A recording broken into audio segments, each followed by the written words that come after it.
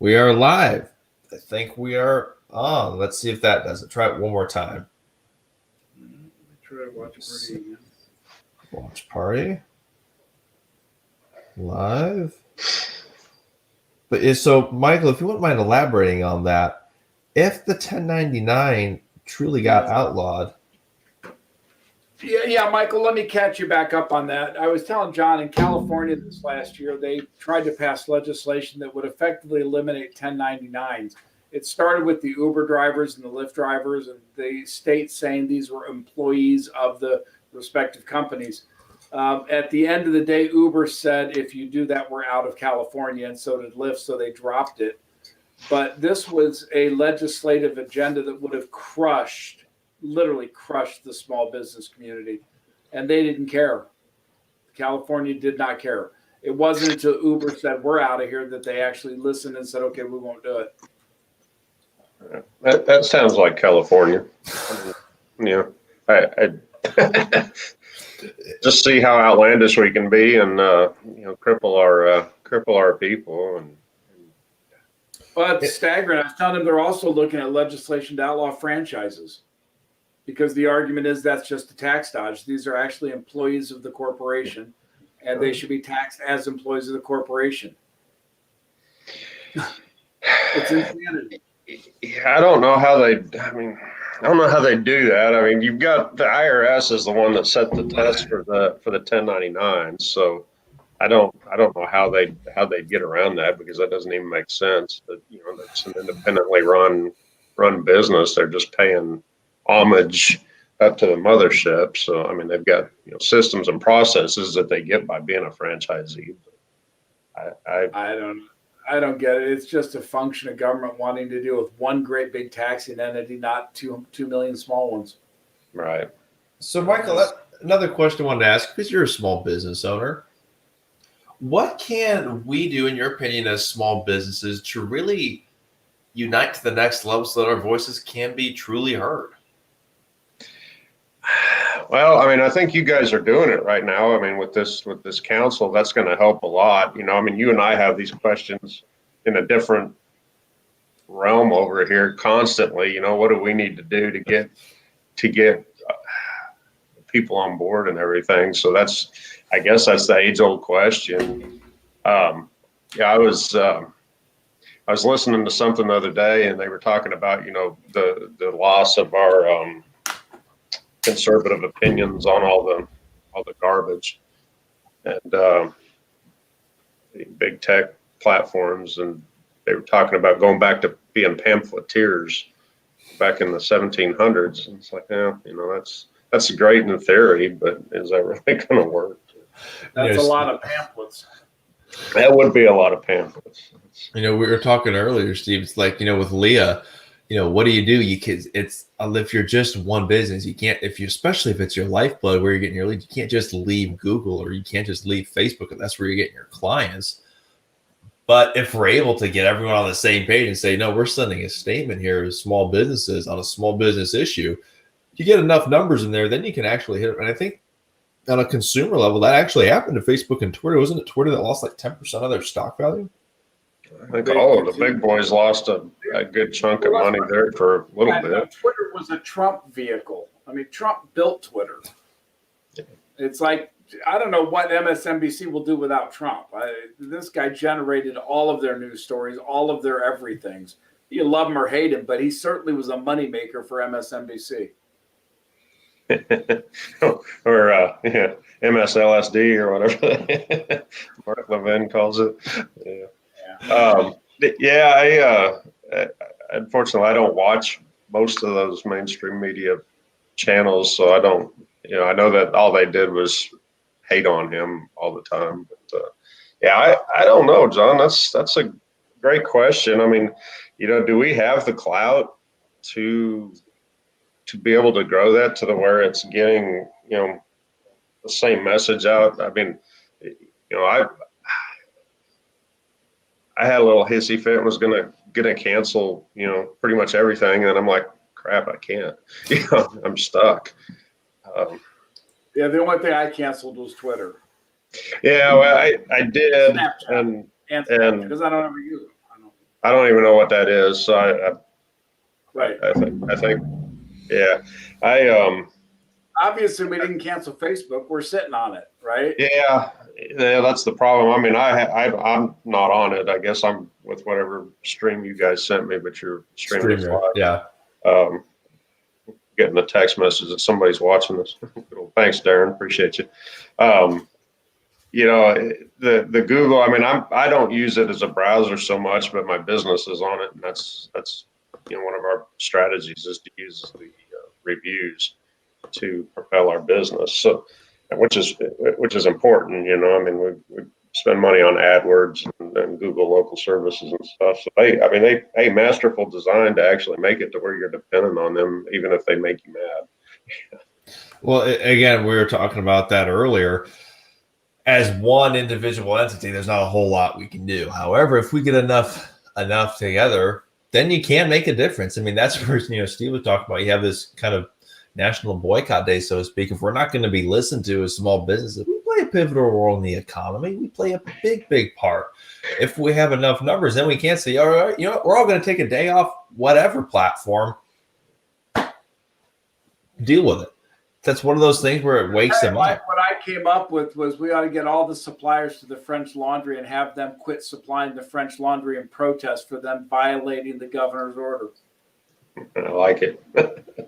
Poor Steve, you got it way more brutal up in Illinois. I was up in Chicago. I think we talked a little bit about it earlier. It's terrible to see what's being done up there. I mean, that was Illinois. Again, although it's opened up now, it's miraculously all better. And that's the same with California. I mean, yeah, ironic. And the sad thing is I mean, the people are so brainwashed at this point, that they're like, oh, okay. It's scary.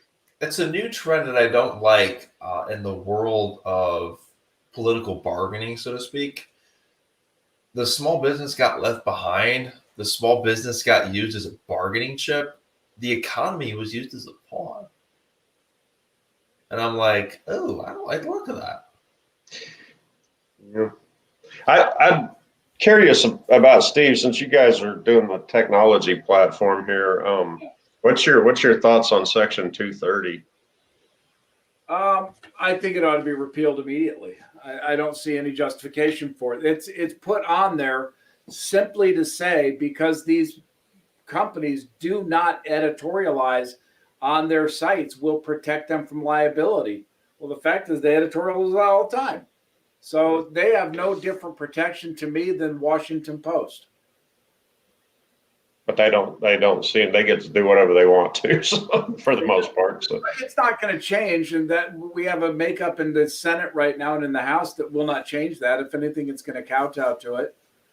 They're going to get stronger over the next 2 years. What they want to put back in vis-a-vis Section 220 or whatever that number is, they want to put back in the fairness doctrine now. And the goal of that is to get rid of Sean Hannity on the radio and to get rid of Mark Levin, get rid of Tucker Carlson, the kind of last three remaining voices. We all know Rush is on his way out, and I bless him. I certainly wish him health, but I think he's not going to be around long. That leaves really what you've got: Levin, Hannity, Tucker, and then who's the guy that runs Ben Shapiro? That's about it. Yeah, I mean, there's a couple other Steve Pressler's getting. I mean, he's not on the radio, but he's got a pretty big voice. What was the Brandon Straka? There's a couple other bigger names out there that, I mean, Twitter and Facebook really just shut them down. So they're trying to get the word out. But we were talking, Mike, earlier. The bigger concern, I don't mind Twitter shutting somebody off. I don't really care. The bigger concern to me is Google shutting off Parler. I mean, that's a structural deal. That's a big deal. But until the right gets its own gumption together to build its own server systems, and you're literally splitting this country in two at that point. And it's not like we're not already there. But yeah, philosophically, for sure. I mean, even Google wasn't even the scarier thing. It was Amazon. who knew Amazon had enough power to shut everybody off and say, "Oh yeah, we're not going to." This was the part that stood out to me. This is almost like a flashback to the days where literally the Rockefellers bragged about owning 3 senators or some funny number like that. We saw big tech move in unison at the same time. That was it appeared to be a very coordinated effort. That's like going back to 100 years ago almost, to where you legitimately had a few big corporations massively that, for lack of a better term, owned politicians. And it's like, whoa, that's talk about an impact to small business. How in the heck are you supposed to be able to start up something and get it going that competes with that? Well, I think one of the problems in all this, frankly, and I go back, John, to your comment, I'd like to see business just shut up about politics. It was highly offensive that Marriott came out and said, well, we're going to pull all of our Republican donations. Well, what? I mean, come on, give me a break. The fact is, business ought to stay out of politics. Business ought to be business and leave it at that. If they want to have background lobbyists, go ahead and have background lobbyists. But don't come out and promote candidates, because you're going to, half the country now doesn't want to work with you. It's just stupid. Yeah. It's a very hostile culture. But the problem is that, like, even with like Mike Lindell, I mean, he's the face of the business. So if he has, I mean, I've got my opinions and I voice them, but I don't voice them through the company. My company's an entity. It doesn't have an opinion.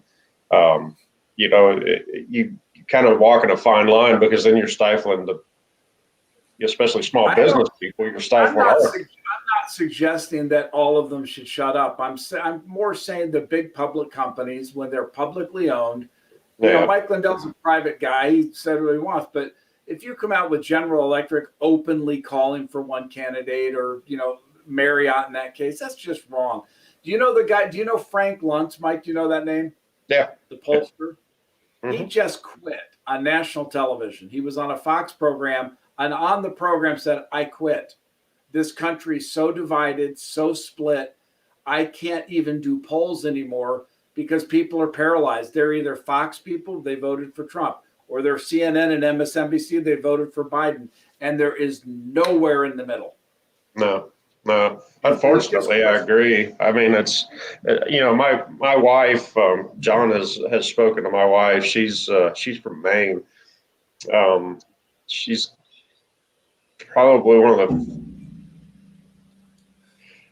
less polarized people I know, I guess would be the word. I mean, she's not really one side or the other. She's more moderate. I mean, tends to lean more conservative on a lot of things, but, I've never seen anybody with her ability to kind of, hop around like she does mentally and talk to other people like we used to. I mean, before John was, out of his toddler shoes. I mean, I still remember growing up, my dad was actually a Democrat. I was like, it's kind of weird thinking back now. Back when the party was for the people. Like this, right? Yeah. And it wasn't until you have the invention of cable news, which started it, then the overlying power of social media, and then you have the election of Obama that led to all these things kind of came together, not to mention the post-family country that we're in, the post-Christian country that we're in, and all of this stuff has come together to just create a culture gap that I don't know how you overcome it. Yeah, it's kind of scary. I mean, it is very disturbing. Do we actually have our values that we did when this country was founded, or a lot of those are gone now? I think Mike, go ahead, John. I was gonna say what you're gonna say. Please take it. Well, I was gonna say, I wrote this book, The American Dream Under Fire, about 5 years ago, and I wrote it because I began to see that the nature of entrepreneurialism has been whittled away to the point where the culture of the entrepreneur doesn't exist anymore. I was telling John, the willingness to take risk, that's being washed away. Risk is a bad thing anymore. Safety means more than risk. The idea of being responsible for your own actions, all of that's gone. And it stems from the first quote that I gave in this, which is out of Nikita Khrushchev. And you're old enough that you know who that is. He said, "Comrades, we must abolish the cult of the individual decisively and once and for all." And that's exactly what's going on in the United States. It's all about the community. The individual's selfish. Yeah. Have you ever read Saul Alinsky, Rules for Radicals? I have. So, yeah, I mean, that's, you look at it and that's pretty much what has happened. I mean, that was written back in the 70s, I think. He was a community organizer back in the 30s, but, you start looking this, you see some of the stuff that's going on and it's straight out of his playbook. And Nikita Khrushchev, I remember that very well. I'm going to have to read your book, Steve. That's interesting. It'll take you about an hour. It's not a very big, but I wrote it in a day because I was mad. I sit down to do that and I don't make any progress because then I just get madder. But that's kind of scary that we've lost that. And John and I are, he's my friend. I talk to him a lot and we spend a lot of time talking about stuff. And it's one of those things that is this just an evolution and because of the technological piece and the advancements that we've made as a society that we're kind of moving away from the things that we used to find important. I mean, you can go to a restaurant and you see the whole family sitting there doing this while they're eating, not paying attention to each other. I really believe that it's a big issue here. And I say that because, again, social media is dangerous in and of itself. And even the big tech companies now admit it. They're addicting kids in a way that they never dreamed they could. It's a physical addiction to those phones. But you add that again to this idea of a post-Christian society where moral relativism has just completely taken over. Lesser and lesser people look up to solve their problems than in. Add that to the post-family because we normalize divorce and 56% of kids come from broken homes. Thank you. And I say Ronald Reagan for that because he gave us no-fault divorce. Real quick, I want to cut in. We're being joined by another guest, ladies and gentlemen. Testing. Darren, can you hear us? You're on mute. You got to unmute your mic. Now, Michael, there. Darren's like a big brother to me, Steve. Yeah.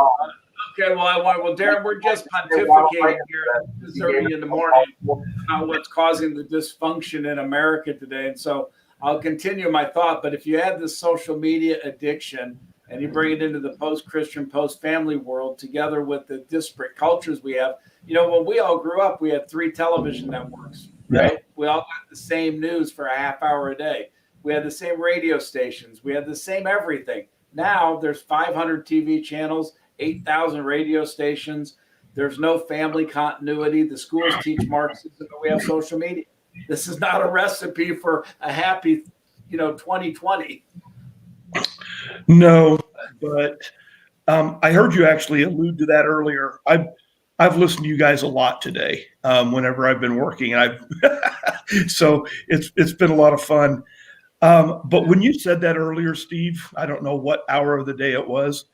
I got to thinking you're 100% right, and in the point that you were making, but it kind of goes towards the individual side of us. We all wanted to be individuals. We all got to be individuals. But what happened is that our individual voices got elevated to the national spectrum, to the global spectrum. And now, and I don't know if you've talked about this, but I often relate it to the Tower of Babel.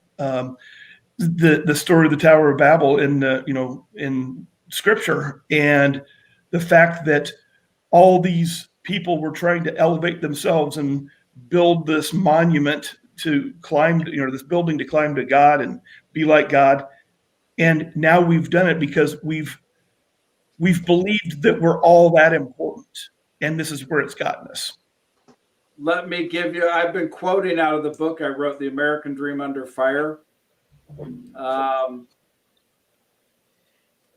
me see if I can find this quote. And I think it will resonate with exactly what you just said. My apologies, it's taking longer than I thought. This is the Jefferson quote. This is a quote from John Adams, who you all know.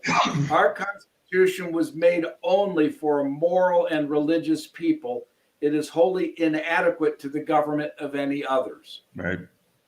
And there is the problem, because individualism is chaos absent a moral core. Correct. And going to your point there, that's what's happened. We took individualism outside of a moral authority or any kind of standards and said, now everybody do your own thing. It's all morals are as you make them up. Yeah. Well, it doesn't work. I mean, it sounds good, but again, it took freedom to a degree it never was intended to go. You guys are familiar with the Tytler cycle? I can't say that I am. Let me give you this. You'll find this interesting. This was created by a guy back in the 1800s when he came to America and said, that's a really great country. It's the best one on earth. And it will last until the people figure out they can write themselves a check. Yep. His name was Tytler, and he wrote something called the Tytler cycle. And I'm going to find this because you will find it absolutely frightening. Here it is. All right. So this is his cycle in history, that a nation, any nation, goes from bondage to spiritual faith to courage to liberty to abundance, which then morphs into selfishness, complacency, apathy, dependence, and back to bondage. Yeah. I think I've So actually we're read somewhere that. between apathy and dependence and complacency. We're somewhere in that. And it's not a surprise. These things don't last forever. We're top of the mountain. We've got it so good. Nobody knows what real problems are, so we make them up. We riot about them. Right. So the challenge will be, and that's when I wrote The American Dream Under Fire, the whole thing is how do we sustain the small business, because that is the American dream. Right. How do we protect it for generations to come when everything's against it?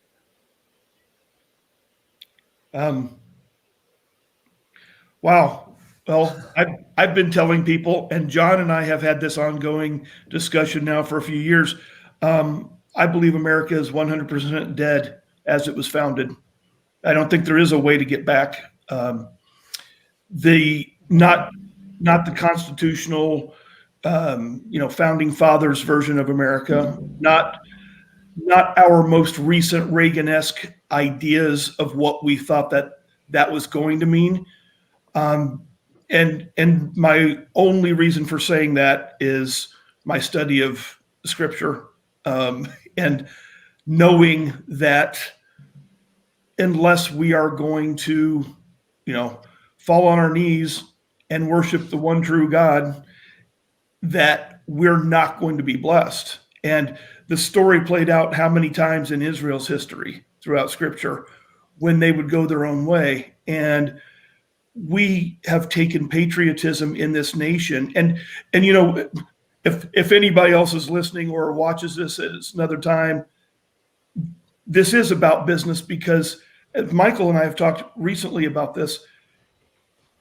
We had the freedom to do what we want to do in business and in our lives because of the constitutional nature of our list of liberties and freedoms.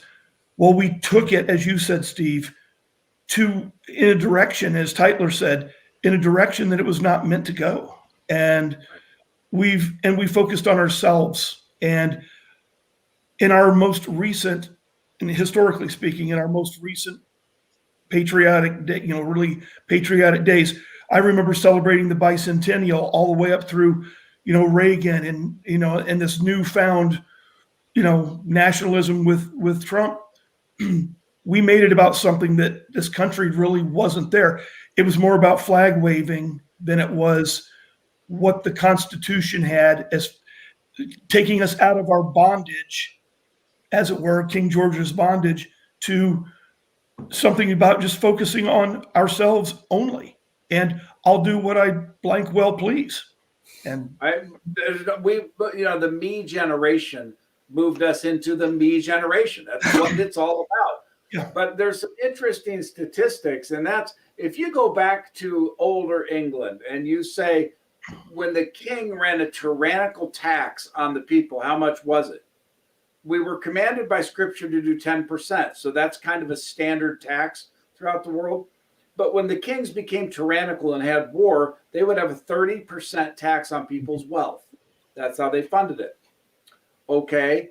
You want to guess what our total tax rate in this country is? I mean, For the average American? it's like- somewhere, it's 50, It's 52%. 52. I thought it was in the 40s, but yeah. No, but because what's happening is you're taking income taxes and state income taxes, and you got to go, that's it. You forget property taxes, use taxes, auto taxes, gas taxes, transportation taxes, poll tax. There's tax after tax after tax after tax. We don't even think about it anymore. No. In the 1850s, you were considered a slave if half your income went to a master. Well. So what are we? We are. That's real encouraging. Changed.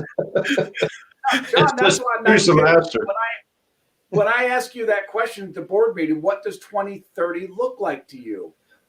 When I come out with scenarios for me on 2030, I see the technological evolutions. I get that. But I see further degradation of society, and I see further degradation of our values and our morals and the faith that brought us to where we are. The whole value system that we've had is and has shifted. It has shifted and is continuing to shift. I mean, Steve, you talked about perceived safety versus the liberty to take a risk or something like along those lines. What we've talked a lot about the economic side of it. We used to really value that value creating equation, increasing the standard of living. That was kind of like the economic goal. How do you function in an economy where that's no longer the goal? Well, do you guys remember the show Back to the Future? Sure. Which Marty of you saw McFly. Back to the Future? Which one of you saw Back to the Future 2? I did. I was young enough. I mean, those were when I was a kid. So yeah. Well, here's why I bring it up. I think the world we're heading toward is a weirdness combination of Biff's World and Back to the Future 2 and Mad Max and the Thunderdome. Combine those, and that's where I think we're headed. I don't like that. I pray I'm wrong. You guys don't know me well, but in 1980, I wrote a book called Computers Made Simple, and I said, imagine this to the year 2020, and I nailed it. I talked about PCs and working at home. I talked about microwave ovens, which barely existed. I talked about the market and how it was going to have a tech bubble. I nailed it. I got involved in trunk radio because I wrote GE a letter saying if you take your trunks and you put them together in a series of local cells, you could have a national cellular network for truckers' telephones. That was the beginning of the cell phones. My point being, I've spent my life connecting dots on where things go. Mm-hmm. This time I look out 10 years and I just don't like the looks of it Yeah. on any level. It's a little bit of a grim picture. And I think again when you take it to that John, I've said to you, prove me wrong. Show me anything that says I think our economy could be strong. I think that. Yeah. I think the global giants are going to make more money. If you want to make money, go buy the S&P 100. I mean, you'll make money. The big will get bigger. Yeah. I just worry that the middle's going to be gone because technology will wipe it out. Well, I just, I'm not as smart as you are, Steve, and that's obvious. And I listened to you earlier talking about the book you wrote and what we were doing back then. But I was smart enough to read Orwell and Rand, and you guys have mentioned those books earlier.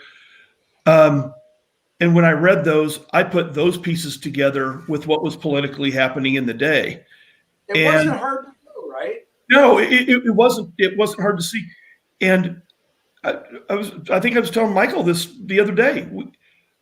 My friends thought I was nuts 30 years ago. When I was 15 and read The Fountainhead and then read Atlas Shrugged thereafter, and then we all read 1984 in class, I wanted to discuss it with my friends. And I said, can you guys not see what's happening here with some of these national decisions? And this is in, the late 70s, early 80s. It was before Reagan was elected. And they thought I was nuts. And for 30 years, guys, in our generation is the impact of the school systems on the kids. Yeah. We missed it. We didn't realize they'd moved into a Marxist mindset, and they promoted it and promoted it and promoted it to these kids as if it's a good thing and it's a great way of life, not realizing, as you all know, the reality of what those systems brought to the world. Right.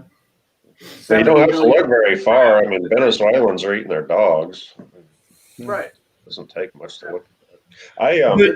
When we were on earlier, I was just going to say the scary thing is we're still going to have a prosperous economy, and those of us in business are going to find ways, and through what you guys are doing with the McGraw Council and all of our efforts to really dig down, we're going to do what we can to hang on to that, and we're going to ride that wave out as long as we can. But John is the age of my youngest son. So I fear for what you guys as parents are going to have to offer your children, because when Steve and your dad and others smarter, more innovative of my generation raised children, that we all believed that, man, we've had it good here. I'm going to pass that on. And I look at it and I cynically say, I don't even want any grandkids. My oldest is getting married in a couple months. And it's like, it's hard to get excited about it because I grew up in the most idyllic time I could possibly imagine. And I just we were lucky. Yeah.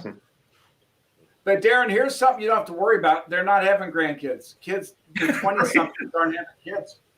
Yeah. They don't want the American dream. They don't want family and suburban lifestyles and cars. What they want is a one-bedroom apartment and a computer. Right. They get their social life on Second Life. They get their sex from a doll.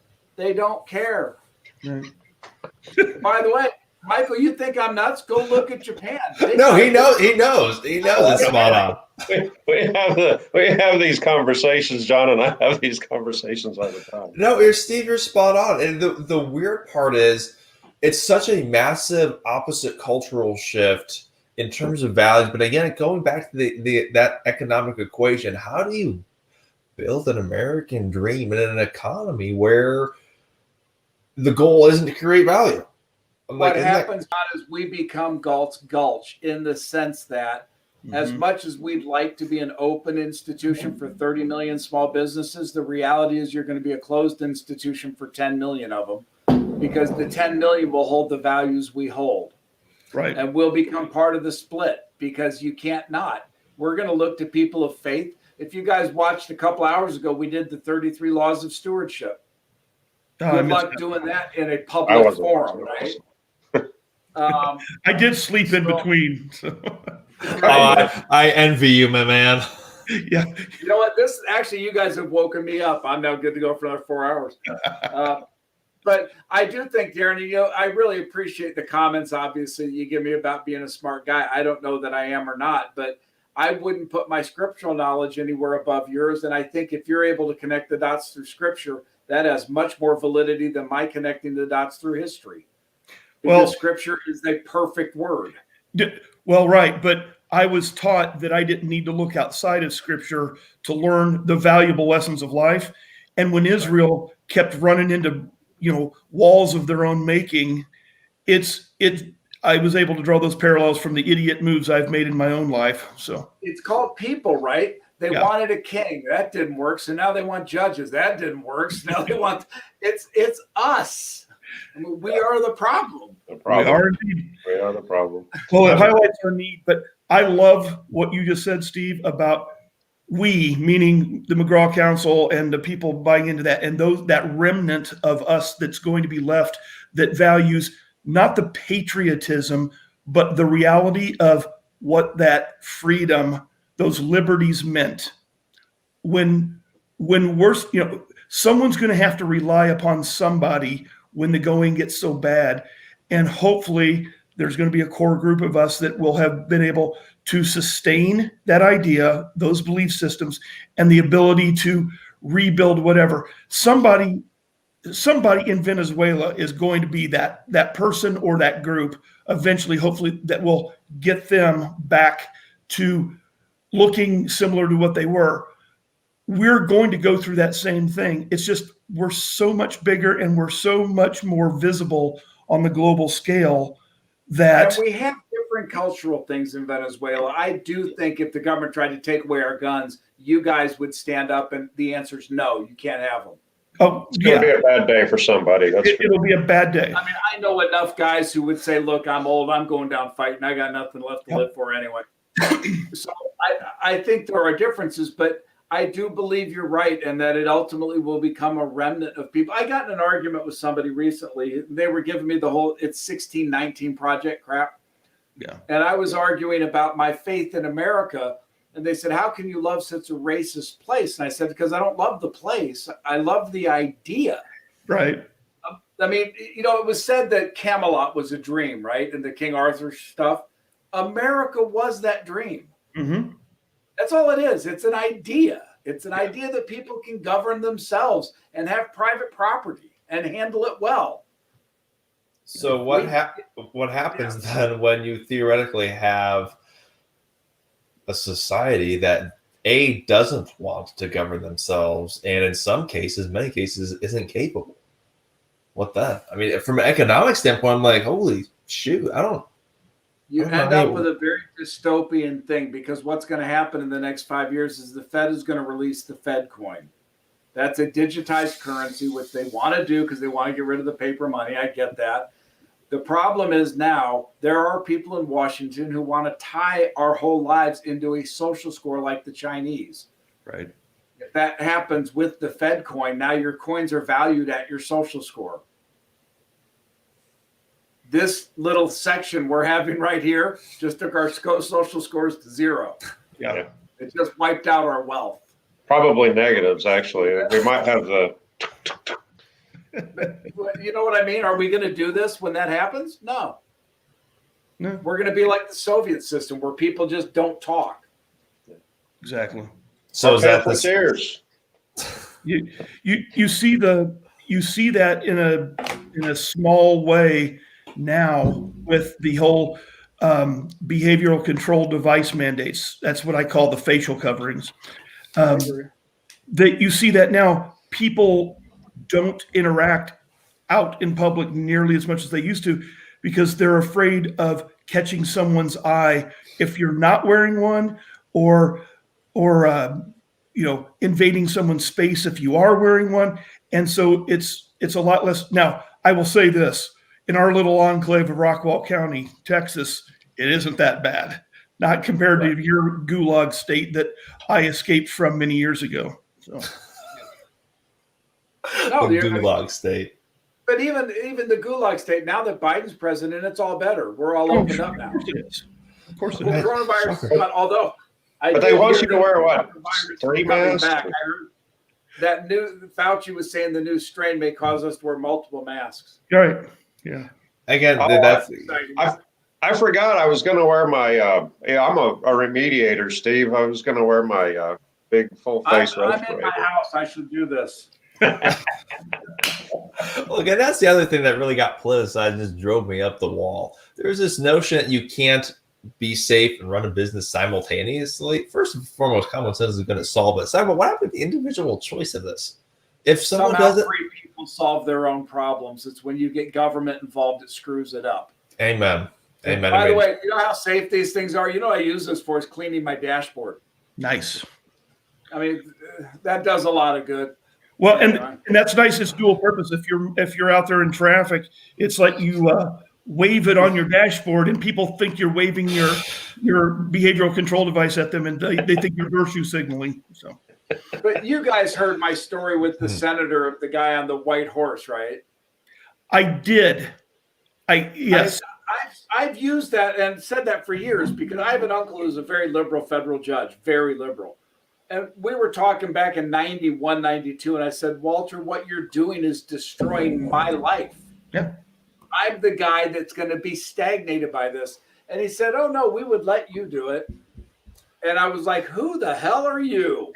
I was curious. We So would I told let him, you. I said, what you're doing is you're acting like the white knight on the steed, forcing me to give up my goods because another guy won't earn it. Right. And he kind of looked and he said, "Oh, I never thought about it that way." Very You know, encouraging. With idiots. So we talked about education, the education system, and the infiltration and now indoctrination of that. I was going to bring up before my big brother overrode me because he talks louder than I do. Hey, what am I? That's about all I'm good for. When we talked earlier, you asked what book I was reading, and let's see if I can show that. Yep. I'm reading this, so I actually screenshotted a piece of a clip out of here and sent it to John a couple weeks ago. You can tell I'm not making very much progress on this book, but he talks about Jefferson immersing himself in the classical works, including histories of Herodotus, Thucydides, Livy, Caesar, Tacitus, Virgil, Homer, Euripides, Sophocles, Plato, Socrates, Cicero, and Seneca. We don't have that anymore. I don't think these kids learn didn't that. they just outlaw in school some of those classics? Probably did. I wouldn't be surprised because it doesn't go along with the thinking of the time. So Iliad and the Odyssey, they actually took them out because they said they were too violent. Really? wow. But we can play video games where you chop people's heads off and blood spurts out. Okay. With all due respect, and we can have post-term abortions where we actually kill live babies. But Yeah. Don't get me going. And again, that's I'm the sorry, I really. shouldn't have said that on the air, John, but it's a fact. In Illinois, they have the Born Alive law, which allows for, at a botched abortion, the baby to be put into a closet until it dies. Unfreaking believable. You talk about blessings and why a nation's not blessed. Yeah. That'll get you there real quick. So Katie's not. Katie's my wife. John and Darren knows Katie well. We have this conversation here, and it's kind of. I'll pose that to you, Steve. And I don't know if Darren's heard it or not, but we have people that we are friends with that say they're Christians and are very supportive of the Democrat Party. And I've gotten to the point where I've drawn a line. I'm like, okay, I personally believe if you're in the Democrat Party, you cannot be a Christian. It doesn't work. There is no jiving that up together. It can't sync. It can't marry. There's no, if you follow their party line, then you cannot be a Christian because it's so anathema to Christianity. Almost needless to say, I agree with you, but I'm not sure you can be a Republican either. No, I wouldn't say I'm a Republican by any means. We put God first, and if we follow the laws of God, that's not going to lead necessarily to a lot of things. The Republican Party, and I've been a Republican, my leanings would be Republican because I believe in the Republic. I don't believe in a democracy. I think it won't work. I believe in the Republican ideals. But they have historically, at least in this century, been a party of war. Mm-hmm. And I tend to go back to the founders when they said, leave everybody else alone. Don't get involved in their dumb wars. But there's a lot of money to be made, Steve. Why wouldn't we do that? Well, there's a lot of money in war. There's no question. That's why they hated Donald Trump. It's one of the many reasons, because the military complex said, hey, wait a minute, this guy's costing us billions. That in the pharmaceutical industry, when he got most favored nations status for the pharmaceutical products. So, I mean, I tend to say if we follow God, I don't know what party that would be. I tend to want to vote for candidates. Did I vote for Trump? Yeah. Did I think he's a good guy? No. I voted for George Bush back in 1990. I think he's a good man. I didn't think he was the brightest president in the history of mankind. No. Well, I did not vote for Barack Obama first or second time, not because he's black, because I don't agree with his opinions. Yeah, his I tried to tell people, and again, I don't blame Barack Obama for where we are. I don't blame any individual candidate. They're a symptom of what has happened throughout history. But I asked, like Michael, I've got friends who claim, they are liberal politically and claim the Christian faith. And one very, very, very good friend of mine, devout Catholic, I could just go on and on about how he lives out his life. And I asked him, I said, how in the world could you possibly vote for a man who said it was okay to kill babies after they were partially born? And when he was a senator in Illinois. And he goes, well, he goes, what are you talking about? He didn't do that. And I showed him. He abstained. Yes. Yeah. He goes, well, he wasn't for it. And I said, no, that's a case of you've got to make a case there if you're not going to vote against that. And he said, well, he goes, yeah, but I'm just not a one issue voter. I said, well, at some point we have to draw the line. So, not one issue. Believe me, I have these. I used to do a lot of radio and TV. So I've gotten more death threats than I could count because I make really radical comments like healthcare is a privilege, not a right. But Correct. Anyway, Yeah. You go back to the entirety of Barack Obama's vision of our country. It was for social. Do you guys remember the video he did of the girl? I forget her name, but he did a video of a girl in her life in the United States, the ideal life. She was born in a public hospital, went to a public school, got on a public college thing, got out, worked for the government, retired off the government paycheck. That was his vision of life. Well, we have people like that already. I mean, you've got 80-year-old. I mean, John and I were talking about, I had a hissy fit the other day. Schumer, even, to be nonpartisan. I mean, even Paul Ryan, there's a lot of people that have been nothing but public servants their entire freaking lives. They haven't done anything. Illinois, I was telling John Michael, so Illinois has a deficit problem, right? We have a debt problem because we can't pay the union pensions that have gotten all the politicians elected. So they have these pensions. And right now it's broke. So they're concerned they don't have enough money to pay the state pensions. So they came up with an idea to tax the private pensions and give the money to the state pensions. Well, that'll work. You don't think that's going to cause problems? I mean, seriously, these people with their little 401ks they've saved their whole life for, and now they're going to take it and give it to this guy because the state screwed up? No, there are going to be a lot more people moving out of Illinois. That's funny that you bring that up because Dallas, the city of Dallas, their police retirement. My brother's a Dallas cop. When he signed, I guess it was 11, 12 years ago when he joined the force, their retirement was phenomenal. I mean, I'm an accountant and he was showing me that. And I'm like, dude, don't ever retire. You need to retire from Dallas. I know you don't like it here, but you need to retire from Dallas. My son Josh told me for a career he wants to be a fireman. I'm thinking that's not bad, 20 and out. Yeah, but they, these people mismanage that fund so badly. And they just they had no concept of how to manage a fund, so it went broke. So their retirement's pretty much, it's not real great now. And now he's like, oh, I'm halfway done, and I'm not going to get that great retirement. So, by the way, I could tell you that it wasn't the pension commission's fault. Nobody can manage pensions to those. That's why the private sector doesn't do it. Exactly, that's why they quit doing it. Start. But, you guys know it. And I go back to why John and I are doing this. I don't know another way to help. I wrote a financial literacy program 10 years ago called The Path to Prosperity. And it's a 24-lesson audio library on financial literacy. Soup to nuts. What's a bank? What's a checking account? On up to what's day trading and how do you do it? I mean, I've spent my life doing this stuff. It was pretty easy to do. I couldn't give it away. Really? People didn't want it. Didn't want it. Nope. People purchase emotionally. I gave speeches about it. And what I got yelled at for is, why don't you run for Congress? I'm like, what? No. Well, you should have, Steve, because you get your own pension. Yeah. You know what? You get your own health. I would love to run for Congress. I just don't want to win.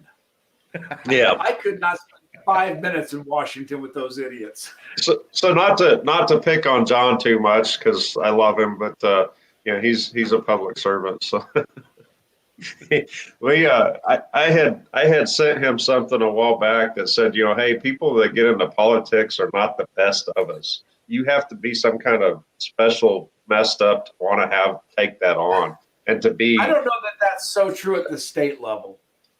No, I'm just picking on him, but I thought that was a good point to run for, Congress or the Senate or we're not getting the best people out there. Those people are the people that are doing this stuff here that are out making the world go round. They literally have no scruples whatsoever. The idea of integrity, they throw that out.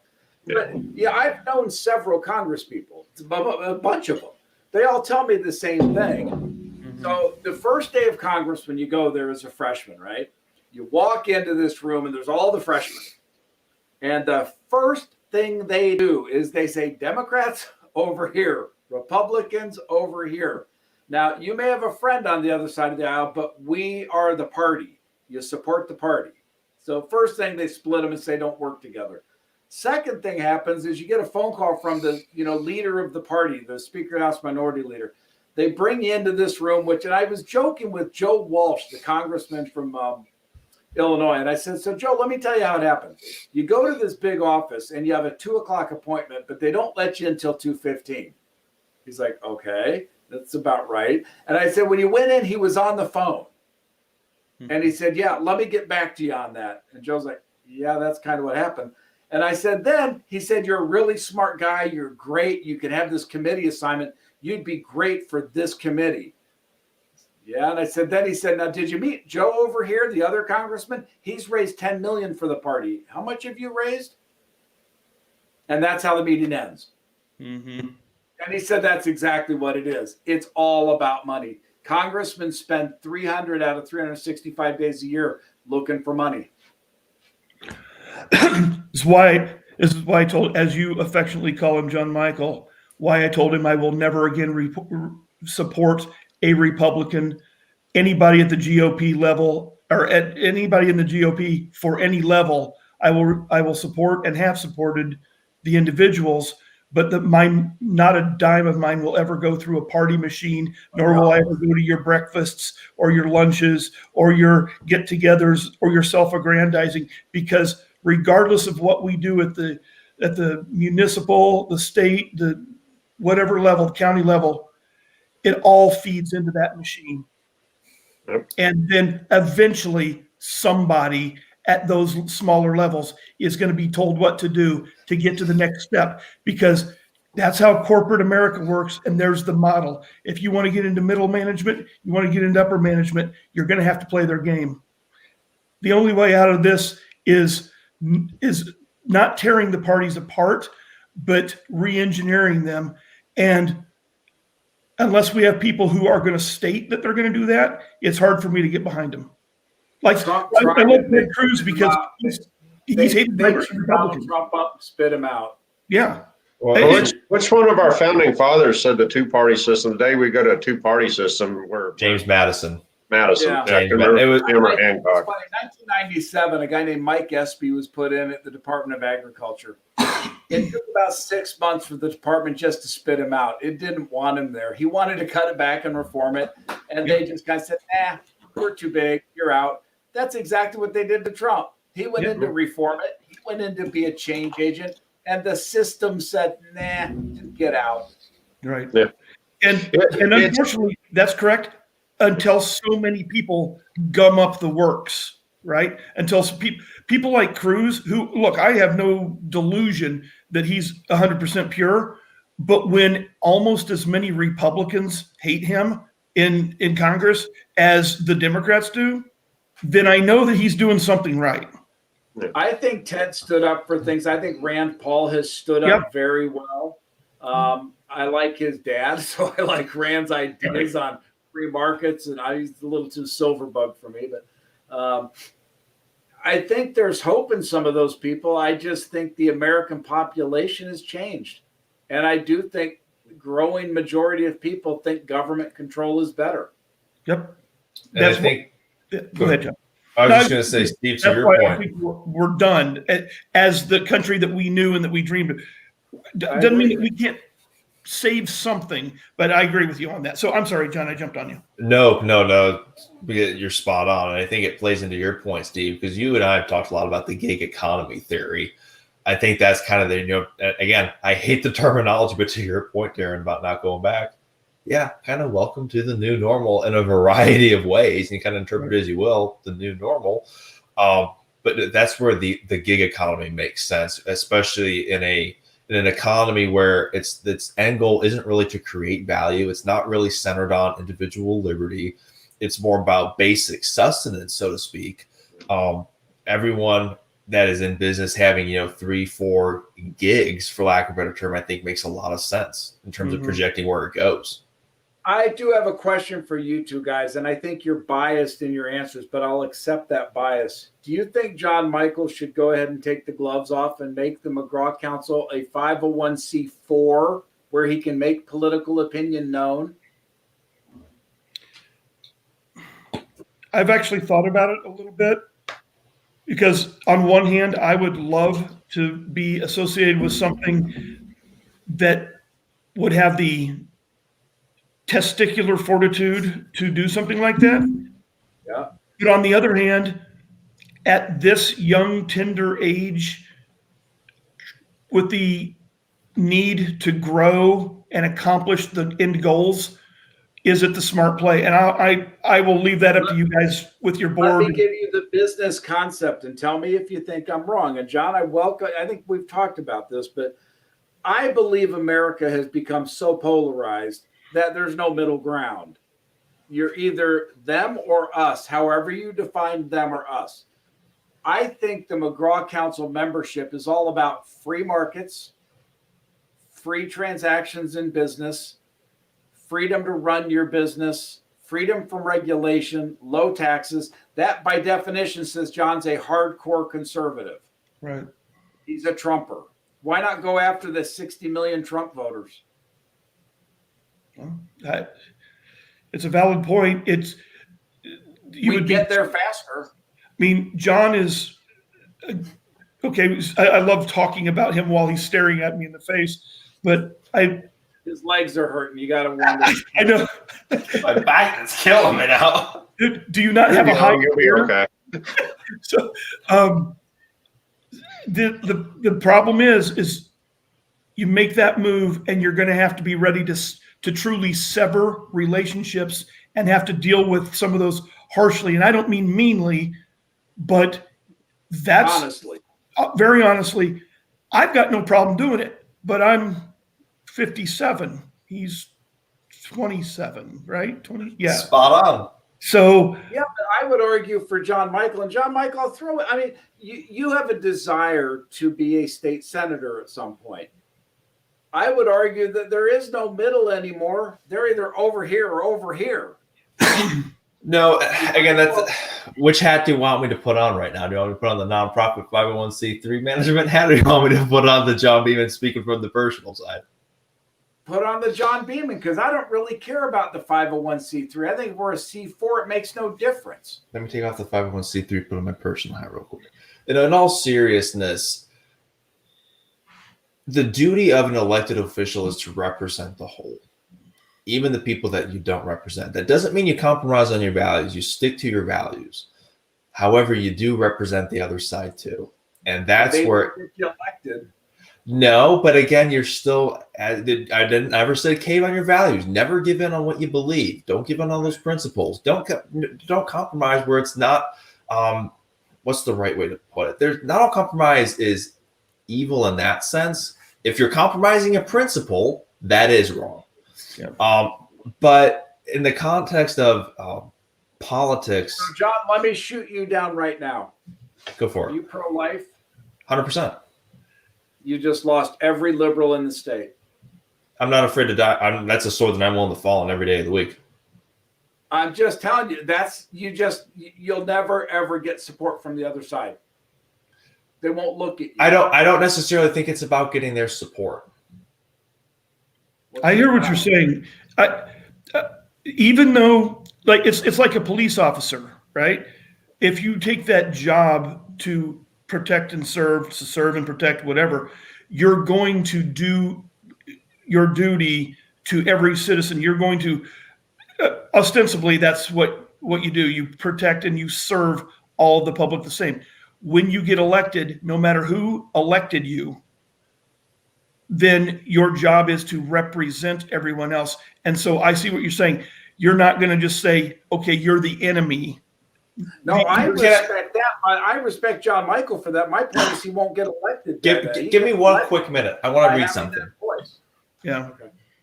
I just wonder, and I don't know that it's the right thing, but I've wondered since we started this if we're not hamstrung because we're not willing to go out and talk politics. I think when you're talking about what you're doing as an elected official, summarized on that to uphold the Oh, I, John and Beeman, do solemnly swear that I will faithfully execute the duties of the office of council member of the city of Heath, Texas, and will to the best of my ability preserve, protect, and defend the Constitution and laws of the United States and of this state. So help me God. It comes down to the rule of law and the Constitution, and that's where I get what your representation is. I don't deny that. I'm simply wondering who's going to vote for you. Then, to be honest, I think there's a big misnomer about people voting for values. People vote, and this is the way consumers make purchase decisions. This will be a fascinating discussion. People make decisions emotionally. How many people have the three of you talked to voted one way or the other based upon something very qualitative? They liked, they didn't like, not because of their value. The four of us tend to make decisions very logically, very fact-based, very data-driven. That's not the general population anymore, I think. It's very, pro-life. And so you're pro-life. You just lost the vote of every Democrat out there. I disagree with that, and I can tell you why. I have talked to a few very far left individuals who have told me to my face, disagree with it, but I'll vote for you. I don't understand that. Welcome to the consumer age that we're in.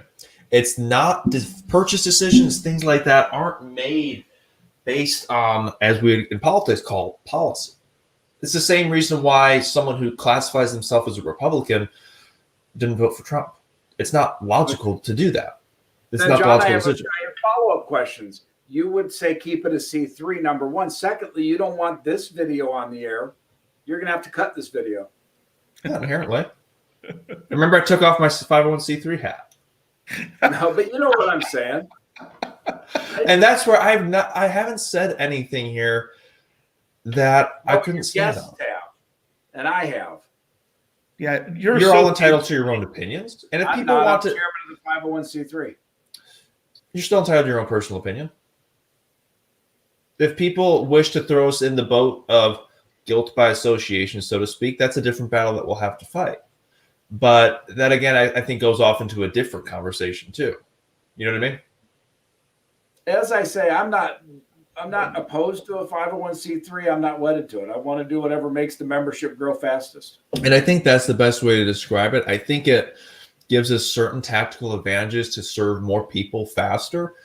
But as you said, no, I'm not wedded to it either per se. I think right now it serves a purpose. Later on, I think there definitely will need to be another legal entity of some sort, because there will naturally be a need as we grow, as we hit that 100,000 million level membership level. Yeah, we're going to have a million if you don't take a stand on things. We absolutely take a stand. I mean, we can go back and look at the blogs that I've personally written and personally signed, where we're talking against the classification of essential versus non-essential, where we're proactively saying, hey, you can't come in here as a governmental entity to shut this down. Again, what about your writing against the satanic billboard? That's a personal stance. I'm allowed to have a personal opinion. Never once put that on the 501c3 page. And again, that's where would we get more members if you did? My personal opinion is no, but I could be wrong. I'm banking on that I'm not wrong. I think it's something that people will have to have not only the emotional purchase decision, but also that fact-based. The market that we're kind of catering to, the business owner still tends to be more fact-based in their decision-making process, which is why I think it makes sense to focus on that side of it. You follow kind of? I get it. And again, I'm not wedded to a decision. I'm just questioning whether or not opening up the council to an ability to speak on political issues aggressively wouldn't be a faster way to membership? Well, I think it also depends upon our point of focus. So, for example, the McGraw Council is all centered on small business. You all know where I stand on social issues, me personally. I don't want to get into social issues. Maybe we should. I don't know. Well, that's my point. If we're talking strictly small business, that's economics. That's not. So if you go out with a big ad campaign and say, if you voted for Trump, we want you to be a member of the council. Well, number one, social media wise with Facebook and everything, I don't know if it'd run our ads properly. Right, but you know what I mean. It's a concept. Well, so get you a million members like right now. I don't think it would. I think there's a lot of misnomers So you about actually that. accept a Biden voter into my council? All cash is green. Ouch. So I'm kidding. I've got I a have no morals. I've got a thought that is probably going to put me, because I've been more or less defensive of John's point of view on this, even though I feel like I'm at least as right as you, Steve. If not, my mother told me I was right of Genghis Khan when I was 12. So Don't feel bad. I am Genghis Khan. well, there we go. So, but to your point, Steve, one of the problems I believe with our political system and our social, our society as a whole, is we accepted the tiny little step toward the slippery slope on so many issues. In the council, if we bring in lots and lots of people of various political beliefs who may not align with those economic values that we all as small businessmen seem to hold, what's going to happen down the road will that population of the council mirror society at some point, and then it ends up being kind of a free-for-all, and then the council loses its way. Which is why I go back to Galt's Gulch. Yep. If we, John, could finite define, we talked about this with respect to a game that we talked about once. If we define a member of the council that signs a pledge, I believe in free markets, I believe in laissez-faire government, I believe in this, I believe in this, I believe in this, I believe in Ayn Rand, and I believe in the Bible. What does that limit us to? 3 million out of the 30 million? But it targets you in real quick.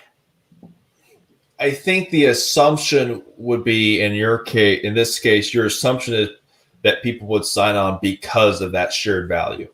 But No, I think they'll sign on because of the totality of the offer and the fact that it also aligns with their values. but that individual being a logical businessman or businesswoman would make the decision based on fact and the fact of the value of the proposition, not necessarily the qualitative value of it.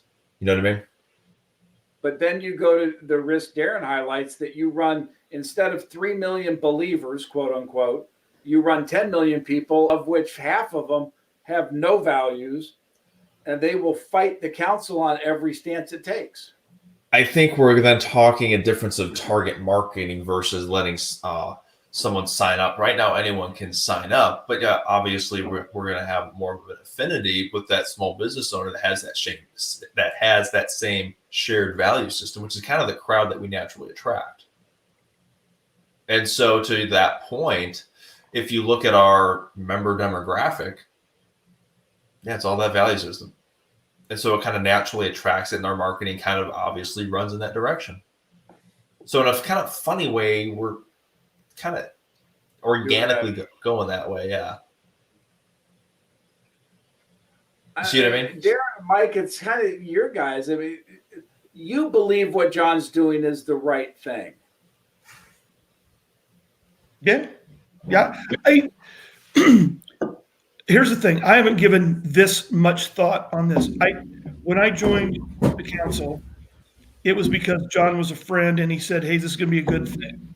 I didn't even look into it. The more I've read into it, the more, I just haven't sat down and done the upgrade yet, because I asked you that question earlier today. How do we upgrade? But I'm going to do the upgrade I want to be an early adopter. I want to be in on the ground floor of this. And honestly, probably, Steve, the attractive part of it for me is I want to have a good home site in Galt's Gulch. I really do want to be one of those people. I've and metaphorically speaking, I've always believed that we're going to have something along that line here. We're not going to have some mystical valley that's hidden from government view, but from a mental and from a collective state of who we are, who's going to be the last stand in this country. I think we need to do that. And I think that this might be that type of vehicle that could have enough camaraderie and reason to not get shut down. If we're not a political platform, though, I think our chances of surviving might be better. But I don't know how we, to your point, I don't know how we grow and get big and have the same shared values in an excited way if we don't be political. I'm tempted to run an ad that says, if you believe in Galt's Gulch, join us. If you don't know what that is, then don't get near me because you're an idiot. Right. Well, again, that goes back to the whole vision of what we're trying to do. The vision we have right now, we want to help small business owners achieve their American dream. And we're going to do that through education, through uniting them in one platform and by advocating on their behalf. Yeah. Is that still the vision? Because if that's still the vision, Yes. if that's truly the I just vision, don't like Democrats. it's going to...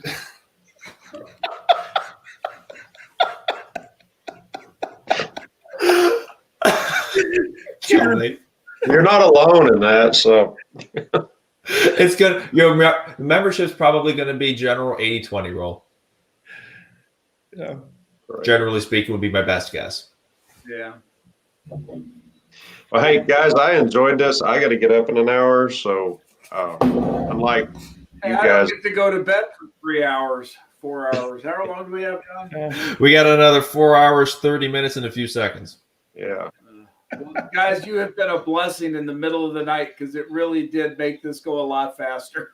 Oh, good. I feel like, well, when I woke up and I saw Michael on, and I thought, I'll text him, and then you sent me that invite, John, I'm assuming. And so I thought, well, I'll go brush my hair, throw a hat on. And I feel like all I've done is take it in a political direction, and I get accused of that a lot. I really do, and I have enjoyed a lot of the business discussion and learning, and I'm looking forward to availing myself of the opportunities and all the benefits, because I watched that segment with Noah earlier today, and wow, another impressive young guy. So Yeah, we got a good team together, and we are out to do the holistic mission. But I'll tell you, Galt's Gulch is not far from my heart or my mind, and it is on a constant theme of how do we get there. it's a real thing in my mind too, Steve. Always has been since I read the book. And I have ideas on how to build it. Woohoo! Well, I'm in. Stay tuned. Stay tuned. Stay tuned for that. Well, you guys keep going strong. We'll talk to We you. will. Get some rest, Michael. We have Thanks a for big joining us. mission to do. Your help, your support, and your prayers are more greatly appreciated than we can describe. My pleasure. Good Take it easy, Good man. night, guys. night, guys. Take it easy. Yeah, take care. Bye-bye. Bye. You gotta love the small business life, don't you? Yeah, and that was a very interesting discussion and dialogue. I respect the integrity of your position. I also respect the willingness to question things always. Absolutely. Always.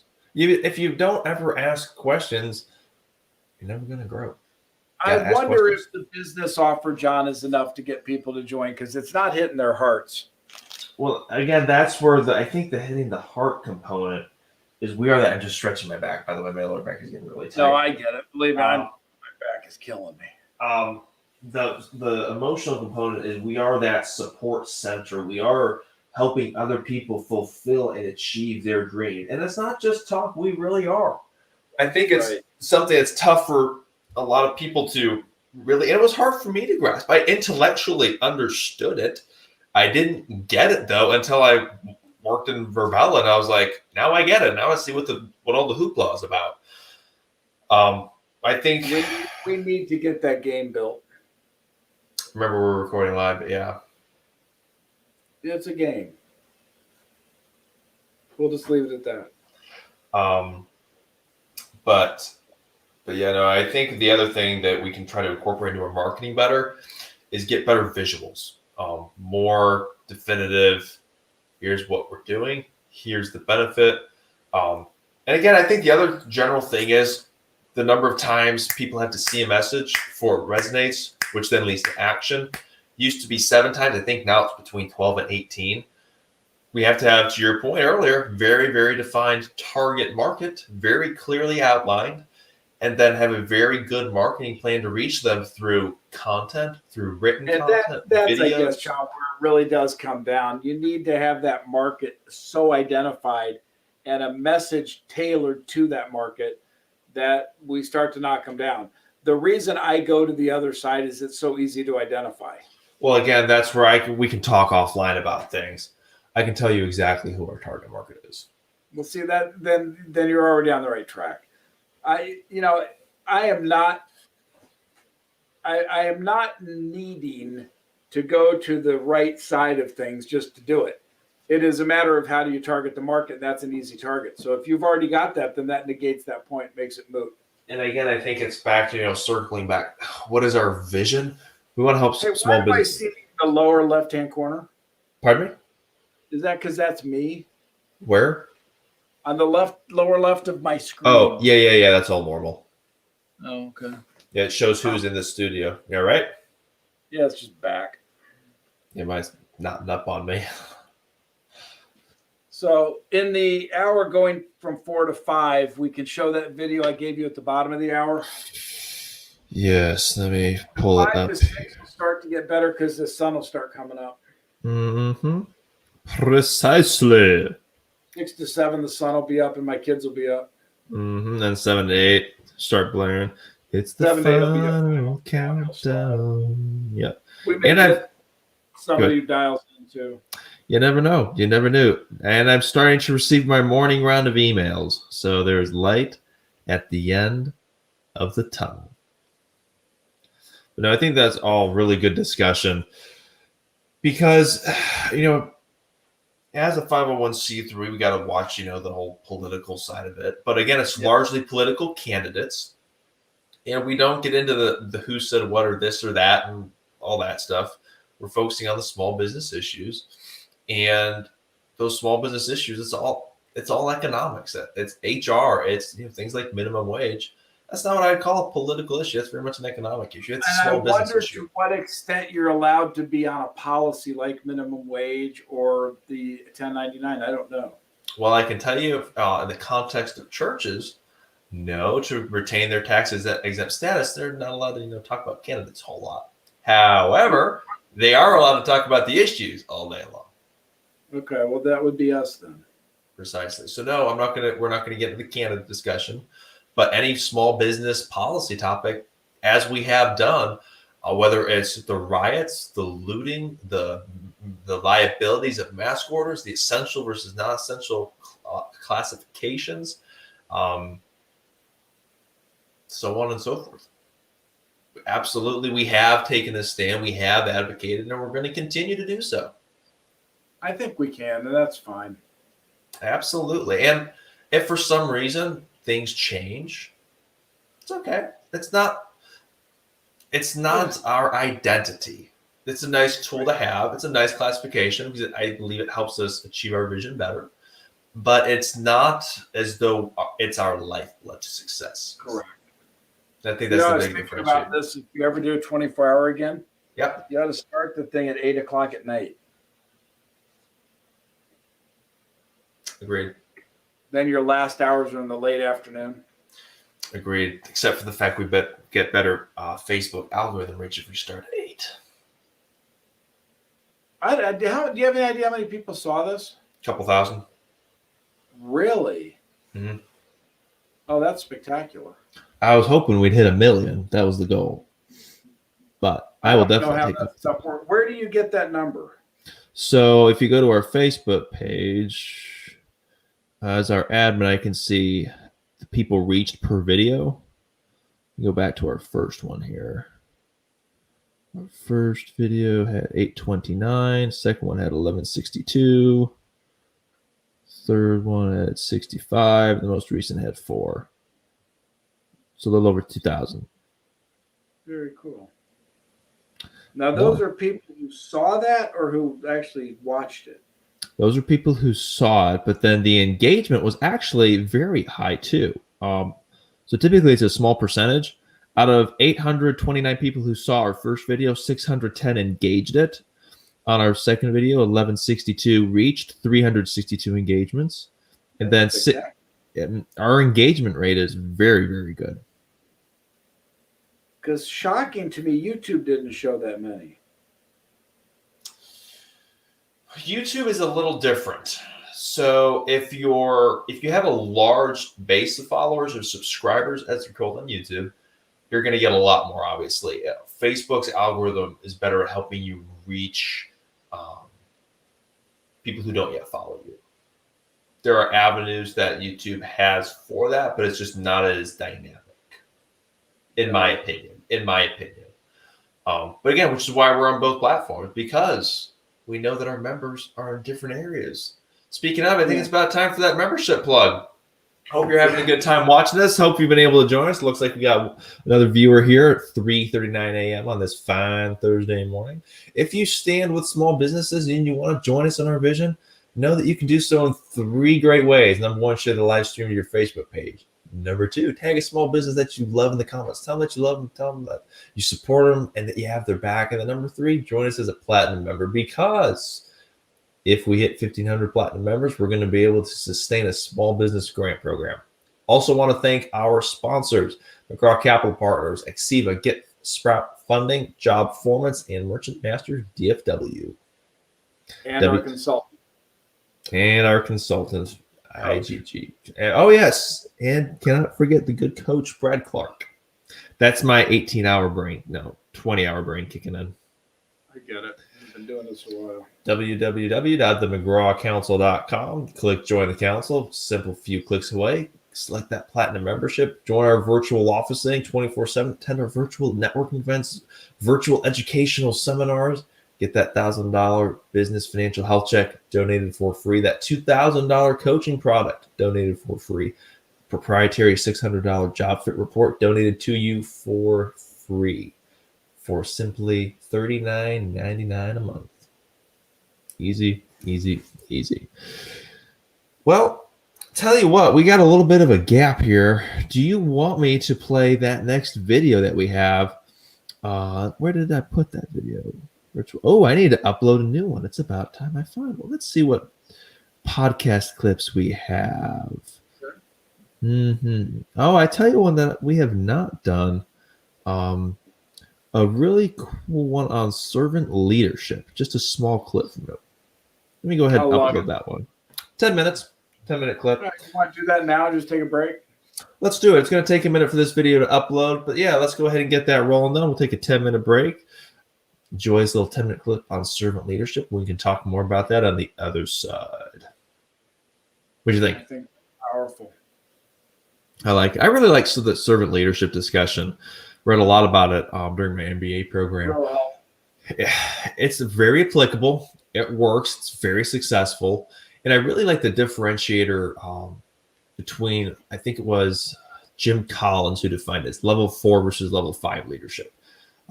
Level 5, as you know, is where you can kind of plug people in and out and it still excels. The business still thrives. You're building that team, that system, that structure to where you can plug people in and out and it still keeps happening. Whereas level 4, if that person at the top of the food chain, so to speak, leaves for any reason, it kind of starts crumbling. And that's, you always want to be shooting for that level 5 leadership, which is servant leadership. Another minute or so here for this video to upload, and we can have a really cool seminar clip on that. Which, by the way, again, all these seminars, the full ones, they're about an hour long each. They're up in our member portal. So when you go to our website, there's a little icon that says member login. When you sign up as a member, you get access to that portal where you can view all of our stored podcasts, seminars, donated ebooks, time management, how to protect your business from the IRS and get out of issues with them. Very, very good, applicable small business topics. And here we are. We are uploaded. 10-minute break. See you all on the other side. Thanks, John. For example. Okay.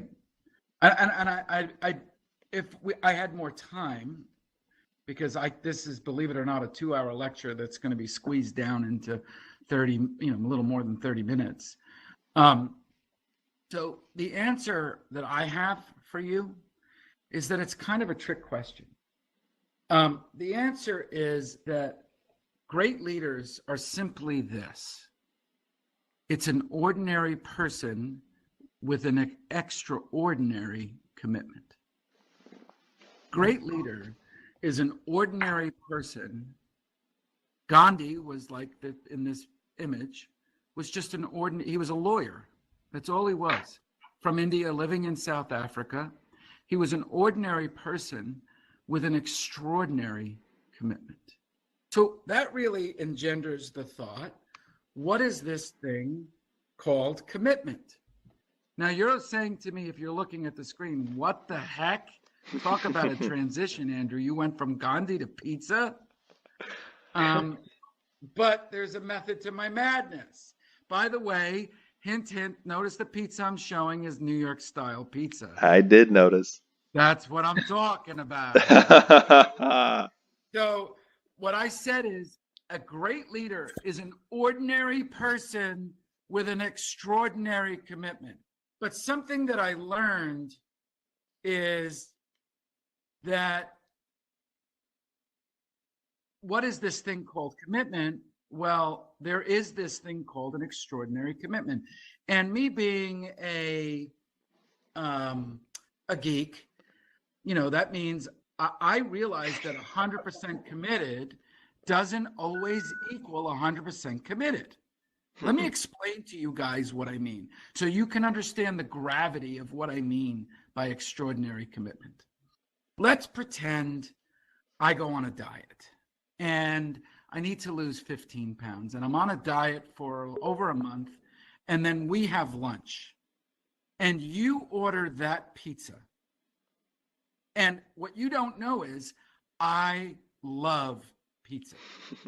Like, I really love pizza. I order a salad though, because I am committed, right, to losing 15 pounds. But I'm looking at that pizza and I'm like, God, that looks so freaking good. And I'm eating my salad, but I'm being good. And then we finish up the lunch, and then you look at me, John, we're having lunch. Mm-hmm. And you say, hey, Andrew, I'm not going to finish this. I'm not going to take it back to the office. Would you like this last slice? Now, what seems like an eternity in my mind, which is probably only a few seconds, I'm literally going back and forth. I've been so good. I've lost 7 pounds. It's not going to be a big deal. I'm allowed one little cheat. And then the other part of me is saying, no, don't do that. That's not, you still haven't hit your goal first. And I'm going back and forth. And I look at you, John, I say, no, thank you, but I'll pass. So I'm committed. 100% committed. Mm-hmm. Well, here, guys, is the other form of 100% committed. I no longer have that conversation with myself. I no longer eat pizza. I have reconstituted how I live in this life. And I do no longer struggle. There is zero struggle when faced with the challenge. When faced with the choice, I say no, but I live and breathe differently. That is an extraordinary commitment. Both 100%, both of those Andrews did not eat pizza, right? 100% does not equal 100%, but one could not be more different. Do you understand what I mean, guys? I think I kind of follow you. So one is more like the latter. There was almost no desire to have the peace. It wasn't even a thought, whereas the former, there was debate back and forth. There was a struggle. There was a struggle. There was debate. The other is, it is no longer who I am as a person. That is an extraordinary commitment. So the question is, for you guys, have you ever asked yourself what you're extraordinarily committed to outside of maybe your marriages, your relationships, your children, your family, your friends? Really? Have you really asked yourself, what are you the kind of 100% like I was talking about, that higher level 100%. And if you don't really know, you kind of need to know. Because if you really want success and reward in your life, kind you dream of, that actually exists inside of you rather than outside of you. Is everybody following me? Yes. And by the way, anybody, please feel free to chime in. Now, you may be saying to me, okay, Andrew, that sounds pretty cool, but what the heck does that have to do with servant leadership? Really? Right? So, and I will explain, but before I do, one of the things that I tell people is the best place to practice being a servant leader is actually at home. You know, we have two jobs as parents. One job everybody knows, and that's to love our kids and give them time and, you know, a roof over their head, safety, right? Everybody knows that. Unfortunately, too many of us screw that up. The other job is to prepare them for life. That's a big job. But how we do that is actually how we live our lives. They're seeing how you overcome challenges, how you talk to people when they don't talk nicely to you, how you deal with difficult situations, how all those things, and they're going to adopt some of those behaviors. It's not necessarily the rules that you make and the structure you provide. It's how you live your life, is how you actually provide the example of what leadership is. Does that make sense? So it's the ultimate set the example by living the example. Yes. How they are when you're faced with a serious difficulty and they see how if you like get angry or you know, that's how they're going to process how you deal with difficult things. If you walk through it with grace and dignity and pragmatism and love and faith, then they're going to see that's a better way to do it. That's the right way to do it. Everybody with me? I follow. So Plato said, he who is not a good servant will not be a good master. So what I'm about to share with you guys is actually not new. This is not new stuff. Servant leadership has been around for thousands of years. Not teaching you anything new. And there's a very common misconception about servant leadership, that it means you're weak, you're pushover, or too nice, or subservient, soft. You don't know how to, you're passive or unassertive, and you don't like to deal with high pressure or conflict. And that couldn't be anything further from the truth. So I normally go through this lecture where I'm going to show you some videos of other companies and people that have adopted servant leadership, and some of the biggest companies in the world use servant leadership. And it is an absolute proven fact that companies that do not only are the healthiest companies and the best companies to work in and for, but they also have the highest level of profit and least turnover. It is an undeniable truth. Ken Blanchard, who's a very famous author, is a big advocate of it. Tony Hsieh, who's one of my heroes, who just died last week, tragically, from a fire. He was the head of Zappos. He led his company on servant leadership and other companies. but I need to shorten this, so I'm going to skim through this. Here's some examples of companies that lead through servant leadership. These are names that you know, guys. Look at those names. These are companies that actually do what I'm about to share with you. And they don't do just elements of it. Most companies will be like, oh, we want to do that. And they dip their toe in the water of elements of it, but they don't adopt. Not a. That was a really fun seminar we had on servant leadership. Again, you can watch the full hour-long seminar in our portal. Let me quickly see if I can dial in here to his summary. Bear with me, because that was a really good one. We highlighted some really. There's the video in our portal. So he summarized basically applying servant leadership in your organization in a few key ways. First and foremost, know thyself. Use the power of pause, praise and acknowledge, value individuality, know the difference between assuming and understanding, and act accordingly. And then use the power of empowerment and be transparent with your team. And see, we talked a little bit about that some earlier. But man, John, servant what leadership. companies was he saying utilize that today? Let me actually see if I can pull that up. Bear with me. I know off the top it was Chick-fil-A.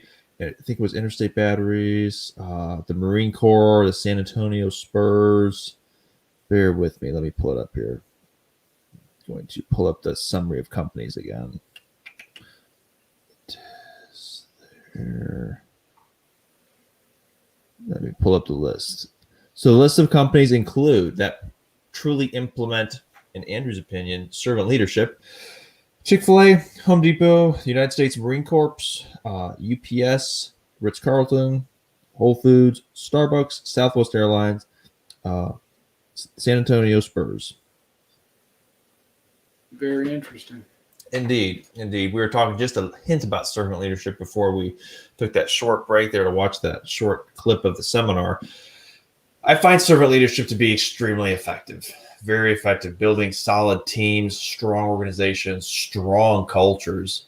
What's your kind of experience? How have you seen the leadership style and methodology adapt and change over time, and where do you kind of see it going? It's funny, if you come through American industry, it was very much the military command structure that was employed. You had a general with his colonels, and then the enlisted men down here doing the work. That was true up until kind of the mid to late 90s, when the military model began to change a little bit. Okay. I know when I went out to Schwab and they asked me what my management belief was, and I drew a triangle and I said, up here's the CEO, here's the mid-level, here's the workers. And I said, but I have one modification to that I would make. And they said, what's that? And I flipped it on its head. Yep. The president's the fulcrum, makes it all work. The rest of the people either sway in concert with him or cause it to crash. That was my belief on leadership and management. Do you think it's still kind of true for today where it's going, or has that changed? I think the difference today is, especially with younger people, it's incredibly difficult to manage people who don't understand humility. Jim Owens had a girl who worked for him, Kristen somebody, and we went to breakfast once, just with Kristen and Jim. I wanted to know her. Understand the position here in our hierarchy of life. Jim is her boss, and I'm Jim's boss. So I'm kind of a big deal in that hierarchy. We sat there at lunch, and I couldn't believe my ears. She said, I don't really want to make this a career or anything. I'm just doing it for some short-term money so I can go travel. I was like, oh, what do you want out of it? She's like, well, I need like 4 to 6 weeks vacation a year. I was like, what? She's like, yeah, I'm not going to give my life to a company like my dad did. And I just was like, I can't talk to this girl. We have no common ground. Now we're talking small business. Or business at all. And so I think management in that environment changes where you really do have to create a system in which these people are just cogs in a machine and you can replace them. And I think that's where you can really create some unique opportunities and build a really unique team. If you can employ the right leadership and attract the right type of individual, that same value system, that same passion. Again, those are kind of some of the qualitative things you can't buy per se. You find people that have it, and you develop them. You empower them, you build them up to where ultimately the goal will be that they're good enough to run it one day. I think when you're able to build that type of a team, you really get some incredible returns later on. But I do think you have to find the right people though. And I think that goes back to, John Maxwell's philosophy. You got to get the right people on the bus and the wrong people off the bus. Well, the problem with small business, and this is true and something I've experienced several times, is by definition, small business puts you in a box because you can't always afford to replace people. Mm-hmm. And that creates a problem in and of itself. Very true. Very true. So you can't terminate somebody and upgrade them, or I forget the phrase they use, but it creates just a problem. You kind of have to go with the pony you got and hope they work out. Indeed. Let me quick go back to his tips. I do want to talk about that before we take our 2-second break to talk about turn of the hour.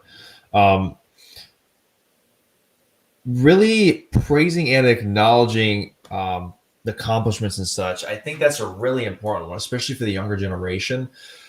That younger generation needs, I think, the recognition more than the previous generations did. And I think a lot of that comes back to, the value system. We've been talking a lot over the nighttime hours about values. In terms of teams and workers/employees, I think the younger generation really places a higher value on that recognition, whereas previous generations were a little more pragmatic about that end result, so to speak. I think the younger generation needs a little more of that, pat on the back, nicely done. You know what I mean? Understand they were raised with participation trophies.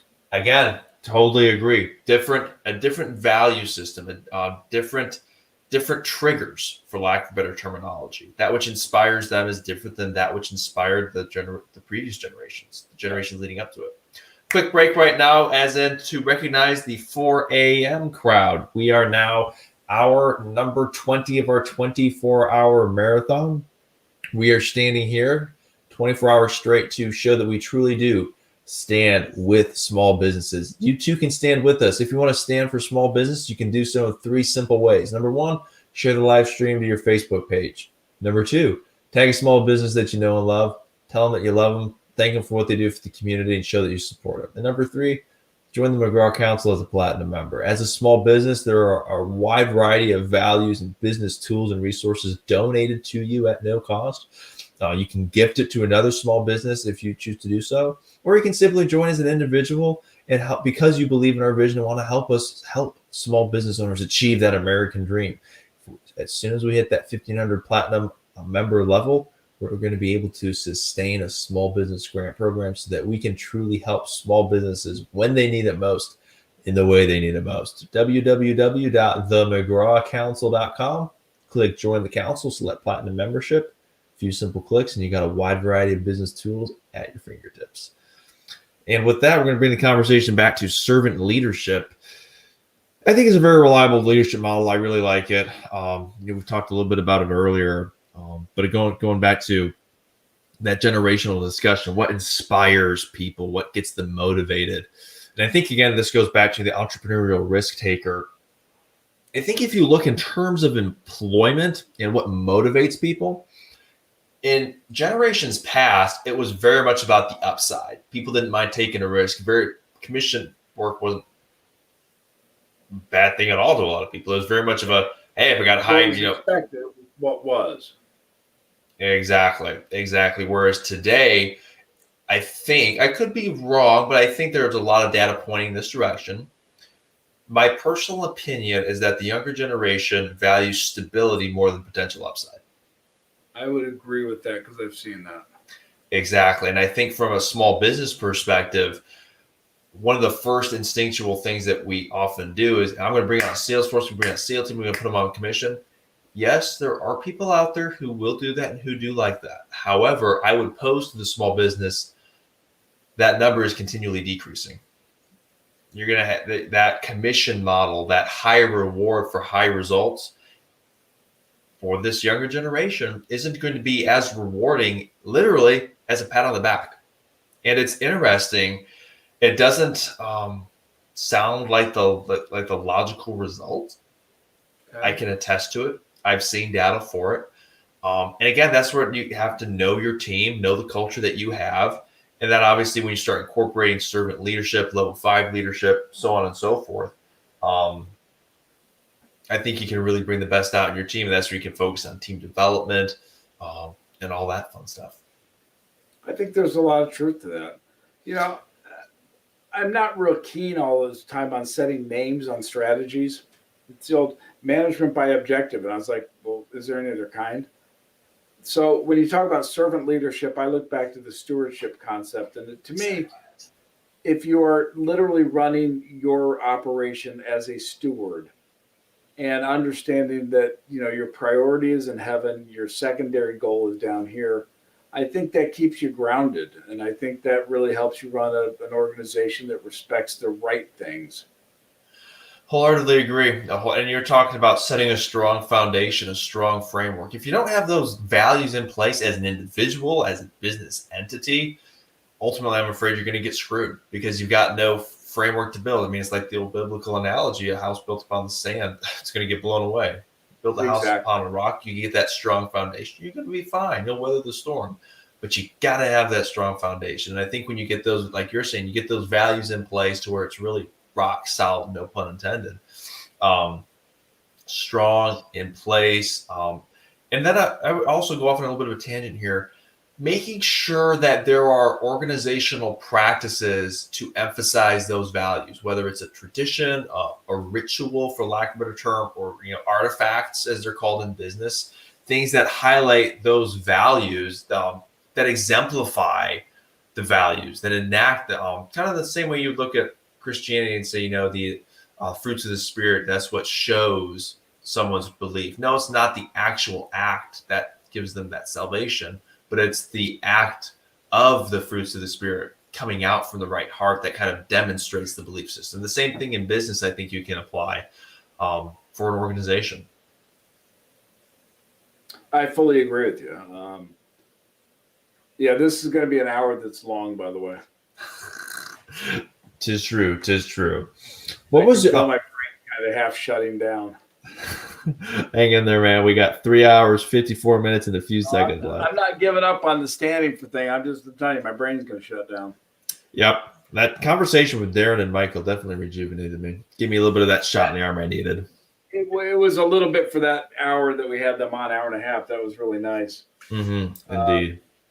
On the leadership thing, John, I think this stuff relates mostly to what you're doing because you have leadership at a different level than the other organizations in McGraw. If you look at any of the other companies, they're not expected to have 1, 2, 10,000 members. You are. So your leadership of that group is going to be a much more challenging circumstance than the other guys. Indeed. They're going to be more managers than leaders. Again, it comes down to, a lot of it comes down to the sheer quantity of numbers in a member organization. Yeah, you got a lot of numbers kind of flowing into that equation, so to speak. But as we build it, as we grow it, being member centric, as we've discussed in the past, and building the membership around that small businesses need, or needs plural rather, I think is a huge step in the right direction. And then when you're talking about leadership, really kind of mentoring those members. I mean, everything we're doing here at McGraw, all the people that contribute their time, their effort, their finances, their various resources, so on and so forth. I think really taking that mentorship approach to where it's developing them as individuals, as businesses, applying servant leadership. It's a step above transformational leadership. Transformational leadership, I think, it's a good theory. It's definitely got some benefit, but I think it lacks some of the long-term sustainability that servant leadership really provides. Again, I think it's a mindset, John. If your mindset is that of a steward and a servant, then you're going to do well. Exactly. You know, it's the idea of the salesman who goes in and has a hammer, so every problem's a nail, right?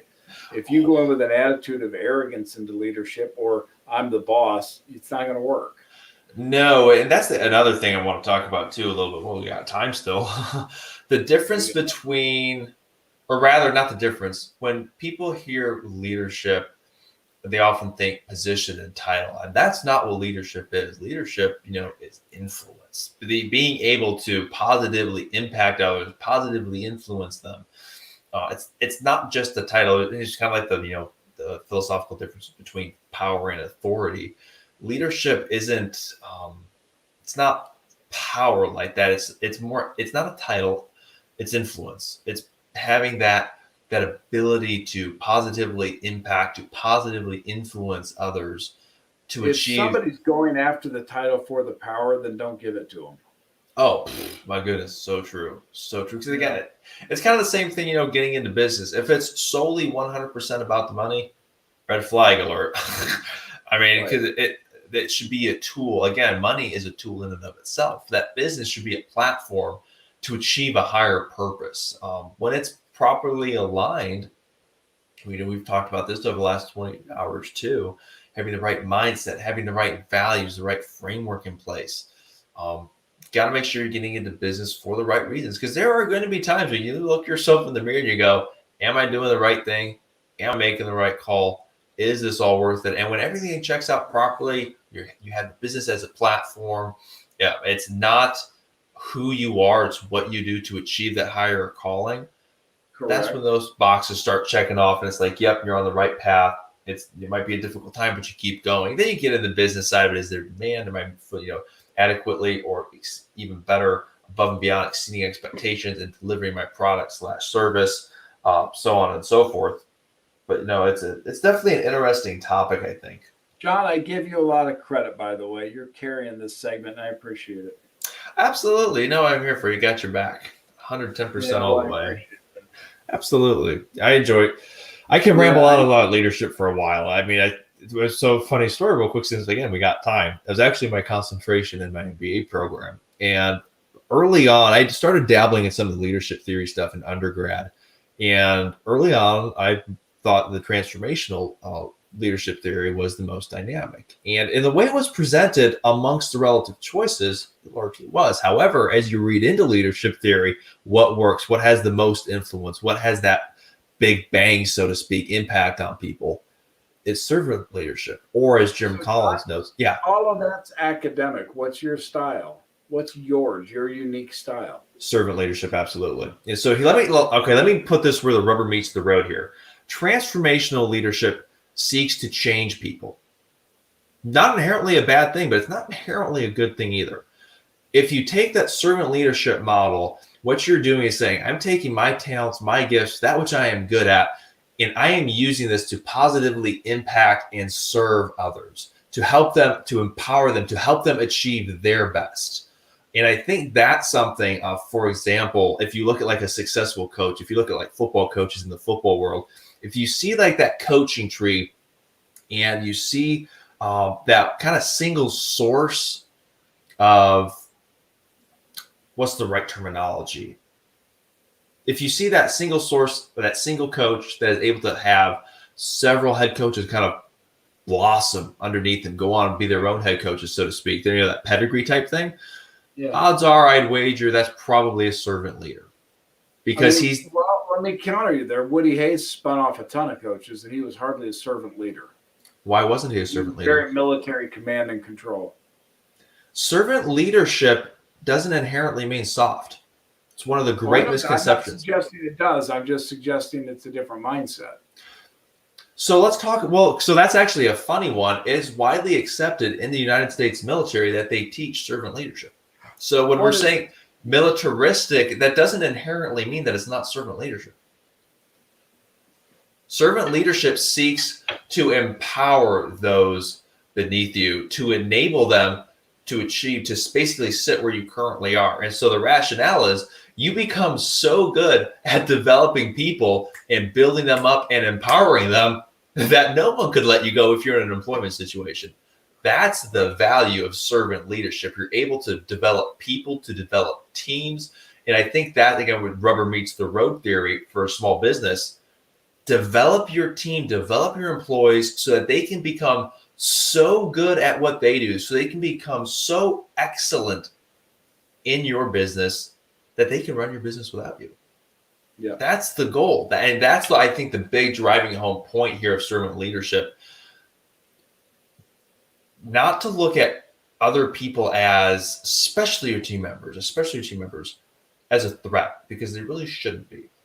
If you're viewing your team as a threat, there's probably a deeper issue going on. Yeah, that's not healthy under any scenario. And again, focusing with that proper leadership mindset, seeking to help other people, that ties into John Maxwell's book, 360-Degree Leadership, talking again about influence. You can be a leader regardless of where you are on the authority food chain, so to speak. It doesn't matter if you're a middle manager, if you're a top-level CEO, if you're a part-time frontline worker. You can be a servant leader in any of those positions. And by seeking to empower others, by helping bring the best out in them, if you're the type of person that can bring the best out in other people, you talk about value. How can you quantify that? That's a huge value. Is that not the definitional goal of the leader, to bring the best out in the others? Should be, but it's not always. I mean, so for example, he's a tyrant. Very easy to kind of draw lines here. Adolf Hitler, very, very passionate leader. Just because you're a leader doesn't mean it's a good thing. That's another misnomer. He was also a very coercive leader, not at all a servant leader whatsoever. Whereas if you look at the prime example of servant leadership is Jesus. Prime example of servant leadership to a T. God. What's that? You can't use Jesus because he's God. He had an unfair advantage. True. But you can kind of see that the parallels there in terms of leadership style. I mean, I would go to Peter or Paul. Use Peter or Paul as the example. Yeah. Solid servant leadership, developing other people, building the team, so to speak. What's another? Well, John Maxwell's a servant leader. Zig Ziglar. You can look at a variety of other people. I would argue you'd have someone like a, let's see, a more contemporary, widely known household name. Maybe a, let me think here. Well, there's some of those organizations that Andrew listed in the seminar. He had Home Depot, Chick-fil-A, San Antonio Spurs, UPS. Exactly. It's a very interesting theory. I think that's very consistent. I think it makes logical sense. I think it's very dynamic. And again, when you're applying it to small business, I think it's the best approach because you want to build your business to a point where it can run and run well without you. I think that's a huge component. Because again, I know we talked about it earlier, but we'll talk about it a little again now. If your business can't run without you in it, it's a little bit of a problem because then as soon as you're out, the business crashes, which A, means you can't really take a vacation or step away, and B, you sure as heck can't sell it. And again, that's going to take probably 2 or 3 years to fix. A lot of issues to overcome or resolve or whatever terminology you want to use. But again, that's where, the servant leadership model comes in. Seek to empower other people, seek to improve those around you, because in so doing, you'll improve the situation, you'll improve your team, and odds are you'll improve yourself. I fully agree. I mean, the reason that I have a hard time even talking about leadership is, to me, it's real simple. That's they have a vision where they're going. They have to believe in it, and they have to empower the others to follow them. I'm going to type in a book on leadership here real quick. I think it's called.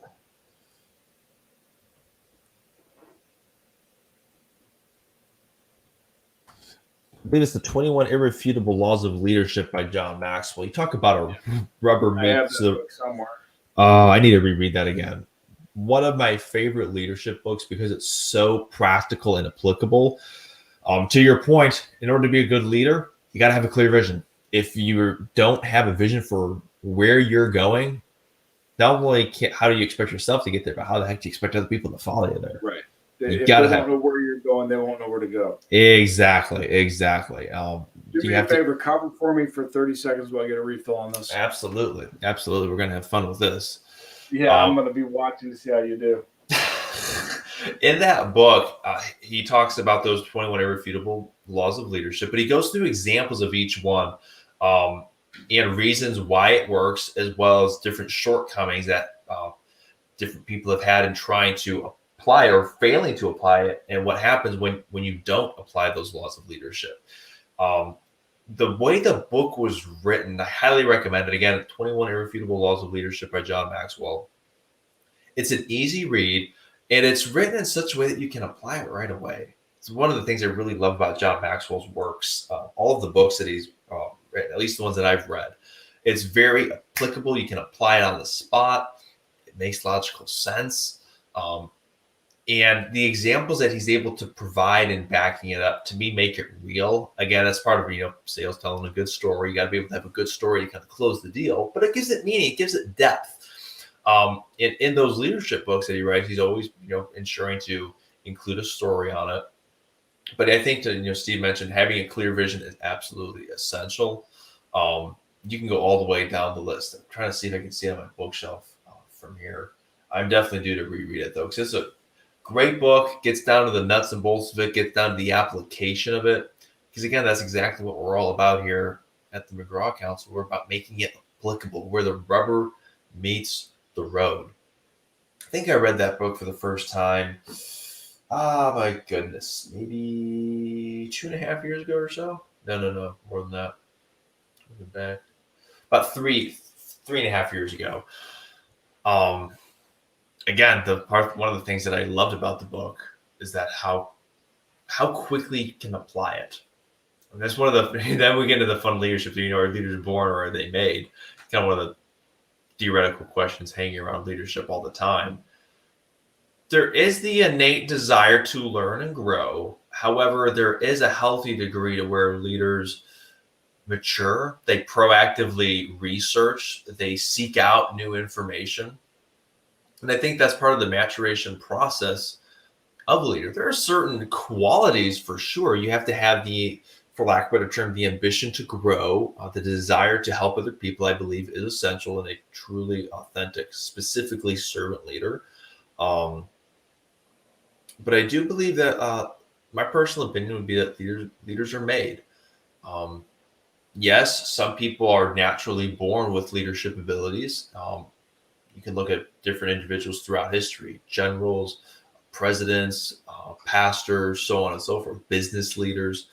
Many of them have these gifts that they seem to be born with. However, a lot of these are also skills that can be learned. Again, Sorry about that. I just needed a refill on the coffee. absolutely. Just rambling about leadership and applying. If you don't mind, I'm going to step off to the side real fast here and see if I can see that book.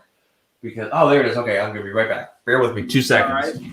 So you're going to get the book by Maxwell, I assume, and that's on. Again, you were talking while I was out getting coffee about this idea of leadership being born in people, and I do think there are natural tendencies of leaders that are born into them. Sometimes they're made, but oftentimes I think it is let's call it nature versus nurture. So here, I want to quickly read through the 21 laws. Because this is the other thing I really love with John Maxwell and the way he does it. He summarizes all of it. Just a quick recognition of the cover. If you haven't read it yet, highly recommend it. Super, super good stuff. So law number 1, law of the lid. Leadership ability determines a person's level of effectiveness. Brothers Dick and Maurice came as close as they could to living the American dream without making it. Instead, a guy named Ray did it with the company they had founded. It happened because they didn't know the law of the lid. And that refers to the McDonald's story with Ray Kroc. Right. The law of influence. The true measure of leadership is influence, nothing more, nothing less. Abraham Lincoln started with the rank of captain, but by the time the war was over, he was a private. What happened? He was a casualty of the law of influence. The law of process. Leadership develops daily, not in a day. And I think, again, I know one of those success things takes time. Overnight success is going to be several years, best case. This is what we were talking about, Steve. The law of navigation. Anyone can steer the ship, but it takes a leader to chart the course. Yeah. The law of addition. Leaders add value by serving others. The law of solid ground. Trust is the foundation of leadership. You know, it's interesting, not to divulge into the political world, but one of the things you'll hear in that space, the most valuable currency in that space is trust. And that's, the whole thing that we've talked about in the I past. have a problem understanding that, John, because in politics, nobody trusts those people. Why do you think it's so ineffective? What do you mean? Politics in general. Well, you said, and maybe I'm misinterpreting, you said the most valuable commodity in politics is trust. Most valuable currency, Okay, currents, but nobody There's- trusts anybody. which is why it's chaos, which is why nothing ever gets done. That's the theory that I have. Okay. The law of respect. People naturally follow leaders stronger than themselves. That's also another true one. Leaders do need to be strong. You got to be able to bow up and go take it. Yep. The law of intuition. Leaders evaluate everything with a leadership bias. The law of magnetism. Who you are is who you attract. The law of connection. Leaders touch a heart before they ask for a hand. That one resonates. Man, that's a good one. The law of the inner circle. A leader's potential is determined by those closest to him. That goes into some of the discussions that we've had in the past. We've talked about it on our podcast. We talked about it in our networking events. I'm going to butcher this because we've been up, over 20 hours now. But basically, you become the average of the 5 people you spend the most time around. Yep. Evaluate those 5 people, y'all. The law of empowerment. Only secure leaders give power to others. The law of the picture. People do what people see. The law of buy-in. People buy into the leader, then the vision. That's an interesting one. I want to read that one more time. People buy into the leader, then the vision. I got to reread this book. This is so cool. The law of victory. Leaders find a way for the team to win. You'll see old saying, people like winners. Yeah. The law of the big mo. Momentum is a leader's best friend. The law of priorities. Leaders understand that activity is not necessarily accomplishment. Boy, you talk about one that's so applicable to small businesses. Leaders understand that activity is not necessarily accomplishment. That's like spinning your wheels, coming in, busybody, being busy with. Exactly. If it's not productive, don't waste your time on it. The law of sacrifice. A leader must give up to go up. The law of timing. When to lead is as important as what to do and where to go. It's just so true. Timing is such a pivotal, such a huge component. The law of explosive growth. To add growth, lead followers. To multiply, lead leaders. The law of legacy. A leader's lasting value is measured by succession. Those are the 21 laws, irrefutable laws of leadership by John Maxwell. It's funny, I still have a bunch of my notes in here. When did you first read that? About 3 years ago. Leadership Rockwall. That was part of our class assignment. It stuck with me. Reading that book, 360 Degrees of Leadership, two of my favorite leadership books. And then, of course, Good to Great's another classic. But I really, it's interesting. I really like Zig Ziglar's stuff too. But for some reason, I haven't quite pinpointed it. But for some reason, John Maxwell tends to resonate with me just a little bit more. I think one of the things I've noticed in the whole, what used to be the positive mental attitude movement, the attitude adjustment movement, whatever, is that people find their own that they like. Some people like Dennis Waitley, some people like Zig Ziglar, some people like John Maxwell, some people like Tony Robbins. It's just a personal preference because they all say basically the same thing. Exactly. You hit the nail.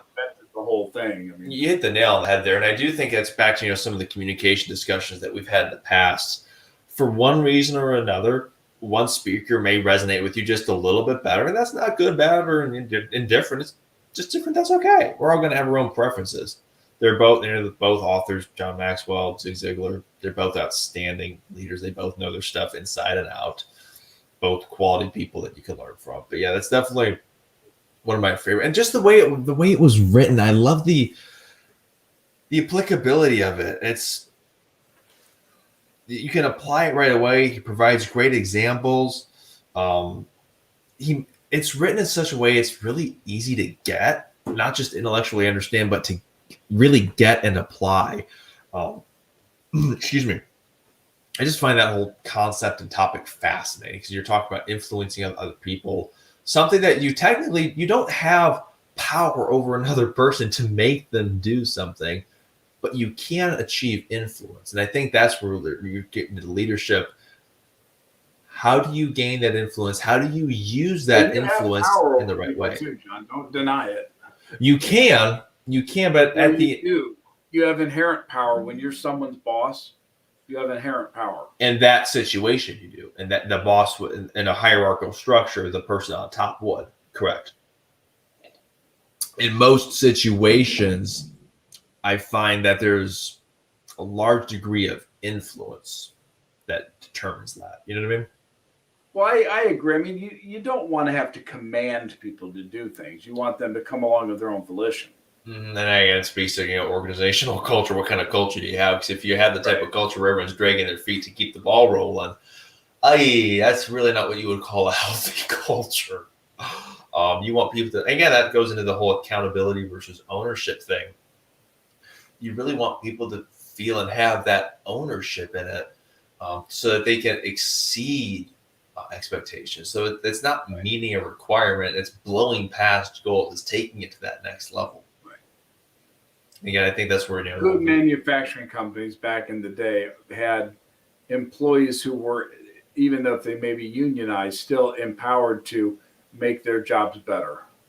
Exactly. Again, when you're talking empowerment, that goes to the whole servant leadership model. Obviously, coercive leadership is not. Technically, it's a leadership theory, but everyone that really understands it knows that that's not the route you want to go.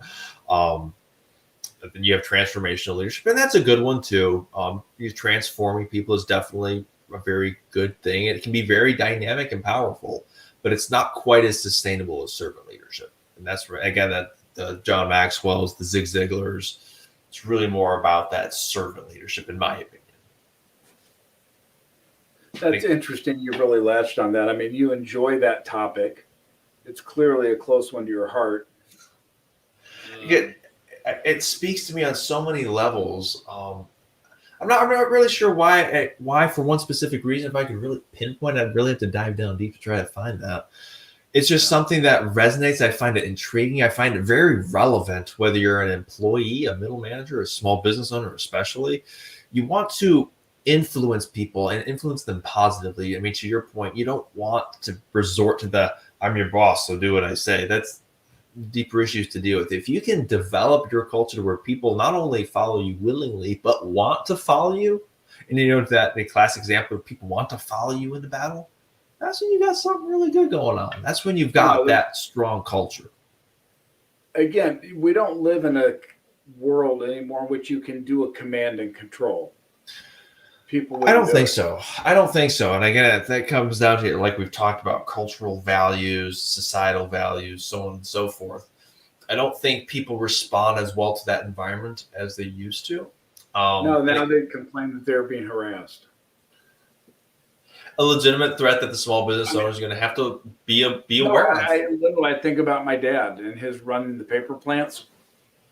If he ran today like he did then, he would be constantly up against human resources with them saying that you can't treat people like that. You can't be mean. You can't talk to people like that. He'd be like, what? I'm talking honestly to him. Well, you can't do it with that tone. Again, that's the really strange situation, this unusual component that small business owner is going to have to deal with. But again, it's the reality in which we live. That small business owner needs to be aware of it. And wear those 10 million different hats. So it's kind of like, yeah, this is the reality of the situation. how do you best thrive in that? I think it'd be interesting as you get more and more members, if you have some above that 10 million mark, and interview them on what they see as leadership. It would be a fascinating discussion. Fascinating discussion. That's definitely one of those fun things. As we grow and scale, we get the numbers to be able to do things like that. You'll get incredible feedback. You hear, because I've had fun asking people early on, and immediately it was a little bit like, telling people, do this, do that, or it's a title.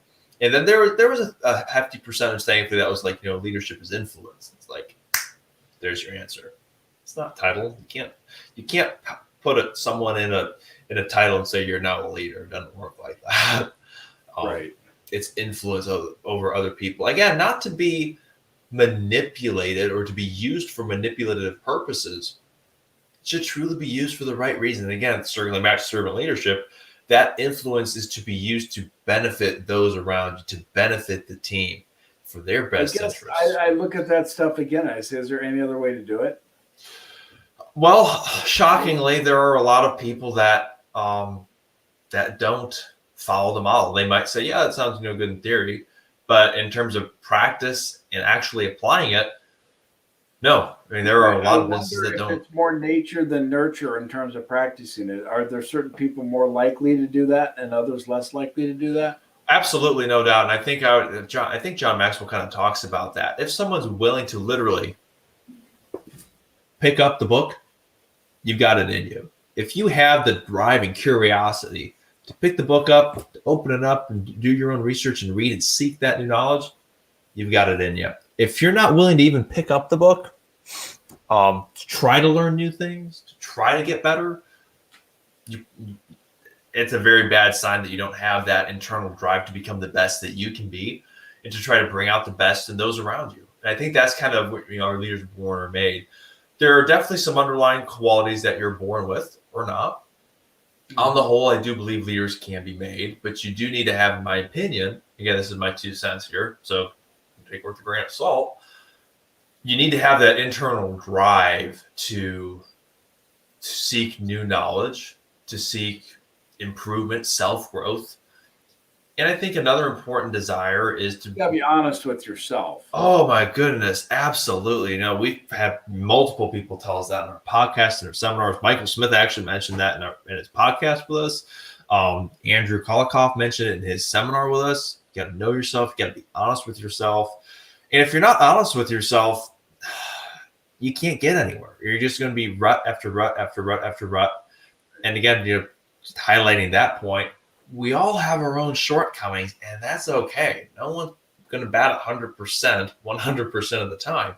But it's very important that you understand the areas where you're not going to be superb or excellent. We're all going to have our weaknesses. We're all going to do a SWOT analysis on yourself. We're all going to have strengths, weaknesses, opportunities, and threats. Kind of identify those and then try to work on them. They'll more than likely never become your strength, but that's not the purpose of it. What you want to do is kind of bridge it up to where it's not like a massive vulnerability. You want to patch it up to where, it might be the weakest link in the chain, so to speak, Right. but you want to build it to the point to where it's not going to collapse under any tidbit of pressure.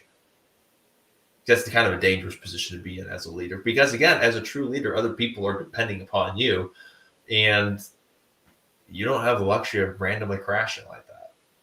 Right. It doesn't No, work I that agree. way. And that's, again, the part of the stresses of being a true leader. You're not looking out just for yourself. You're looking out for your team. You're looking out for those around you. Because the more you know yourself, the more you know your team, the more you develop your team, the more responsibility that comes with it. You've got a good handle on it, John. I mean, as you grow this thing, it will be interesting to watch how your style evolves. So you talk about style. In Darren's podcast he did with us back early on last summer, one of his exercises that he suggested doing was look over the course of your career, write down everyone that you worked for / reported to. Then write down the first 1 or 2 qualities in their management / leadership style that they employed, that they use most often. Write it all down. And he said, read through that list, and 99 out of 100 times, you're going to be the average of that. And I did the same thing. I was like, whoo, dang, that's pretty dang accurate. But again, talk about knowing yourself. What a great 10-minute exercise to go through. Jot down everyone that you ever worked for or reported to. Write down some qualities of their management / leadership style. And as you go through that list, recognize that you're probably going to be the average of that. And so to your point, Steve, absolutely leadership styles adapt and change. It might not be massive, 180 change, but they do adapt. They do mature. They do grow. They do change. I think it's just going to be interesting to watch you over time. Because again, you have a unique mission, and that is that most people, when you talk about leadership, they're leading a team of 10 people. You're going to be leading a movement of 1 million people. And I think that's, again, where part of what we're doing and structuring and preparing for, it's that biblical model again. You have a leader of 10 and of hundreds and of thousands and of 10,000, and you divide it down that list. Because you can't have, it was the same problem that the management leadership problem that Moses had in the Old Testament. He couldn't manage everything. Yeah, but you're still leading all of them. You're not managing them, you're leading them. Exactly. And that's a great point, too, the difference between management and leadership. We can go on and on for another hour on that. I said, we're not. We got another 20 minutes or so for this segment. I think leadership and management, a couple of the distinct differences. Management's very, very task-oriented. It's about how to get one specific job done. Whereas you take leadership, it's going to be a little more people-oriented. It's also going to be more vision-oriented, I think. And then it's also going to be, in terms of people-oriented, we're obviously talking influence, but again, I think we're talking to people / team development at that stage. Whereas management, it's all about, let's get the job done. Yes, you need to get the job done, but you also need to realize there's going to be a project after that. What are you doing to improve the team to get the job done more effectively, more efficiently, to make sure that the team is in a good place, so that the individuals are, again, feeling fulfilled, that they're not feeling drained every time they show up to work. Because if everyone's always kind of showing up to work, dragging their feet, again, another cultural issue to deal with. You want people to feel fulfilled with their work. You want people to look forward to coming to work. You don't want the dreaded, I'm here for the weekend. It's not the type of organizational culture that you want. You want people that look forward to coming to do their work, to achieve that vision, to achieve that purpose. And I think that's one of those cultures that's, it's easier to establish that culture early on, I think, rather than having a massive cultural change. That can can be- be true almost across the board too. It's like once you start inertia in one direction, you don't want to have to move it. Exactly. Because cultural change can definitely happen, but doesn't move very easily. And I find it doesn't move very quickly either. Typically takes a little bit of time. And there are quite a few bumps along the path. Not to say, that should scare you off of doing it if it needs to be done. It's just not easy. So brace for it. Again, as a small business owner, know what's coming down the pipeline. And I think, again, bringing this all back to how does this apply to that small business owner? How can they apply it in their respective businesses? Focus on team development, developing your team, empowering your employees, building them up to the point where they can literally run the business without you having to be there. So You said that a couple of times and you're dead on right, because one of the problems, again, especially in small business, is they forget that they are only there to run the business until such time as they can hire somebody to do it. Because you don't want to be committed to running your business every day. You'll never leave. You'll never leave. You'll never scale it. You'll never live to the full potential. No. And that's, again, where John Maxwell talked about it in his book there. Lead leaders, develop those leaders. And that's how you're going to take your company to the next level. If you have use HVAC as an example, if you're a great HVAC repairman, you've got a business going, you're going to have to develop talent around you because you can only be in one place at a time. You want Correct. to develop people, not only to do the day-to-day operational component, but you want them to see the big picture too. And I think a big reason why you want to really try to drive that home, not everyone will be able to. Not everyone will want to. And so it's going to take a little bit of trial and error, kind of finding the right people who see the big picture as well. Again, setting up your organization so that it's not solely dependent upon you. I like to kind of look at it as a cold hard truth, but if and the business is solely 100% dependent upon you, kind of a stretch to call it a real legitimate business, unless it's obviously in the early stages. Exactly. And there's such a big, profound difference in there. If you're in that personal service company, that model, you might have, there's a lot of reward that you can get out of it personally, being on the front lines, being able to be there and kind of see the transformation, the deliverance of a product or service, but you're very limited in your growth. I mean, that goes back to John Maxwell's, law of the lid. The reason why the McDonald's brothers weren't able to take McDonald's to that next level, why Ray Kroc had a higher lid. The McDonald's brothers weren't able to surpass their lid. They weren't able to expand it. And unfortunately, that caused them to miss a lot of opportunity. And I think that's where it's, again, identify what you want as a small business owner, where you want the business to go, the vision, the mission, what you want it to John, be. That's funny that you say that, because I'll tell you, if there's one question that people don't want to answer is, what do they want? Because most people don't know. It's a tough one to answer. It is. It's a very tough one to answer. And that's kind of like and that's where it does get into like that personal development as well. You got to know yourself. What do you want as a person? What do you want as a business? Why are you? What's the why? What's the underlying passion? Again, for this is get from kind of personal for me. The McGraw Council membership is a platform to help other people, which is so important to me because I believe in that process. I'm glorifying God, and that's where it brings into that eternal perspective. It's a platform to achieve a higher purpose. I get that. We And agree on that. I think it's something that a lot of business owners, again, especially after 6, 12 months, you get stuck in the I'm here to build a computer, or I'm here to sell a service, I'm here to blah blah blah. The business needs to be purpose, vision driven. Again, in order to take it to that true business level, yeah, you can break even, make a profit, but you'll never scale it without having that clear vision. And that's again, to have that clear vision, you got to implement those laws of leadership, and that's where it gets fun, applicable to me. You can really get into the weeds there on some leadership theory, and we're all going to have those little areas we like to nerd out on. Some people are going to nerd out on leadership theory. Some people are going to nerd out on the specific craft that they're in. Some people might nerd out on accounting or plumbing or electrical. Heck, it could be a cupcake. Could be anything. And it's going to have those little things you can nerd out on. But then you look at it from the business perspective, know how to apply it in your business to take it to that next level, to where it's sustainable, it's scalable, and it's sellable. And John, while you say that, I'm going to say thanks to everybody who's watching us today in our 20th hour, I think, of our 24 hours to stand for small business. We've been doing this all night. We've covered a lot of ground. We've had speakers from state senators to HR people, accounting people, capital people, coaching people. We've had all kinds of different experiences with folks.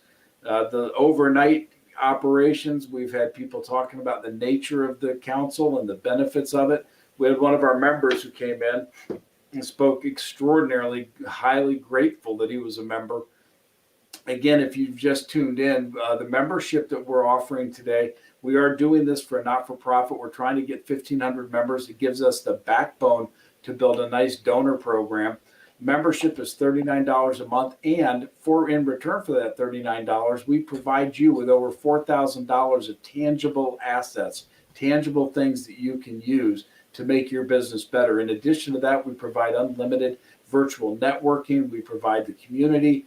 We provide advocacy and an awful lot of this kind of education. So we would ask you right now, go to the McGrawCouncil.com, click on that join button, and join us on a mission to help sustain the American dream for the next generation.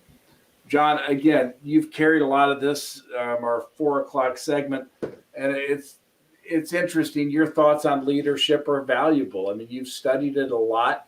You've employed some of it in your life. And now it's the time to coach to the members and see if you can't take those leadership ideas to the next level yourself. Absolutely. And I think that's the whole, applying that Japanese term Kaizen, continuous improvement. I'm a big believer in that theory. I think we talked about this early on. If you're not growing, you're dying. what are you That's doing? an old truism, and it's true. It's so true, because if you're not taking those steps to grow, there is someone out there doing what you're doing that is just as hungry, if not hungrier, perhaps even desperate, trying to take your piece of the pie, so to speak. You've got to get out. Now, in economic value or economic theory, I know we all believe there's value creation. You create, you expand the pie. But the point is, competition is a very real thing. And there are people out there chasing after what you want as well. What are you willing to do to grow and improve not only yourself, but your team? And how are you going to translate that to improving your business? Because those are, I think, all massive gut check questions at times. And they can get very, very specific. They can get very tactical. They can get very strategic. And as the leader of your small business, as the pilot, you're going to have to figure out the answers to that. Thankfully, we have such great people here contributing at the McGraw Council. We can help provide some guidance in that arena. But at the end of the day, you're going to have to make that call.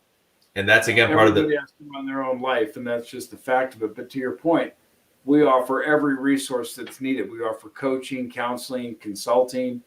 We offer tools, resources, again, education, advocacy, community at a very, very high level. And I think this program, if nothing else, has shown that the council has content that's deep and broad and applicable. I think the other thing that it did kind of show, because I am a believer in this saying, actions speak louder than words. Standing with small business isn't just a slogan for us. It's not something that's just lip service. We've been here since 8 a.m. yesterday, Wednesday morning, standing or coming up on hour number 21. Which, by the way, I'm starting to feel my legs back a little bit. I might go pop some Motrin here. My back is just killing me. It's a way of life for us. We truly do stand with those small businesses. Lost over 100,000 in 2020, but there are over 29 million left. And we want to make sure that we stand with those that remain standing, that still fight the good fight, and to let them know that, yeah, they do have an advocate out there. They do have an ally out there. And we exist to support those small businesses, to help those small business owners achieve their American dream. Real quick, want to give a little shout out to our sponsors who help make our vision and dream possible at CEFA at CEFA.com, McGraw Capital at McGrawCapitalPartners.com, GetSproutFunding.com, JobPerformance.com, and MerchantMasteryTFW.com. Each and every one of them contributes to our vision, to our cause. Thank you so much. You're all contributing in a variety of ways. And truly, from the bottom of my heart, at the membership side, you're providing so much to the membership. Resources, time, insights, financial donations. You're keeping us alive. You're keeping the vision alive. You're helping other people achieve their American dream. So thank you to each of those entities. And thank you to the people who have signed up as well as Platinum members. Every membership helps us help another business owner achieve their American dream. And we're looking forward to having you get involved in our group as well. We have a lot of members that are saying really cool, fun things about it. I get to see it every day as we've talked. But it's fun to see everything kind of coming together, seeing those small businesses go through the process, get connected to what they need, being able to help answer their pressing questions. It's a good time. I enjoy it. Definitely good. And John, what is the clip you're going to show at the top of the hour this time? A gentleman by the name of Robert Cruz. He joined me for a podcast maybe back in November, December, I think it was. Fascinating story. Again, it's all uploaded in our member portals. But one of the takeaways that he'll talk about is that never quit attitude. He overcame. You talk about overcoming adversity. Are you familiar with Robert's story? No. You talk about going through the ringer. This guy, issue after issue. The guy literally overcame cancer, and it's like he built up one business, collapsed in a bad partnership. Bill had to start from scratch and built up another. We're literally starting from scratch again. And it's that never say quit, never say die attitude again that every small business owner, that attitude that every small business owner needs to have, and I'd say virtually everyone does have. It's that ground and pound and day after day after day, the dedication, the persistence for an extended period of time turns into something really, really cool. But it takes. I told you didn't build it. I can't resist. I just Every don't. time we talk about the grind that the small business guys put up with, and I'm one of them, and somebody has the audacity to say you didn't build it, I'm like, you're out of your mind. And that's why we do the I'm the one up podcast. for 24 hours straight doing this stuff. We're the ones putting up all this content. We're the ones doing all the work, and then to be told you didn't build it's a little offensive. Slightly, right? Slightly. And that's why we do the Anyway, podcast. We want to show the I real should side bite of my small. tongue and not say things like that. We still have something called free speech. Anyway, I was saying that's why we do the podcast. We really use it as a platform, as a tool to show the real side of small business. There are a lot of misnomers and misconceptions about small business, what it entails. And we've talked a lot about some of those things. But there are also a lot of commonalities in small business and getting it going. One of the commonalities is that true passion to those small business owners that succeed and are fulfilled and are pleased with where they're at, all that stuff. It's dedication. It's time. It's having the desire and drive to get it done yesterday, but also having the patience slash stick-to-itiveness to realize, it's going to take years to get to where I want to go. We can go down the list of several other commonalities as well. But those are definitely two of the ones that I'd really highlight a lot. That unquenchable fire, so to speak, that internal passion that drives them forward, that gets them up and moving day after day, going back to the grind. It's not an easy path. I have yet to meet a small business owner where it was simple, step one, then step two, then step three, a nice, smooth, easy curve all the way up the top. Small business doesn't work like that. It's more like roller coaster. You go up and down, left and right. The success chart is crazy on a small business ownership. Every day is different. But that's, again, all that to say, that's why we do the podcast for small business owners to kind of share their story, what their journey looked like. But then the fun part that I really enjoy, perhaps most, is hearing their tips for other small business owners. At the end of every podcast, they share things that they think would be of benefit to other small businesses, piece of advice, little tidbits. And it ranges from, managing your cash flow to taking control of your mind and your day, to prioritizing purchases and really purchasing only that which you truly need. Correctly classifying different purchases as needs versus wants. They range far and wide. But again, that's all to say that small business ownership has a lot of commonalities. But one of those commonalities is that each road is going to be unique. But a lot of the problems that small business owners face, a lot of the challenges, they're common ones. That feeling of loneliness is a common one. That feeling of dread, 6-8 months in, wondering, shoot, did I do the right thing? If you're in that boat, you're not alone. Sitting there wondering as you get bigger. And again, when we say small, we're talking about the 100,000 to 1 million, but we're also talking about the 10 to 20 million. Correct. And, we're really talking about that small business that I like to define, that we like to define, less than 20 million in revenue, fewer than 50 employees. I know that the IRS recognizes a small business as I think up to 500 employees in certain industries. I'm kind of like, well, I get legally that's not a small business in my book anymore. I think it's kind of officially a mid to large size company. But again, for our purposes, focusing on less than 20 million in revenue, fewer than 50 employees. And again, as we've talked about earlier, the rationale being once you kind of hit those numbers, you can either hire third-party consulting firms without too much of an issue, or you can just do it in-house.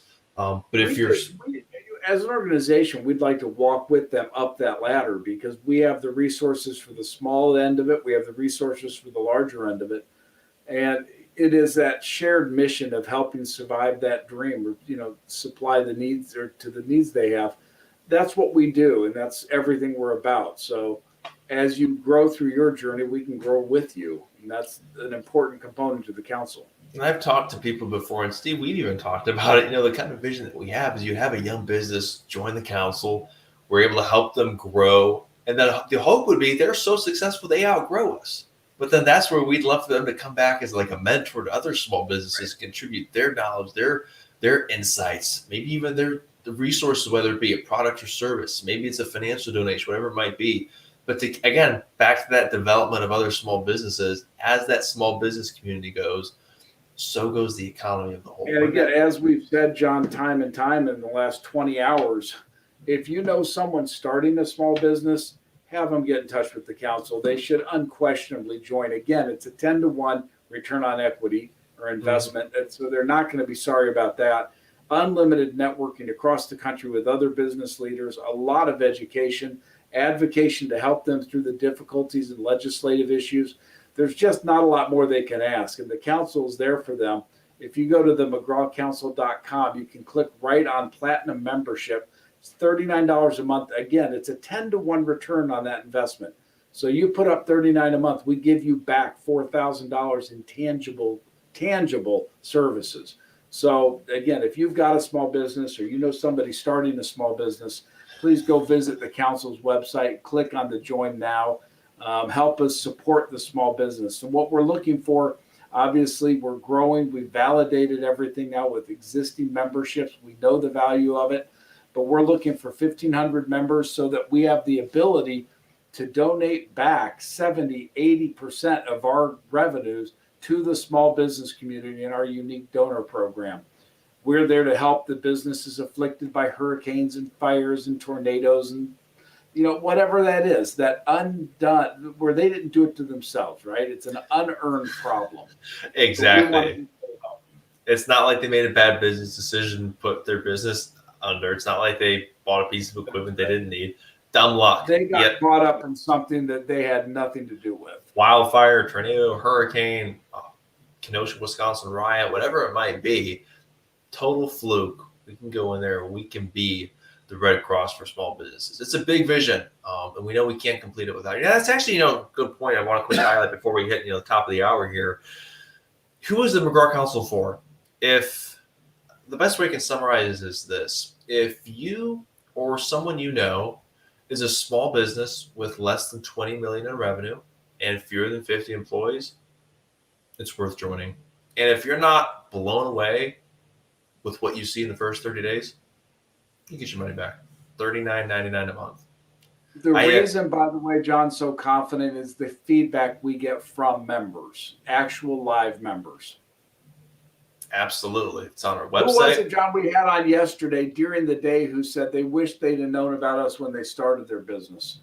I think it was Coach Brad, if I Yeah. remember correctly. My memory's getting a little foggy here, going on hour number 21, but I think it was Coach Brad. Yeah, it was a very explicit thing. He just said, I wish I'd have known about you guys when I started the company. You have, and he's now an active member. He just loves the content, loves all of it. Very active member. He's one of the members that's continually giving back too. He's hosting seminars. He's donating a coaching product, which is about $2,000, donated no cost to our membership. Again, it's just back to that whole value proposition. It's a great return. Well, John, we've just crossed our 21st hour? Hour number 21, which means we get a 10-minute break here. We're going to play this podcast clip with a gentleman by the name of Robert Cruz. Enjoy. It's a really cool story. And again, we come back. We're in our last 3 hours. Exactly. Stay tuned, Joe. Right? See y'all on the other side. They sometimes didn't say, we don't mind if you did, but maybe they didn't want to, but they accepted it. And from this point forward, I told his little brother, all right, wherever I go, you're coming with. And we're going to build this business together, because that's not the kind of thing that you make a promise and break. Heck no. I mean, that's like one of those, it almost becomes part of your life's vision. It's like one of the core visions of your life. Yeah, we're going to help this guy out. We're going to help his family. We're going to make sure we take care of him. Yep. And his oldest daughter's about to be a junior, I think, in high school, or senior one of these years pretty soon. And she wants to go to school, and we're going to help her do that. I've got two other guys. I've got a group of veterans that, we're struggling with alcohol and drug abuse, and they finally got it back on track. And I gave them an opportunity. And now I've got 10 veterans groups that they've hired. Every guy brought another guy on over time, right? That said, hey, you got to come and see what this guy's talking about doing. Because I explained to them, this is a part of your life, and success is not a choice. It's a lifestyle. It's so true. everything you're saying is just what I absolutely love about small business. It gives you a platform to transform people's lives. I mean, just even just those examples that you talked about right there, is that in and of itself not a noble cause to even start a business and get it going? And we had one guy, you know, I won't say his name, but he fell off for a little bit. Now he's back. And just yesterday I told him, I said, you know, I'm so proud of you. You know, like, think about where you were last year right now, where you were doing. And now look at you. He bought a car. He kind of got his family back together.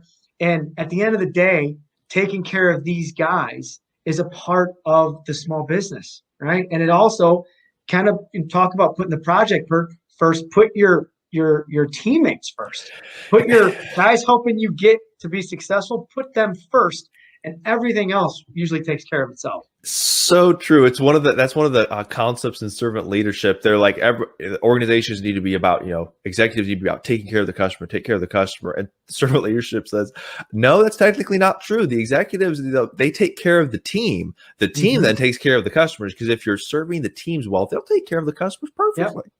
Well, and I go back to this, you know, being in a Catholic school, the greatest human being that's ever lived said, the master is the servant. Amen, brother. Amen. So true. So true. I find it ironic, we'll say, how many biblical principles fit perfectly in business and make sense. And take out the religious aspects of it. If you want to review it as from a pure academic standpoint, it's great philosophy. Exactly. It works. It works. I mean, if you listen to those principles and take out, you know, there's a lot of people who have doubts about this or that and the other, whatever, but take out the religious aspects and treat it as philosophy. It's still the greatest philosophy that's ever been disclosed to us. Great way to put it. Great way to put it. So now the last segment here, 10, 15 minutes or so. Sure. Based on your life experiences, everything that you've seen, everything that you've dealt with, everything you've overcome, what are your 3 tips for small business owners that they need to either make sure they're doing or start doing if they're not already? All right. Well, the first one is something I said earlier, and I'll say it again because it was ingrained in my head, not only from my parents, but my coaches. And it's a great line from Napoleon Hill. It goes, a winner never quits and a quitter never wins. And what it means is that if you get knocked down, it's not how many times you get knocked down, it's how many times do you get up, because that will reveal your real character. Because everything is great when it's great. What happens when it's not? That's when you do the gut check. It's easy to be all riding a high. Oh, life's great. You know, the cash is rolling in, the customers are coming. Well, what happens when those phone calls stop coming in? It's a little harder to pick yourself up. And it also reminds you that when things are going well, it can be really taken away in a second. You know, it can be taken away. So your effort, you know, it's about effort. And I tell my daughter this because raising a child, I don't know if you have kids or not. That's true, not yet. Okay. Well, when you get one, you're going to see how much they pay attention to your effort. They're watching you. They're learning from you. And so I teach her that effort's the only thing I can control. After that, I have to make the adjustments as things unfold. So I would say that's my number one rule. If you're starting a small business, is that your effort. That winner never quits, quitter never wins. Number 2 is don't feel sorry for yourself, because nobody feels sorry for you.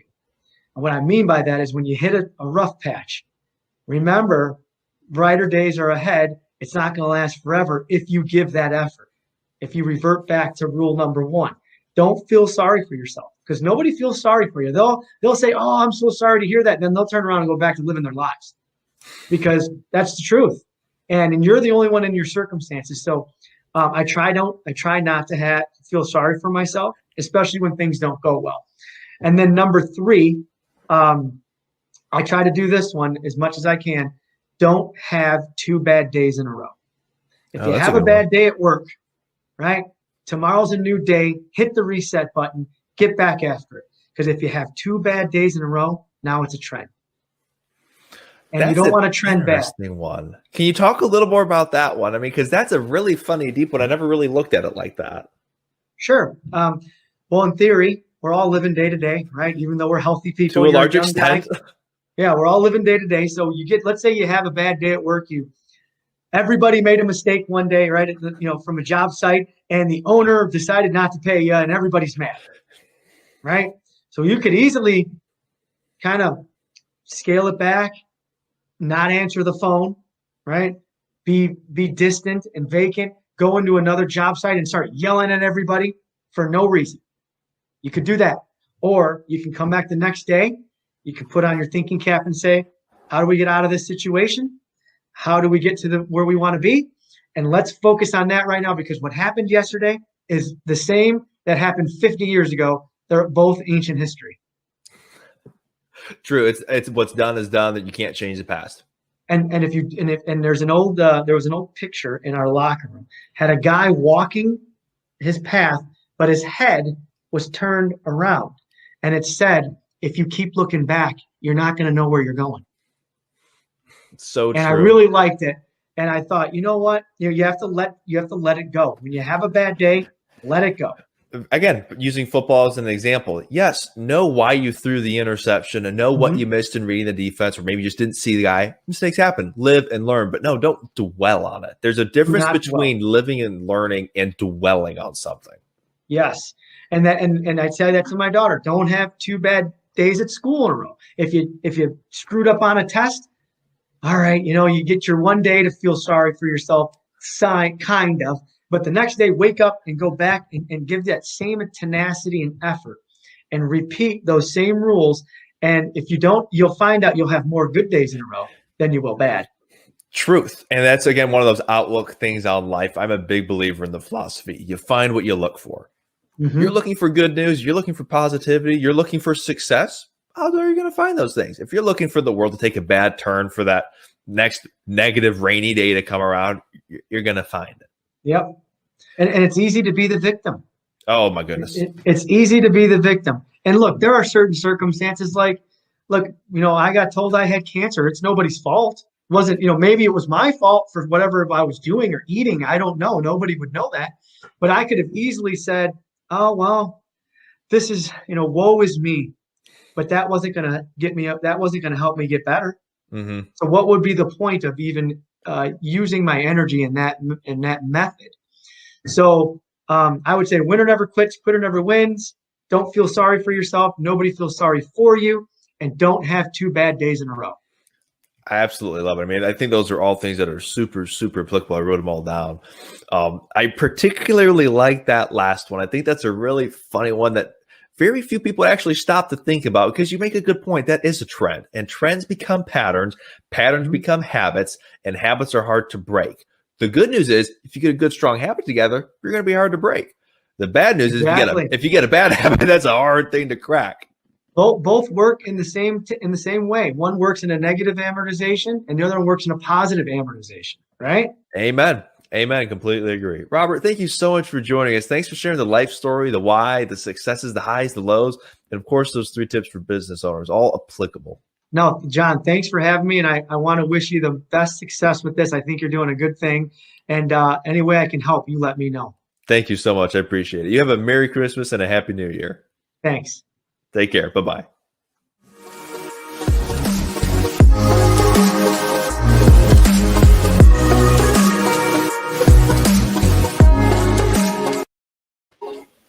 What an amazing story from Robert. That was really nice, John. Thank you for putting that on. We've got 3 hours left in our 24-hour marathon, and John, like me, I'm sure you're getting a little tired. So if I slur my words, please forgive me. Welcome to the club. Yeah, exactly. But everybody that's watching, we sure do appreciate it. And everybody that sees us, we appreciate your support. We're standing for small business, which has been so damaged during the last 12 months, whether it's a restaurant, a conference hall, a banquet hall, many of the small retailers, some of the manufacturers we know that were declared as non-relevant or not essential. Yeah, sorry. Again, the brain just shut down. But the point is, for these people, our hearts go out to them, the 100,000 businesses that have failed, the 30 million unemployed people. They've all faced so much. So we are here to stand for the small business community, and we appreciate your standing with us. We are with the McGraw Council. It's a 501c3 not-for-profit organization dedicated to providing education, advocacy, empowerment, networking and tools to the small business community. So if you go to McGraw Council, to themcgrawcouncil.com, you'll see a membership button you can push for $39 a month. We pay you back immediately with $4,000 worth of tools and services that you can use. We believe it's pretty darn fair value because you get, in addition to that, virtual networking, which is unusual and new. You get the educational component, which is the last 24 hours. We've highlighted how much we do. And you get direct access to John Beeman. And anybody would pay $39 a month for that. It's a good time. It's a good time. You talked about dedication. We are so dedicated. We're standing for 24 hours straight for y'all. I think you'd really. It's not been a fun thing. I've been through a lot of Advil this morning. And the only reason I can stand this is, unlike you, I'm actually leaning against something. But again, I think that speaks to the whole small business stick-to-itiveness. In 2020, totally upside down year. Everything that could have gone wrong went wrong, and massively wrong. And somehow small businesses across the country found a way to survive. They found a way to dig deep, pivot as that big keyword, find ways to succeed, find ways to survive. And we want them to know that there is someone out there is a group out there that truly has their back. We truly do stand with them. It's not lip service, it's a way of life. And hence, the play on words, stand with small business. We've been standing for 21 hours, 13 minutes here. You got a few hours left on the final home stretch here. But I do want to talk about that podcast clip with Robert. As he mentioned, he came down with cancer, overcame it, thankfully, by the grace of God.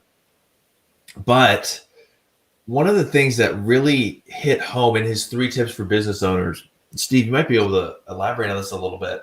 He said one of his 3 tips was that virtually at any cost, never, ever, ever allow yourself as a small business owner to have 2 bad consecutive days. That one stuck with me. Even when we were recording it, I'm like, holy cow, it makes so much sense. And I know I appreciated him saying that, but one of the lessons I learned was, I guess, best codified in the show Yellowstone when, who's the Kevin Costner, the lead character, said, so here's how my day goes. I get up at 5 and then it goes downhill from there.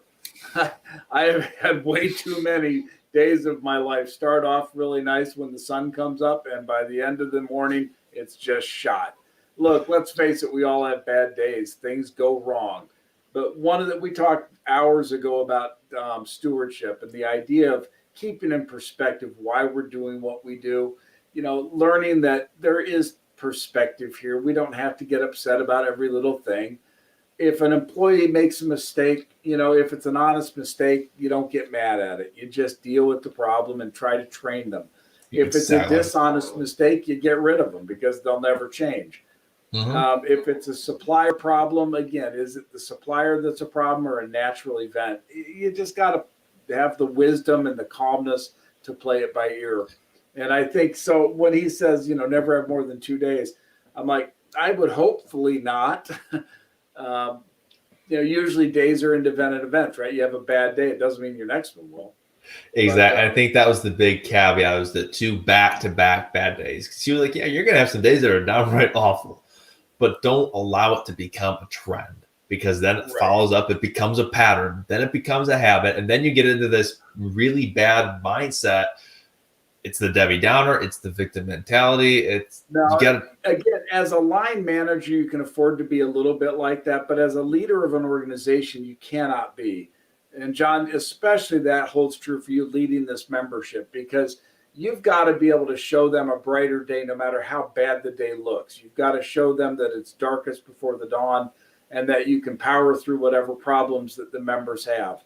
They're going to look to you for that leadership, and they'll look for you to build the council out in a way that supports them, backstops them, and gives them the support they need. And again, you've built it for that. You've structured it for that. You've packed it with resources. So you should be able to fulfill that obligation. But you owe it to these people to keep a good attitude and move forward on that mission. And I think, over the last 20 some hours that we've had people on, we've talked, the economy, where things are going. There's always going to be a future of some sort. And in that future, Let's hope so. there's always going to be opportunity. And that's the big component. Identify the opportunity, find a way to position yourself, your I'll company. give you an example of opportunity. There's going to have to be a chiropractor in St. Charles when I'm done with this. I am looking for St. Motrin. Yeah, serious business. I'm telling you. Oh, but yeah, some of those other tips that Robert had. Let me pull them up real quick. Don't quit. Oh, this was the other really fun. I thought it was crazy how he should be talking about speaking from the heart. A guy who gets cancer has, some bad luck in business and rebuilds. His tip: don't feel sorry for yourself. I'm like, whoa. I mean, of all the people, Robert would be the one.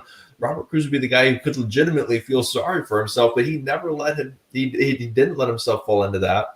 Look, what good does that do? I mean, honest to goodness, I learned that from my grandmother. She lost her leg in a car accident in 1955. I was talking to her once. She lived her life in a wheelchair because she'd lost a leg, right? And I said, Grandma, does it hurt? She said, every day I feel like somebody's squeezing my foot with a pair of pliers.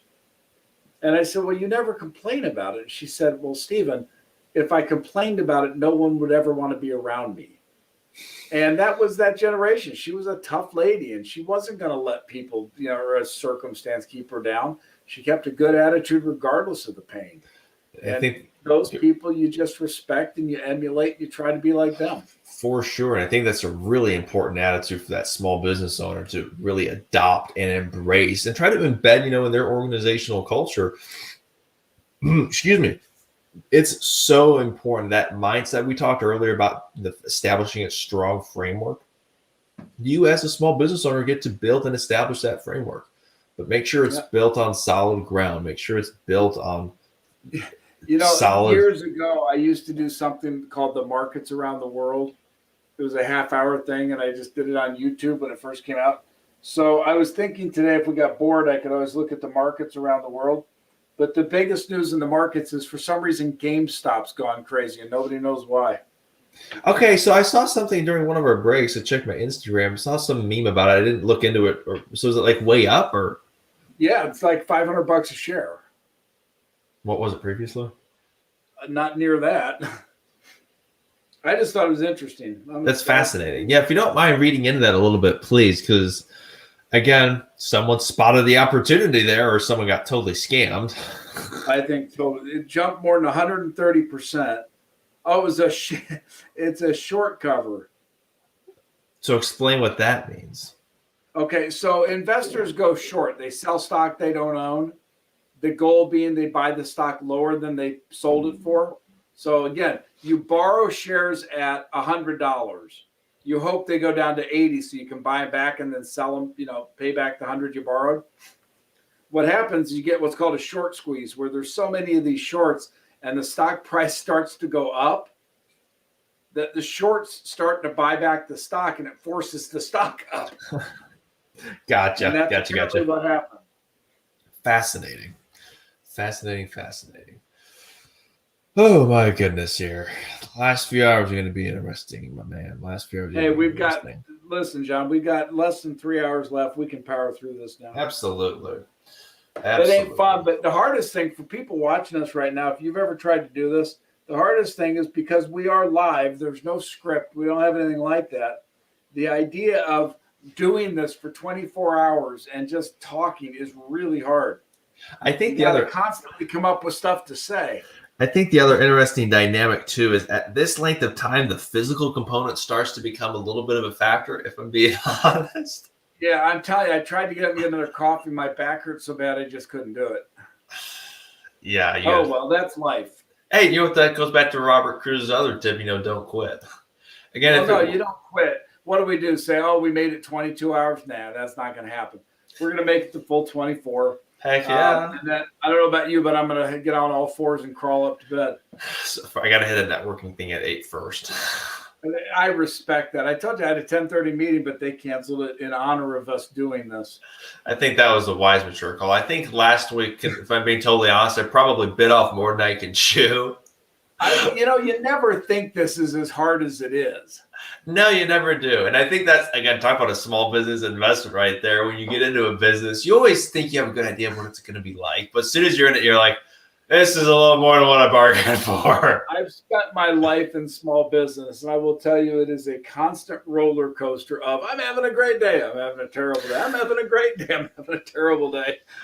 So I got a question for you on that. How did you manage to balance all that, even from like a mental / psychological standpoint? Because that's Let me give you an example from an old story I knew of an older guy who's in his 60s and he's retiring from a company. And at his retirement party, a young fella came up and he said, Mr. Chairman, I'm just so impressed by you. How do you make so many good decisions and keep such a calm mind? And the chairman looks down at him and says, well, first, I've made so many bad decisions. And secondly, I learned they really didn't matter. keep it all in Life perspective. goes on. Keep it all in perspective. I think that's a It's really all good one. perspective. The fact is, we've got 6 companies or 5 under the council, and 2020 was a year that just about put 4 of them out of business. Last March, I was fit to be tied. I didn't know what to do. Our merchant processing company was down 80%. Our human resource company was down 100%. Our capital company was down. I didn't know how much. I was worried about it going out of business. was freaky. Through a lot of, pardon? It was freaky. I remember when we talked during that week, I think it was in March, with the lockdowns first, it went down 80%. Thankfully, here in Texas, it bounced back pretty quickly. Well, I showed you what I keep in my office. I had to put a pellet in my head. It was frightening day. You see something dip 80%, you're like, it was just stunning. I remember, and like most in my world, we said, okay, if it's that big a deal, 14 days to flatten the curve, we can stomach that. We'll probably survive. Yep. It then dragged into 21 days to flatten the curve, 28 days, now 2 months. And again, in places like Illinois, it just is ending now. But it was a very scary time. And through the hard work of the people in the council companies, the division managers, each of those presidents did their job. And you can't say more than that. I mean, they were extremely diligent in keeping their businesses going. And so we end this year with a big fat loss from last year. But it looks like, the companies will survive and will earn it back, hopefully. Well, I think that was the mantra for a lot of small businesses. Just survive 2020. Just find a way to make it to the new year, kind of get to that reset where everything starts opening it back up again. Yes, things are going to be different. There is going to be a little bit of that new normal issue to deal with. But if you can make it to the other side, you're going to be fine. Then you just have to find a way to weather the storm. And again, that's a easier said than done type of thing. But you have to, that just small business owners know, find a way. All the more value, John, on what you're doing at the council, because these small companies, and again, go 20 million and down, let's say 50 employees or less. Companies of that size, they need the coaching, they need the consulting, they need the resources and the tools that you have. They don't want to go through those murky waters alone. They want to have somebody go with them. There's no need to go it alone. No, they really don't. I mean, the council is not expensive. It's extraordinarily inexpensive. In fact, in many ways, you could argue it's free. In fact, it's probably free multiple times over. We're probably paying you to be a member. But the point being, in fact, let me give the math on that just for people watching right now, since we are coming in, it's 5:30 in the morning Central Time. When you join the membership for $39 a month, we give you right off the top $4,000 worth of tangible products, including a $2,000 coaching program, a $600 job fit assessment, a $1,000 business assessment. These are real things. These aren't fluff. So we're paying you $4,000 for your $39 investment. That makes a lot of sense. I don't know who invented that, John. It's about an 8-year Here's payback, right? Anyway, point being, the council offers education, advocacy, tools and resources, and networking.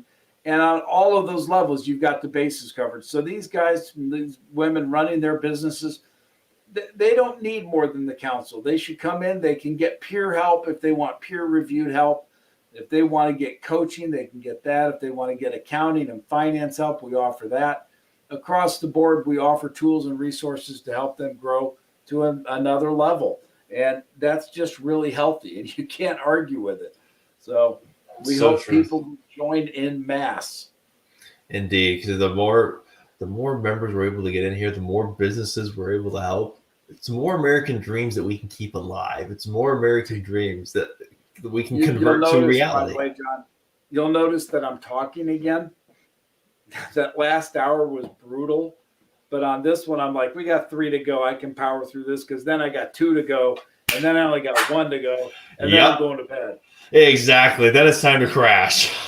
It literally is down to, I'm just counting the minutes. So I'm going to talk as much as I can. And that way when Absolutely. I go to bed, I'm just going, "Ooh, I'm out."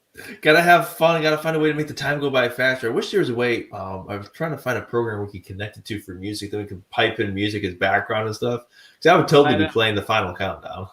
That would have been nice. And the other problem, I kind of was enjoying those videos that you're doing. I Mhm. mean, it's a nice break. The problem is now I fall asleep.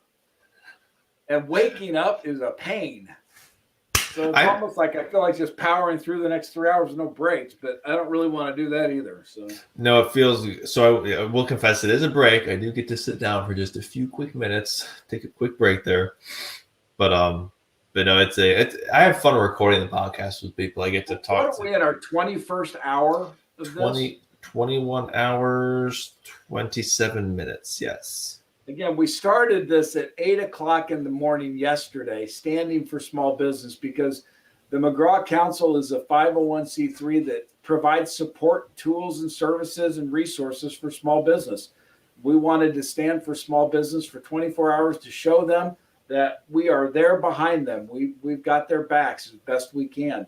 And we're also looking to add to our membership, because the more members we have, the more money we can give back to that community. Absolutely. We're talking through the night. It will be a very easy thing, I think, by the end of 21 that the council membership will be able to donate probably 80% of its earnings to the small business community in the way of grants and donations. So we think it can do a lot of good, and we need your help to do it. That's the vision that we have for this. It can truly be that Red Cross for small businesses. It can be that hotline. It can be that emergency button when a small business owner says help. When they say, I don't know, we can be there for them with our national network of resources.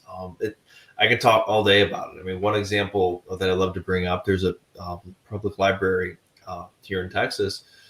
You don't have to be a resident of their city, of their county. You don't even have to be a resident of the state of Texas. Anyone in the country, literally anyone, can access that library. And the reason that's so big is because they have free business classes on accounting, finance, project management, leadership. And again, our philosophy at the McGraw Council isn't that a resource that a business owner up in Minnesota would probably want to know about? You betcha. Absolutely. It doesn't cost them a nickel. But again, it's just bringing that system of resources together, saying, hey, here's this free resource. Here's this donated resource. Here's someone you probably want to talk to. Here's our community of small business owners. Here's our community of small business experts. Here's our community of subject matter experts. And when you get everyone from across the country, different states, different geographies, different industries, different backgrounds and perspectives, all in the same room, it gets really, really cool. And I think, the whole, talk about Virbela and the virtual reality component again, I think it's a very, very helpful tool, especially for what we're trying to do. Yeah, let's talk about the whole notion of that, John. One of the things that we learned coming through the 2020 debacle is the power of virtual. It's one of our key themes with our members. Mm-hmm. And the idea there is that, we were listening to a thing from Hanson Robotics last night. The head of that, Hanson, I forget his first name. It's late. David, but anyway, pardon? David? It might be David Hanson. Yeah, it's Hanson Robotics at any rate. But he made a comment that was interesting. He said in the next year they're going to release 4,000 servant robots. And the reason for that, in his words, being around people is dangerous. And that's because of COVID and all the rest. But clearly the impact of COVID on everything has been huge. So John and I have been finding solutions for this. And we found a program that is an evolution of a SIM technology. And if you follow computer programming, you know what that means. But at any rate, this is a program that allows us to have virtual office space, conference space, seminar space, all online. And so Mhm. rather than just doing Zoom calls, we actually have offices in this virtual world.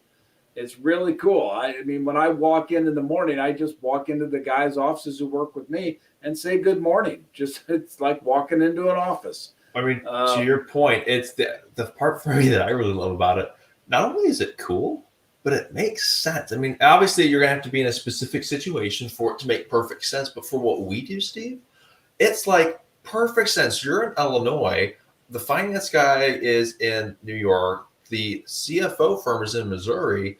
I'm down here in Texas. We're thousands of miles apart, but we can connect with each other and talk to each other and chat with each other, text, voice, whatever methodology you want to use, just as though we're in the same brick and mortar space. And again, it's that, like you're saying, that level of virtualization and digitalization, embracing the technology, not fighting it, not resisting it, because whether you like it or not, that technology is coming. So you might as well I'm actually sending you a link right now to a video that we should play. okay. This is what is Verbella. Oh, that's a great one. And since we talk about it a lot, this I think is going to be a useful part of having it up on this program. Absolutely. Let me quickly share this to my email here. Bear with me as I pull this up. And again, this is, as you've said, Steve, just one example of virtualization / digitalization. But the momentum is coming. This is where we see it headed. There's no reason to fight it. Like we said, it's coming, so might as well be on the front end of it. You want to adapt this technology. Okay, let me go to the screen share here. I think everybody will find this quite interesting. I wholeheartedly agree. Okie dokie. I've never seen this, so I'm going to watch it. Connecting remotely should be liberating, not exhausting. What if being remote was just as productive and fun as being together? Welcome to Verbella, where remote feels more together than ever. Verbella builds immersive virtual worlds, engineered for your exact needs, with support for thousands of people. Create your own office culture, dive into new ideas in classrooms, and throw one-of-a-kind virtual events and trade shows. Founded by organizational psychologists to redefine the future of work and education, Verbella gives you a virtual campus to create the deeply social and collaborative place people are missing. Our customers have the flexibility to operate entirely remotely. They save money on real estate and travel, hire the best talent, and keep people happy and secure. The new normal, the next normal, just normal. Whatever you call it, a digitally transformed world of working, learning, and meeting is here. And it's powered by Verbella. Ready to get started? Book a tour on Verbella.com today. So going back to that, for all of our Platinum members, we give them access to our private Verbella suite, which is really cool. Exactly. And Yeah, go ahead. I was just going to say, again, it's getting a taste of what's coming down the pipeline. Verbella is a great tool. Like we've said, I literally live in Verbella all day now. It's kind of funny. But the technology is only going to get better. And as it gets better, it's going to become easier to use. It's going to become more fun to use. And as we hit those stages, that's when it starts becoming the new norm. Yep. It's where No question about that. That's where it's all heading. When we've talked about the productivity and the efficiency that we've gained as an organization from it, talked about the whole concept of commercial real estate, connecting to it, urbanization, the community development. I think that's another thing that Verbella is particularly good for that small business owner. It's much easier to create true community in a platform like Verbella than it is through Zoom. Part of the reason I say that is, in my opinion, Zoom has to be very, very coordinated / planned / scheduled. Whereas in something like Verbella, like you were talking earlier, it can be off the cuff. You can swing by an office, you can say hi, chat with someone in there. You can virtually sit down and have lunch with each other. You can, if you're both officing from home, take a little break, get lunch, and even though you're not together in person, you can still build that community there. But again, By the way, John, just so people know, if you're watching right now and you see John kind of looking funny against the wall, it's because he's leaning against the wall. I have the advantage of having something I can lean back on in my office, so I don't have to lean against a wall. John Haston, he's been standing for close to 22 hours. So if you've ever done that, you know it's a little difficult. Starts to hurt all over. I say that just to give you some, how's your back? Everything's hurting now. Feet, legs, back. Yeah, I know. Anyway, the Verbella technology is like a second generation SIM. What we would look forward to is when it goes to the third generation or even fourth and becomes very much more realistic. I think the small business community on the B2B side can use it for office space and to really have an efficient office space. On the B2C side, I think there is a future of the ability to work with that business to consumer model. That's part of what doesn't exist in generation 2, but down the line, I think we'll see that kind of stuff. I think it all makes sense. And again, from that small business perspective, you may not necessarily have to adopt it right now, but you sure better get comfortable with it because it's only going to become more popular. And I think, we're talking, go ahead. You go ahead. I was just going to say, if we're talking small business, if you're basically a service provider, get real comfortable with it because it's going to hit you first. If you're something like HVAC, B2C business, it might be a little slower to hit your business industry. But again, get out in front of it because it's part of that virtualization / digital. We're on a curve that's going at this speed. You don't want to wait very long. Over the last 21 hours, we have had experts come in here in HR, payment processing, banking, coaching, accounting, membership organizations. We've had a lot of people in it. You probably haven't been watching this the whole time, but one of the things we pulled away from it are 3 keys that everybody seems to go to. And that is for the small business community today. And again, let's talk small, being around 20 million and below. There are 3 themes that we're going to come out of this whole thing with. 1, digitization. You need to be having a digital strategy on virtually every side of your business, whether it's marketing, customer acquisition, payments, inventory. You've got to see a digital footprint in all of that. Number 2, virtualization. As we just showed you, we use virtual office techniques. We need that virtualization to be integrated throughout the memberships so they can increase productivity, increase efficiency, and decrease cost. And then third is the use of fundamental artificial intelligence. You look at the success of Facebook, Google, Pinterest, Instagram. They've developed AI systems that look at you and they define you. They determine who you are. You need to start using that same technology against your competitors. You need to start to get a handle on that because if you don't, they will. And if they beat you to it, they're the ones who are going to be getting all the Google rankings, not you. It's so true. And I think another important point to touch on too, just like the old analogy, you don't need an elephant in one bite. Right. Start by taking baby steps to get there. That's okay, but start the journey. It's a journey and it is a process. But get it started today because the sooner you start, the better position you're going to be later on, the more comfortable you're going to be with it. One of the experts we had on in his seminar shared do 3 simple things. Build a CRM database, survey them to identify what makes their life easier, and then create and execute a very detailed plan. Pretty straightforward stuff. Step 1 and 2 are both super easy. That's something you can do very basically, literally no cost. Step 1 is join the McGraw Council and we'll help you do it. Exactly. What a great segue. Real quick. Again, I know we talked about it earlier. Why are we doing this? We are standing here for 24 hours straight to stand for small businesses, to show that we truly stand for and with them. If you too want to join us in that vision to help other small business owners achieve their American dream, you can help one of 3 ways. Number 1, share the live stream to your Facebook page. Number 2, tag a small business that you know and love. Say thank you, we love you, and we got your back. And number 3, sign up as a platinum member. Any small business that falls into that less than 20 million in revenue, fewer than 50 employees segment, it's worth a shot. For less than $40 a month, you get access to that virtual reality platform, private office space, 24/7 access.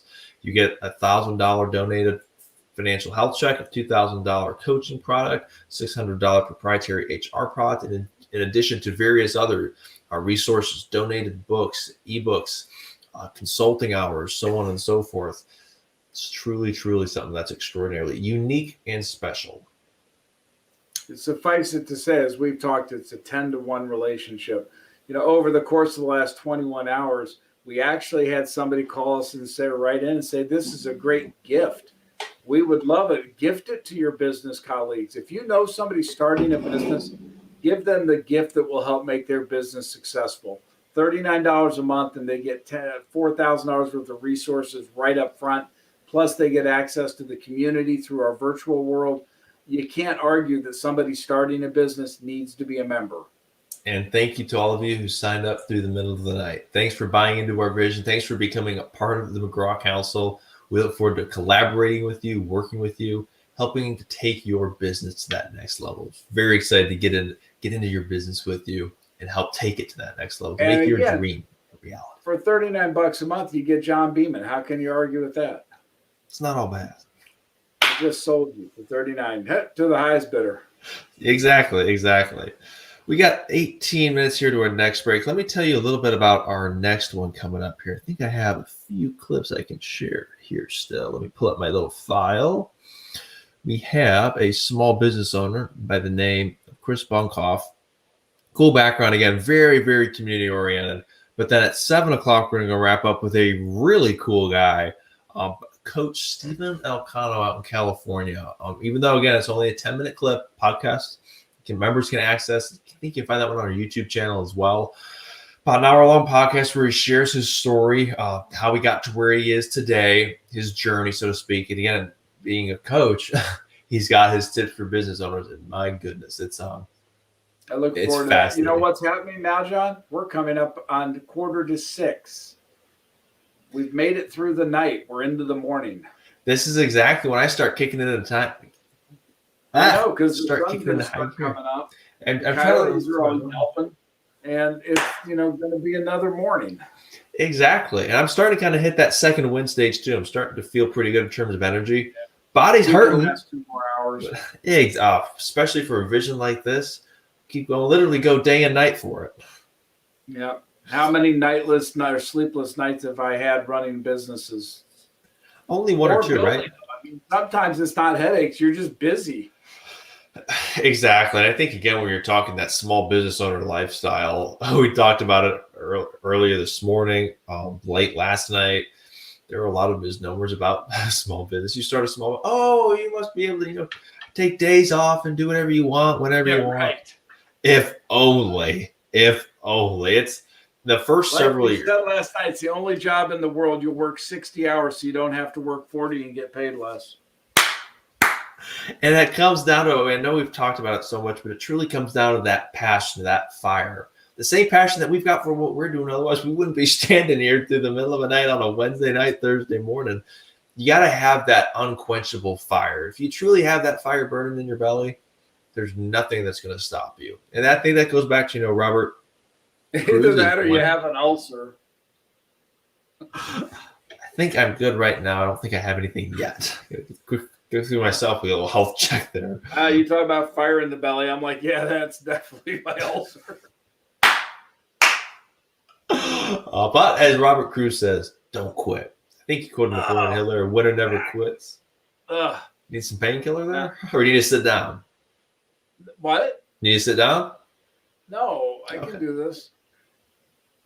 Make sure we have a long future ahead. Look, I got it better than you. I'm leaning against something. True. I have been extraordinarily impressed. I always knew you had a great energy level, but I don't think you've skipped a beat the entire 22 hours we've been here. Well, am I allowed to? That's the time of the quick I didn't know it was an option. You talk about living a small business dream again. It's that passion. It's that fire. If this is a dream, I'm in real trouble. I think there needs to be a caveat to something to the effect of when you're pursuing your American dream, it's not going to be a good dream at first. No, understand. Sometimes it's the American nightmare till it turns into the American dream. It takes time to get there. Look, I've been around the block for 40 years. Sometimes it goes wrong. It doesn't always go right. But if you Well- fight hard enough and you stick to it long enough and you believe in it enough, then ultimately it does become a dream. And it Yeah. is living life on your terms. And that's what the council is all about. Absolutely. Enabling you and equipping you, empowering you with what you need to take your business to that next level so that it's no longer just a dream or an idea, but it's rather the reality that you're living. We're honored to we are honored to join you in that vision, in your future, to help take your business to that next level. You know, we Again, got like 2 hours to go after this segment, right? We're going to have people logging on just to see if we crash. absolutely. They're just logging on to see if we truly did make it 24 hours. I think, Literally, it's like watching Evel Knievel jump just so he crashes. They'll be watching us. I think that's part of the excitement, though, too. I think there is a little bit of the, all right, you made a big statement. Are you actually going to follow through on it? Those of us, those that know us, know absolutely we are. I think people who are watching need to understand it was around 2:30 in the morning when I said to John, I may go like this and fall asleep. And he said, that's okay. I may just collapse. Oh, thankfully, we had a rejuvenating discussion with a couple of small business owners in the middle of the night. I had a total blast. Oh, talk about a That was a nice lifesaver. conversation. Thank those guys when you see them on my behalf, if you would. Absolutely. Yeah, let's give them a little shout out right now. Darren Shue with Sanitech Services, Michael Smith with Lone Star State Mitigation. Thank y'all so much. You have no idea how energizing that was in the middle of the night. Perfect timing. That would have been a long segment. It was getting long. We were slowing down. Oh my goodness. We had a really enjoyed the time discussing business and everything with y'all. Truly a lifesaver in the middle of the night. I was shocked that I hit the wall that late. I thought I was going to hit a wall around 10. I didn't at all. I powered through. It was like 2 o'clock though. All of a sudden that wall just went bam. I really started to hit like a ton of bricks at like 1, 2 in the morning. I'm like, oh, this is lengthy. I think, like you made a comment yesterday. It was very fast paced yesterday. Yesterday went real quick. You had a lot of guests coming in every hour. The content was phenomenal. I mean, just phenomenal. And it did from 8 in the morning till like 6 o'clock, 7 o'clock at night. It went really fast. It really did. Actually, 7 to midnight didn't go bad. It got really slow after midnight. Mm-hmm. I think literally at that point it was just you and me, and not that we're boring, but we're not as interesting as guests. And a lot of the stuff that we kind of already talked through, so we kind of knew what was coming, what the other person was going to say, kind of finishing each other's sentence type thing. And yep. I go back. If people have ever done this, talking for 24 straight hours is really hard. I mean, you do a radio program. Even Rush Limbaugh, who's a pro, does 3 hours in a day, and he's got a stack of papers that thick with staff. We just have the two of us and a whim. So no, we've been talking. We know each other's family name. Wait, we're already family. We are family. I forgot that caveat. See, watch. No, he's not my son. He's my nephew. He's my brother's son. Okay, I do need to throw that. There's this one individual who is a very kind contributor to the McGraw Council, and this individual. It's funny because they continuously confuse me for being your son, and he's like, oh, your dad, uncle. It's like, oh, uncle. Uncle. I'm not old enough to be your dad. Oh wait, yes I am, but I don't look it. I didn't want to say anything about my back feels it, but I don't look it. Is it the lower back? It's the whole back. Yeah. Ow. I'm telling you, I'm going to crawl upstairs on all four when we're done with this thing.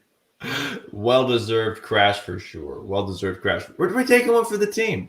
It's that passion and fire that you can't buy. Say hello to an old friend of mine, Linda from Ireland. Oh, very cool. Very cool. Small business story there? No, she's just an old friend, but I noticed she just logged on to watch, and I think that's spectacular. Oh, that's fantastic. Love to have my friends watching. Absolutely, absolutely. It's always fun to see the support. Cheerio to you over there in jolly old Ireland. It's jolly old England, I think, not Ireland, but you get a little grace when you've been up 22 hours straight. 22 and a half. Well, plus it's not like you had the day off beforehand either. You were kind of working on stuff. Well, yeah, and I didn't even sleep the night before, so it's like many days since I've been to bed. But what the heck? That's what we do. So anyway, for those watching, we're glad you're joining us. We are the McGraw Council. We're a 501c3 organization devoted to helping small business We provide advocacy, education, networking, community, and tools. In fact, the membership for the McGraw Council is all of $39 a month, in return for which we give out $4,000 in legitimate usable business tools. So it's kind of a funny inverted value proposition, but it works for us, so we hope it works for you. We do donate our proceeds to the small business community. So those businesses affected by natural disaster or man-made disaster, either way, we don't care. We try to stand with them. And John leads this up for us. And he is leading the march to get us up to 1 million members. And we, at that point, will be able to really do some serious help to the small business community. Oh yeah, we're literally going to be able to be that true Red Cross for small businesses. And it's fun because, by the way, and I want to reiterate, the idea of the Red Cross for small business was not us. It was one of our members who said, "You guys are the Red Cross for small business." mm-hmm. Exactly. That's the vision that we have. It's a big vision. It's a big goal. We know that it's needed. And the fun part is we know that our process and what we do works based off of member feedback, based off of people coming back for more, so to speak. They're getting true value from it. They are truly improving and growing their business from it. And again, just being able to see it firsthand, get into their business with them, see how they take it from point A to point B, get answers to the questions that are really driving at them hard. It's a very rewarding experience. Yep. We have had feedback all through the night from members just telling John how great a job he's doing, how the content is good, the education is therefore good, the advocacy on behalf of small business is growing, but the tools we give, and that's where it comes down, between the virtual networking that we do, which is a very advanced technology that we're participating in, and we're excited about that for all of our members. But for those, especially in the B2B world, it's a terrific tool. And then the other tools, which include our job fit analysis, business valuation through our accounting firm. It includes, I don't know, John, what, consulting, coaching, all bunch of stuff. All of the above. All of the above. It's the value out of it is pretty dang cool. I would be able to list those off the top of my head, but my brain's falling asleep.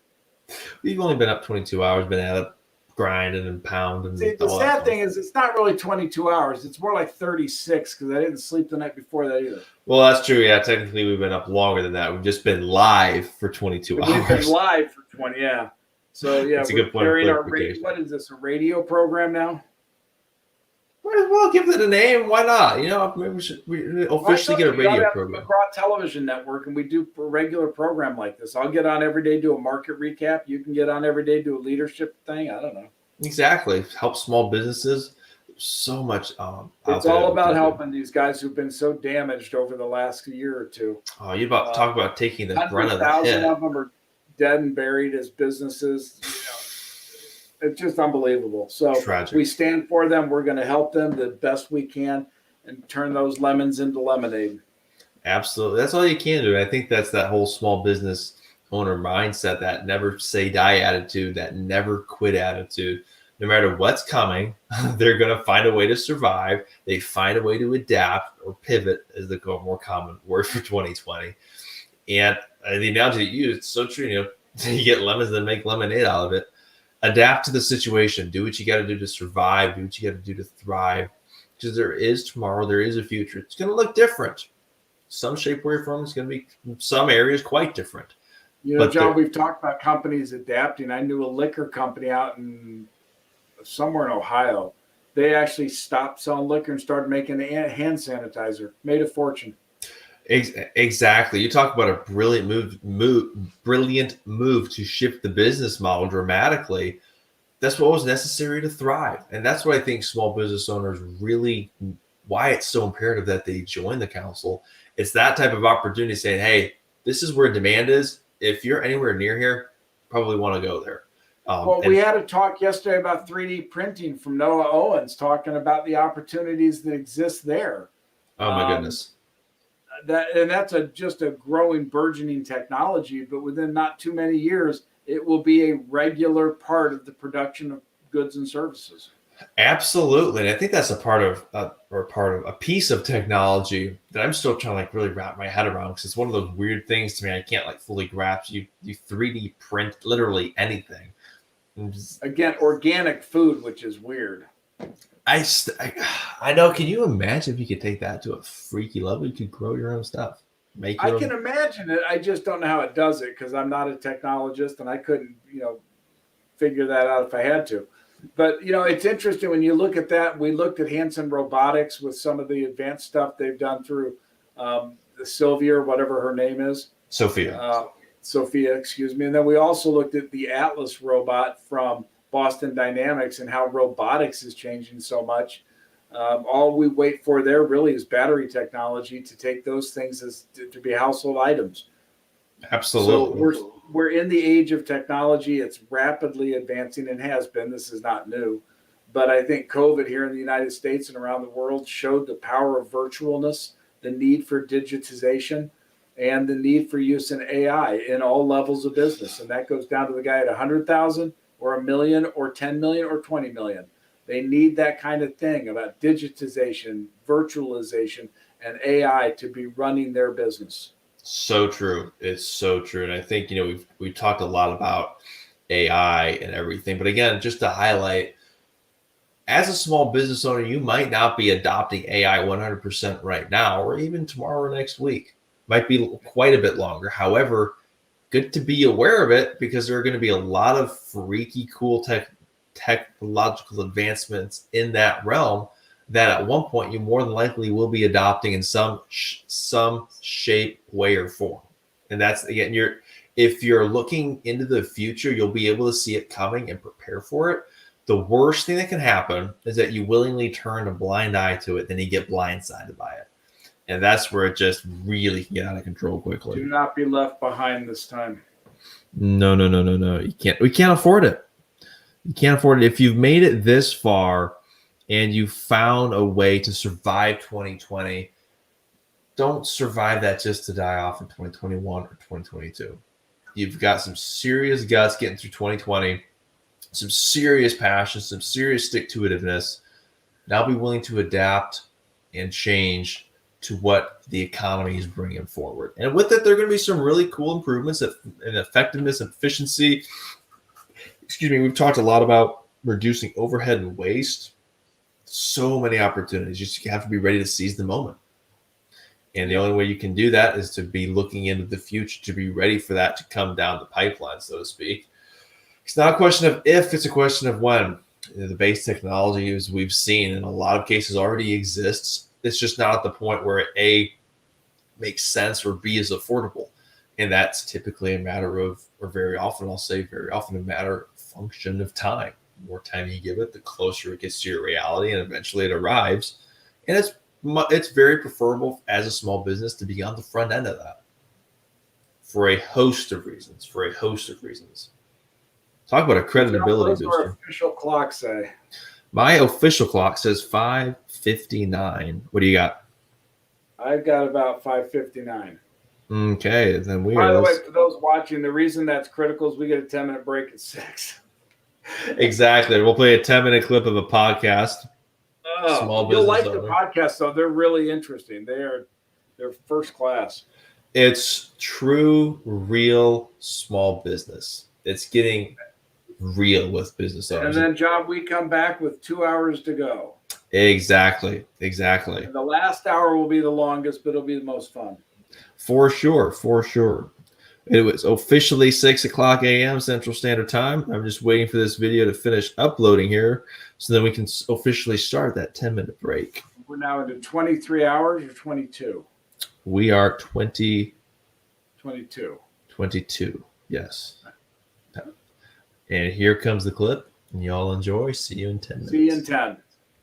The top button isn't working on any of my pants anymore. What happened? You know what I'm saying? Like going to that new line of stretchy pants. So it's like, okay, so you just have to understand. So I think patience for me is one of those things. And I'll be honest with you, John, it's probably one of my hardest. Well, I think that's, again, the whole point of continuous learning, continuous improvement. If any business owner ever tells you they have life figured out and everything is perfect, they're either flat out wrong or they're lying to you, because there's No doubt always about it. there's always something to improve. That doesn't mean it's bad, Right. but there's always something that can be improved. Yeah, and so for me, the patience, I'm the type A driven, wake up with a to-do list in my head.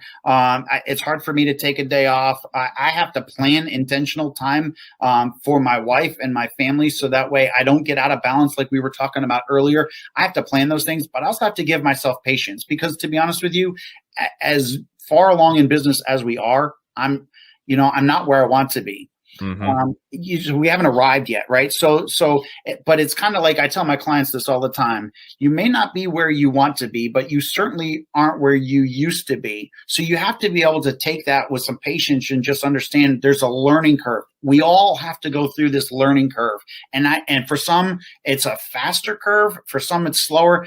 And so first of all, patience. Give yourself patience. I think the other thing that my second tip that is comparison. I think one of the enemies of success is comparison.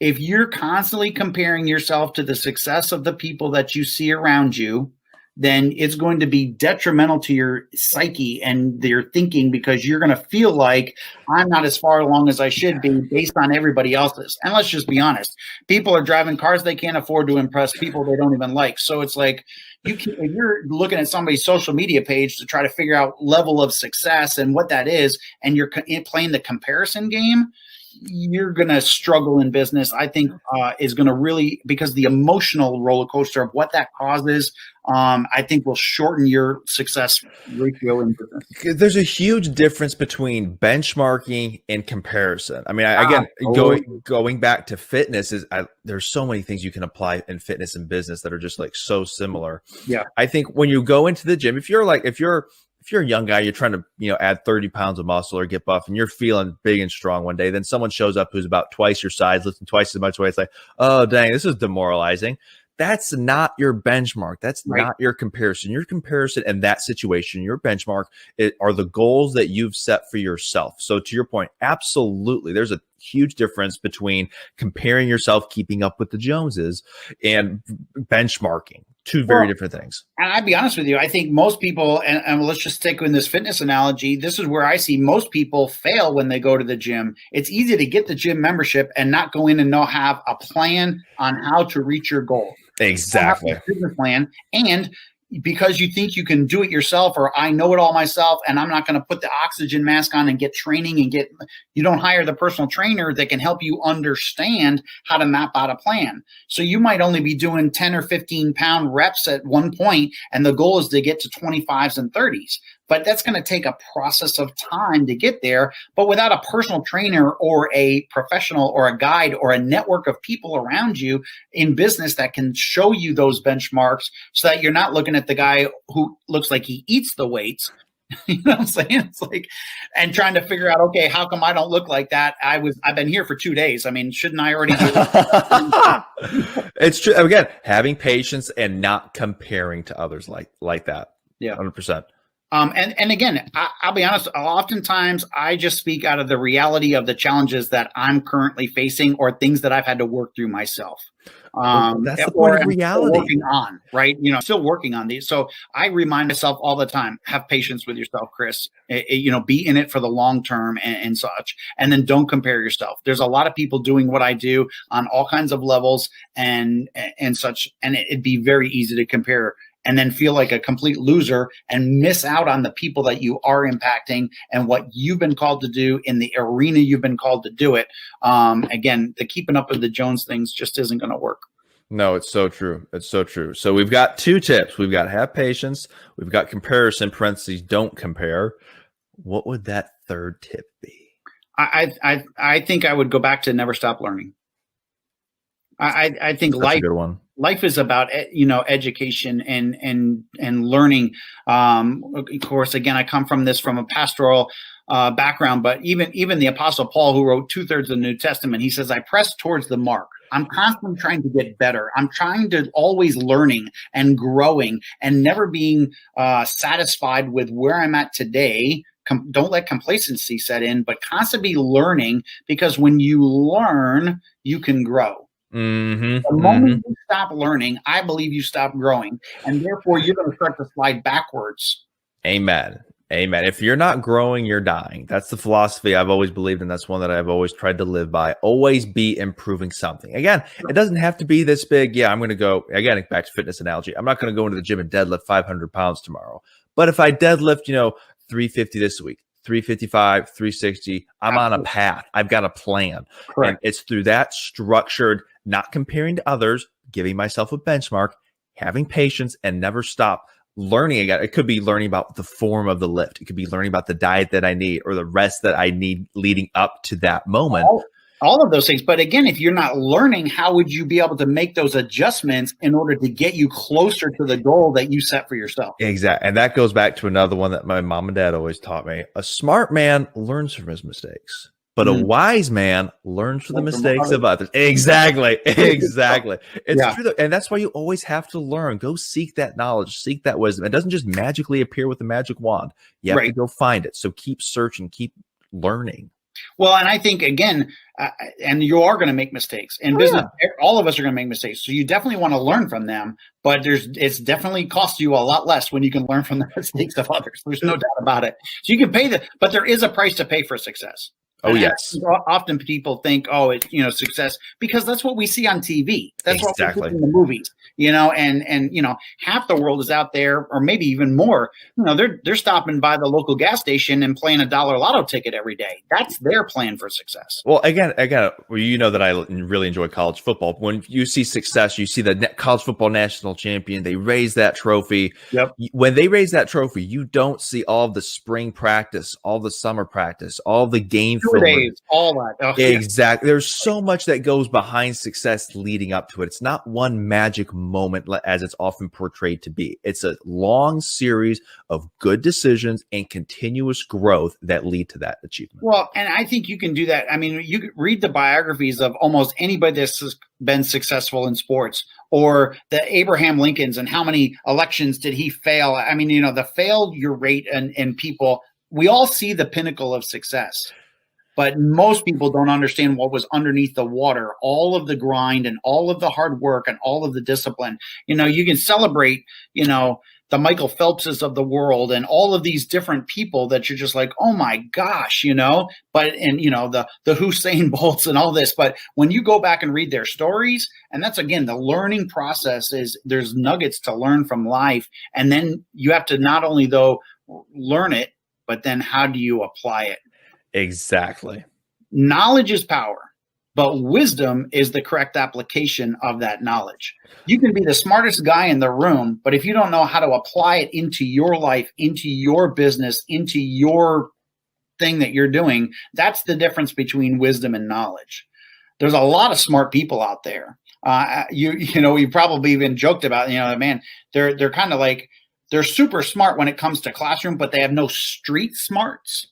And in business, you got to have some street smarts, but that's where the wisdom comes in. You know what I'm saying? It's like, okay, I learned this over here. Wisdom is, how do I correctly apply it to make the difference in whatever you're facing in your business? So I love it. I love it. Chris, thank you so much for coming on and joining us today, for sharing the life story, those 3 tips, and the knowledge and wisdom that you've shared. I know there are a lot of people that are going to benefit from this. I can tell you, me personally, again, I've already learned a few things. So I just want to say thank you.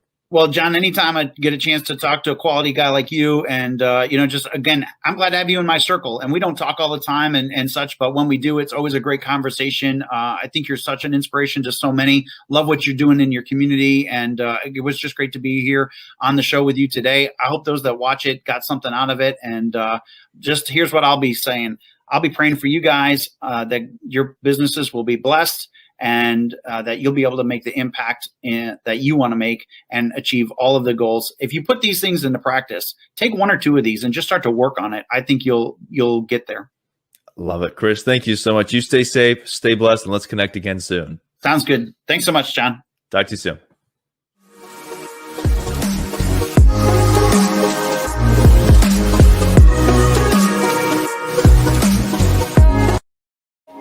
So a fun little backstory on Chris. Talk about small business pivoting. 2020, they had a record year, and they own a smoothie shop. Well, there you go. Everybody likes a smoothie. Not only that, but talk about understanding the economy, the situation, the consumer's demands and preferences. they were able to actually have a very successful year. And again, the whole point doesn't just happen. It's dedication. It's time. They've been doing this for quite a little bit now. And they got up to a point where they built their support structure, their local community, their local community. So I'm starting to slur words, excuse me. Well, you're allowed. We are welcome back, everybody, to our 22nd hour of this marathon, 24 hours to stand for small business. We are the McGraw Council, a 501c3 dedicated to providing services, tools, advocacy, and education to the small business community. You can visit us at themcgrawcouncil.com.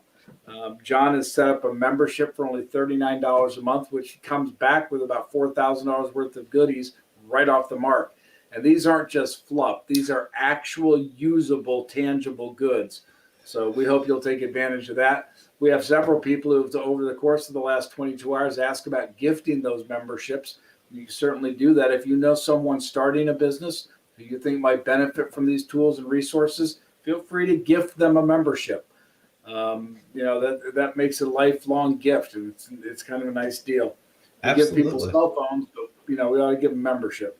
When you think about it too, real quick, I do want to kind of talk about those tangible goods that you talk about. One of them is a coaching product, and again, I've been through that one personally. It's incredibly helpful. Another one is that financial health check. Again, I've gotten to go through that and see what it looks like firsthand. You talk about kind of quantifying the health of your business. If you don't have the measurables, if you can't track it, you don't know where you're at. That financial health check will help get those things in place. Costs $1,000 to get donated to you for free. In addition, there's a proprietary HR product. Again, I've been through it personally. I've used it for team members. That job fit report. Again, it helps you identify those talents and skills in terms of the application within your business. And that's where it's more than just like a resume. It's not just a resume match thing. It's not matching skills and talents. It goes way beyond that. And I talked a little bit about the story yesterday. I think it was, we were adding a team member to our team down here in Texas, and we put them through the report. It was hugely helpful because it said the person was a perfect match. But there was one caveat. One caveat was that individual thrived in a little bit of a lone wolf environment. They weren't the best fit for a super collaborative environment, but they thrived when they were kind of allowed to do their own thing. And so that was really helpful going into it. Okay, here's the situation where they're going to really succeed and have fun. Here's the one where they're not going to have fun. They're not going to do well. It's pushing towards that way, keeping away from that one. Really identifying the right fit. Very qualitative discussion, but a hugely practical one. I do want to pull up Chris's 3 tips too, again, from the podcast that I got to have with him. Again, it's all an hour long or so for each podcast. Members can tap into the portals, see all of our history, recorded ones. We have some on YouTube as well. It's about getting real, true, authentic small business stories. One of Chris's discussion points is don't compare. And I think that's like a really easy one to fall into being competitive small business owners. You're always looking to compare to something, try to be better than, more than, stronger than, so on and so forth. Chris's point is set the benchmark against yourself. Don't make it a competition to keep up with the Joneses. It's very easy to get sucked into that. I have to do this to beat, this company or that company. Set the benchmark yourself internally. That's probably one of Chris's best pieces of advice from that podcast. He had 3 really good tips, but that one kind of stuck with me because you shouldn't arbitrarily let other entities be your competition like that, be your benchmark rather. You set your own benchmark, you determine the goals that you want to achieve, establish the metrics that will lead you to getting there and achieving that goal, and then go from there. It's not small business especially isn't about keeping up with the Joneses. That's not how small business works. Have your goal, have your metrics, and then go get them. And that plays into one of Chris's other points there. Have patience. It's going to take time. Overnight success is 7 to 10 years, they say. Patience is definitely my virtue. That's a joke. Anyone that knows you, Steve, knows that. Well, again, strengths and weaknesses. There's a reason why you're very productive and you get a lot done and you're very successful. But also having patience to complete or fulfill a vision. It's going to take some time. And I think, again, being in that real conversation with small business owners, it's going to take time for you to achieve your dream. It's going to take time for you to build that business up towards actually churning a profit. That's all normal. When you're in month 6, 8, 10, 12, 14, sometimes all the way up to 18, you're kind of on that fringe, just missing it barely maybe. A lot of that's normal. You have to keep pushing through it and keep pushing and have the patience and wherewithal to stick to it, because there is that other side where it is a profitable business. We truly are living that American dream. We were talking, John, last evening or this morning early, 2 or 3, whenever that was, about this idea of finding contentment in what you do. If there's anything that I've learned in my business career, 40 years, it's that you've got to be content. Never be satisfied, always try to be improving, but you've got to be content. You know, I think enjoy what you do and joy in every day. It's so true. And that one really hits home for me because it's one that I really need to watch myself on. Finding fulfillment in just the end goal or the vision, the purpose of what you do. I think that's a really easy one for small business owners to get sucked into. You talk about one of those traps. It's always this accomplishment, then the next one, then the next one, then the next one. Yes, always strive to grow, always strive to take those next steps, hit that next level. But at the same time, it's not to be the source of your fulfillment, for lack of better terminology. You don't want to be out to impress others. You'll never win that game. You never will. And you can never catch up. You can never run fast enough. You can never be big enough. All right, strong. so who was it that was ragging on me about my Elvis stuff last night? Roy? Yes. All right, well, I got another one for you, Roy. Elvis, one time when he was voted, like, I forget, some young man of the year or something, a reporter said to him, "What's it like being Elvis Presley?" And he stood up and he had the big belt on and he said, "Well, let me tell you, it's one thing to be Elvis Presley, the man. It's another to be Elvis Presley, the image." And the point being, you can't live up to others because you can never match that image. You can only live up to yourself. Be true, be you, be authentic. Do be thine real. own self be true, right? Shakespeare.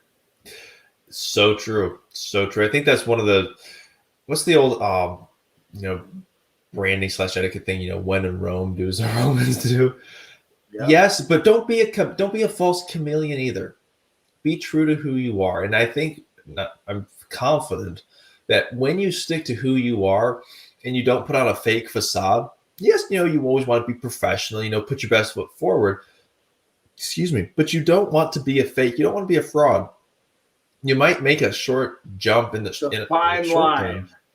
Anybody who's been in sales understands that the need to be a little adaptive to your environment is a critical need. Oh, for sure. But there's a difference between being adaptive and a total chameleon and fake. Yeah, that's, as long as you know the difference, because being adaptive is a good thing. I think if there's one of those things, it's one of those things like we were talking about. I forget what it was, but you know it when you see it. And again, the chameleon changes its skin color, but it's still the same chameleon inside.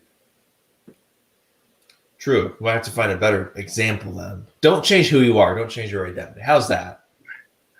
I don't know. I'm starting to forget what I said to you like 30 seconds ago, so I'm getting tired. We're going to keep pounding this. We got 6 hours left. I'm hitting it too. It's 6:19. We have 1 hour, 40 minutes, and a handful of seconds left. I'll tell you, John, I've run my battery so low. I've been sitting at a bar with guys, and I fall asleep at the bar talking to them. Just like my brain just shuts down. Could you tell that story one more time about what you put in to your early career? Because I think it highlights the dedication that's needed. Didn't I already tell it like a minute ago? Wasn't quite a minute ago. It's been a Texas-sized minute.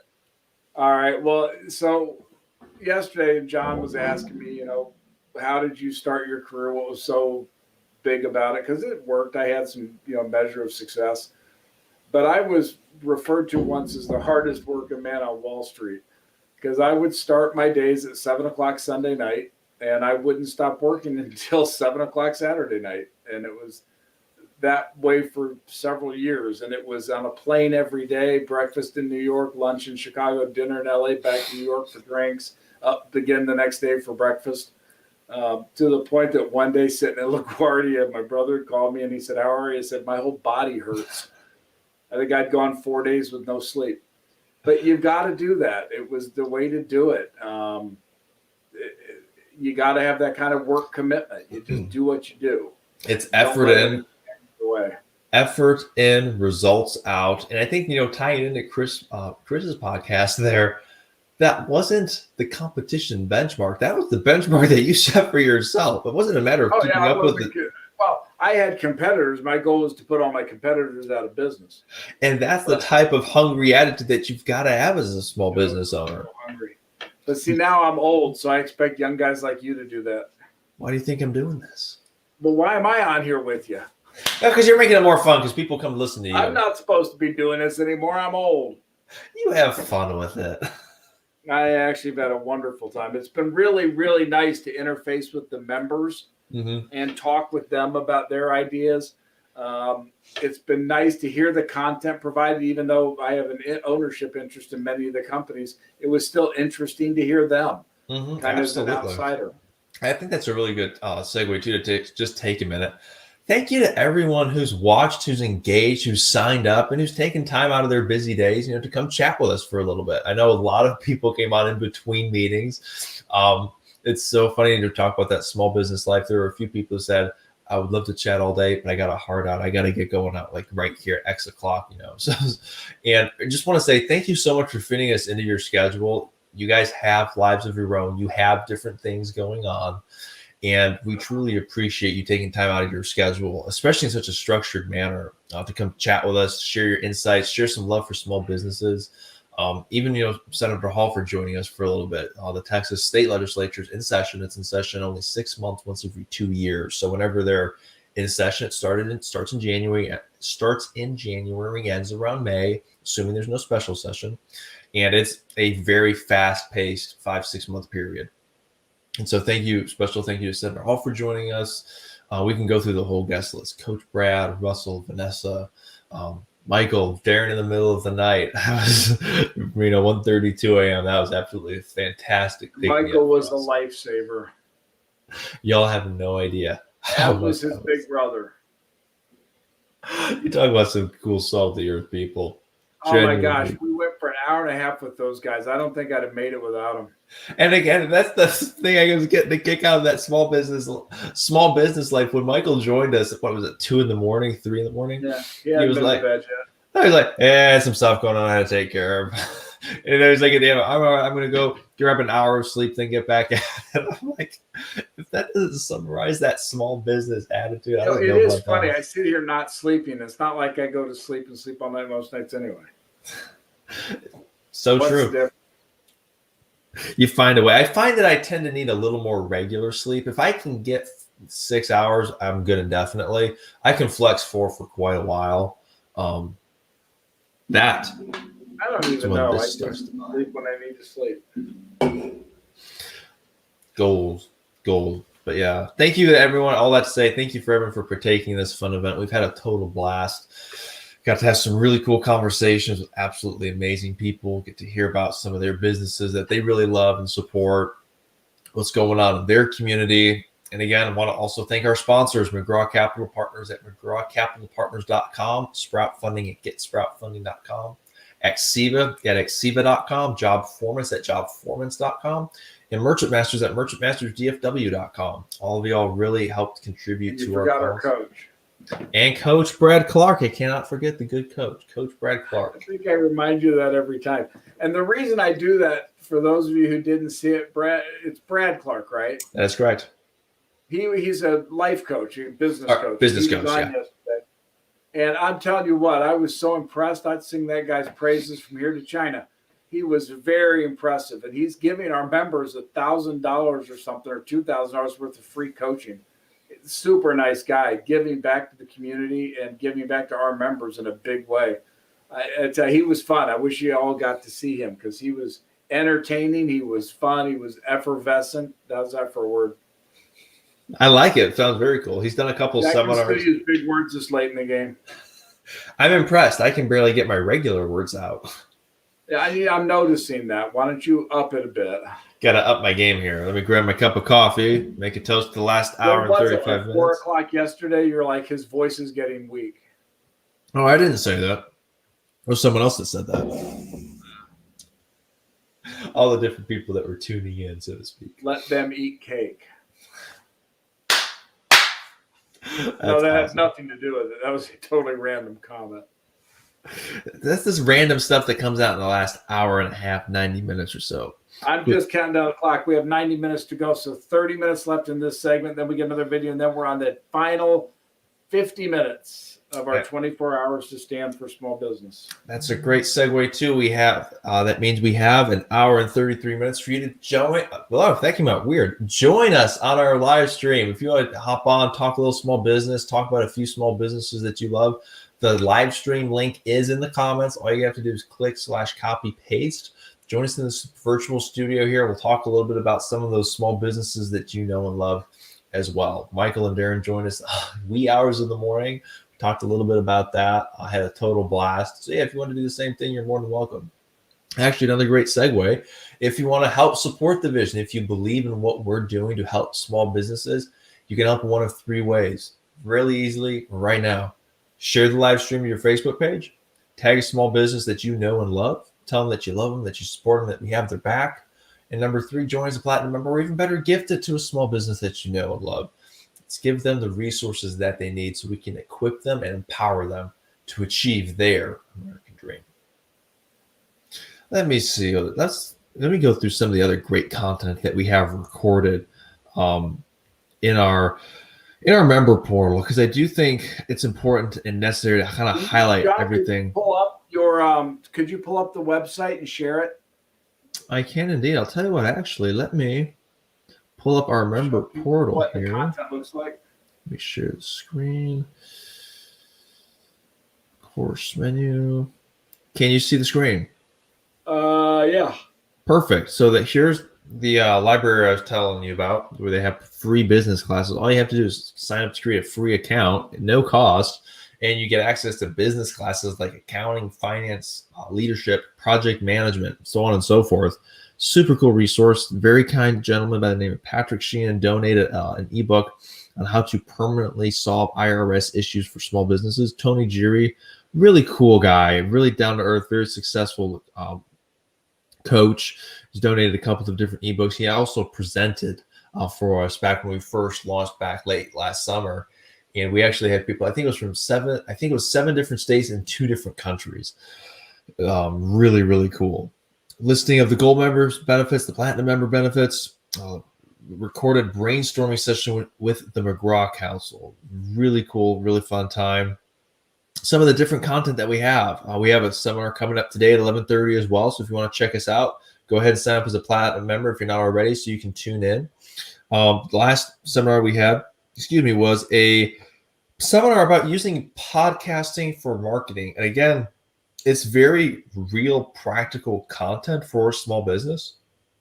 Chris, a famous founder, went into all the details of podcasting, what it is, how you use it, how you distribute it, how to maximize its use. And then there's some really good discussion too on kind of like measuring your success. Are you on the right path? Are you on the right course? Are you doing the little things correctly? Very, very methodical. Down here, we have a few other small seminar presentations using LinkedIn, using online communications to succeed virtually. We see here some of our other podcasts, Servant Leadership, which you saw a clip of earlier. Building and profiting from business relationships. We talked about that late last night. Really good seminar there. And again, during these seminars, you have opportunities to network and connect with other small business owners in attendance. So as you are learning something new and truly learning how to apply it, at the same time, you're also meeting new people. And that's always really cool because then you build community there and you have that support system in place. Alternative financing. John Cozy was kind enough to come present to us about alternative financing, what that looks like, what you need to do to prepare for it, and then also what that financing company looks like. Because it does need to be a mutually beneficial transaction. It needs to be good for both parties. And there are a lot of things. I'm going to quickly talk about that for a minute. Steve, you can probably even chime in here too with some of your experiences. There are a number of situations in which a business will apply for financing and they don't have some of the basic requirements needed. For example, there is a shockingly high number of businesses that will apply for either a loan or alternative financing and not have their books in order, or it'll be, a year and a half, 2 years old. That financing company is going to need the latest financial information that you have, and it's going to need a pretty clear picture of it. So, one of his tips was get the bookkeeping all organized and cleaned John, up. that's more common than you think. I mean, I'll bet of McGraw Capital's prospective customers, 60% don't have their books in order. Wow. Again, to talk about measuring and tracking everything. Yeah, when we see that, we just can't we won't fund them. We won't do their deal.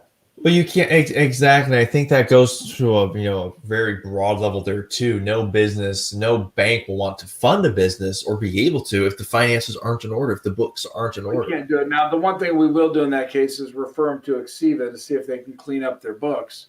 Exactly. And that's happened, I think, once. So. But again, it's the whole ounce of prevention is worth a pound of cure thing. If you think you're going to need financing from a third party within the next 6 months, within the next 3 months, really, really, really, really emphasize getting those books organized, because they should be already. But if they're not, let's get on that today. Actually, a really funny one. I got to present on how to present, so to speak. It's interesting in our networking groups. A little rationale behind that. We actually had some members reach out and kind of request that specific topic, because there is definitely a right way and a wrong way. Particularly when you're in a networking group, there's a specific presentation style that you need to communicate. You got to communicate who you are, obviously what you do, why you do it, but then also kind of what you're hoping to gain from that presentation. And one of the best things you can probably do if it's a networking group that you're pretty well connected with, teach them how to refer you. That's really going to maximize your value from a networking group, which again, Tim talked about in his business relationship seminar. Virtual ethics, Coach Brad came in to present how to talk about doubling profits. There's Tony Chiri's presentation, knowing what you need, understanding the employment process and what you need to know. John, how many do you have in total? Do you know the number? Off the top of my head, no, but I'd say we have right about 15 to 20. Right about, I'll check that. Probably what you've seen throughout the last 24 hours are just snippets of these, but we actually have 1 hour programs behind them. Mm-hmm. So it's a powerful, powerful set of educational materials for the real world of business.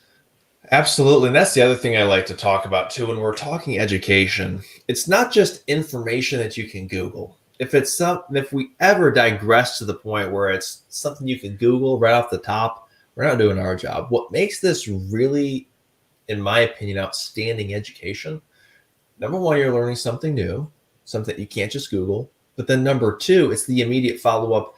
Here's what you do with that knowledge. Here's what you do with what you just learned. That transforms it into an action plan, to be productive with it, to actually use it. And I think that's where a lot of educational programs that claim to be educational out there are really just sharing information, because there's no application of it.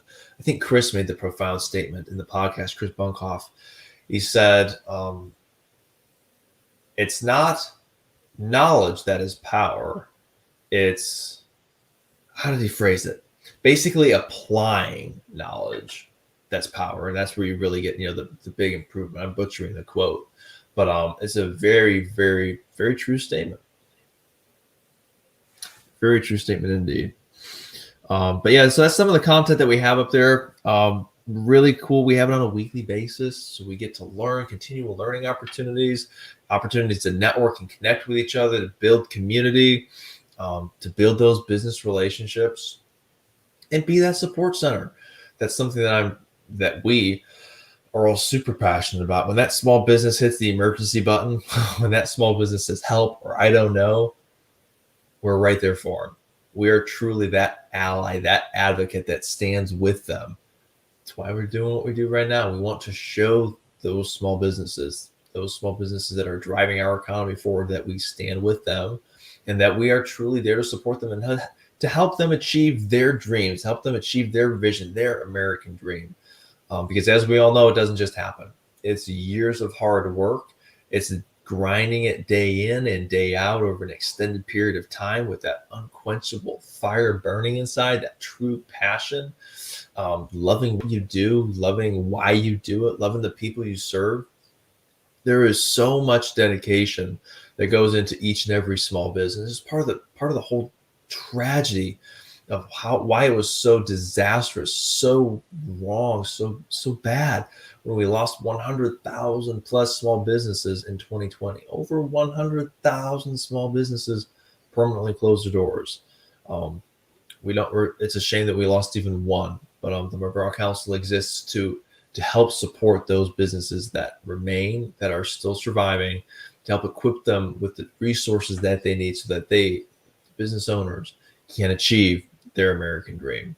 And again, we're having a total ball with it because it's not a question of if it works. The feedback that we're getting, the reviews that people are leaving on our Facebook page, on our website, on Google, all firsthand testimonies that have been through the process. It's exciting to see. It's exciting to see it all come together and to see it flourish, to see the membership really benefit from it truly. I know we talked about it once. I think it was early on yesterday morning. We were talking about, the membership and why it worked, how we know it worked. We had one member sign on, and they had a major question that they had to answer. They were kind of looking whether or not they should double down and kind of expand the business, or if they were approaching the time where it was necessary to sell. So we sent them, that fractional CFO from Exiva in Missouri, helped get some financial plans in order. Then we had to bring in a third-party mergers and acquisition specialist that was able to help bring some clarity to that question. And in the end, that business owner decided it was probably good to double down, expand, take those next steps in that business development process. It's that type of thinking, those type of resources that we're able to bring together under one platform. And we're able to make them accessible, shockingly easy, and it works. We're helping people. It's not a question of if, it's a question of how many can we help. And that's why we're asking for your help to help us spread the word.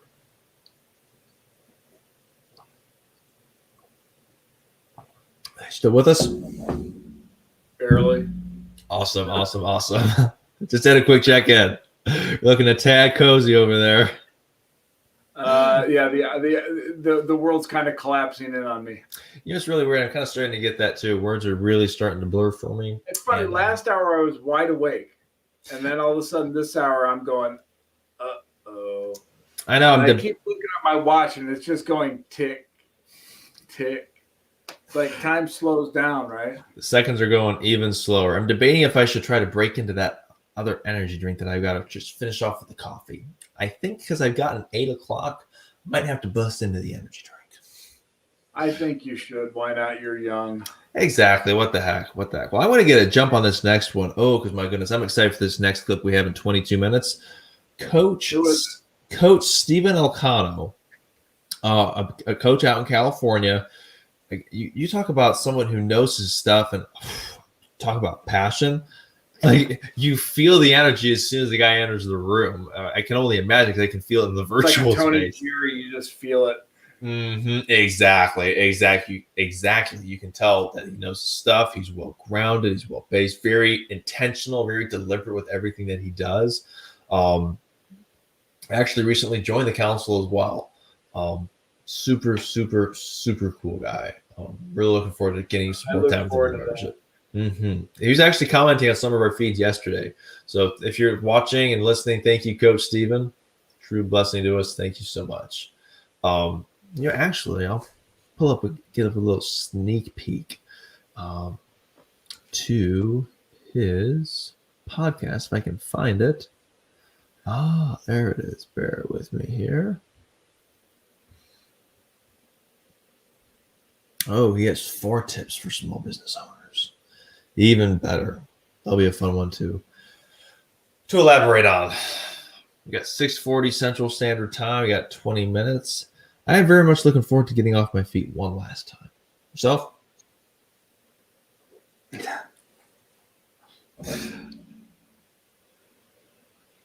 I have to laugh, John. I was doing fine last time. I hit a literal wall here.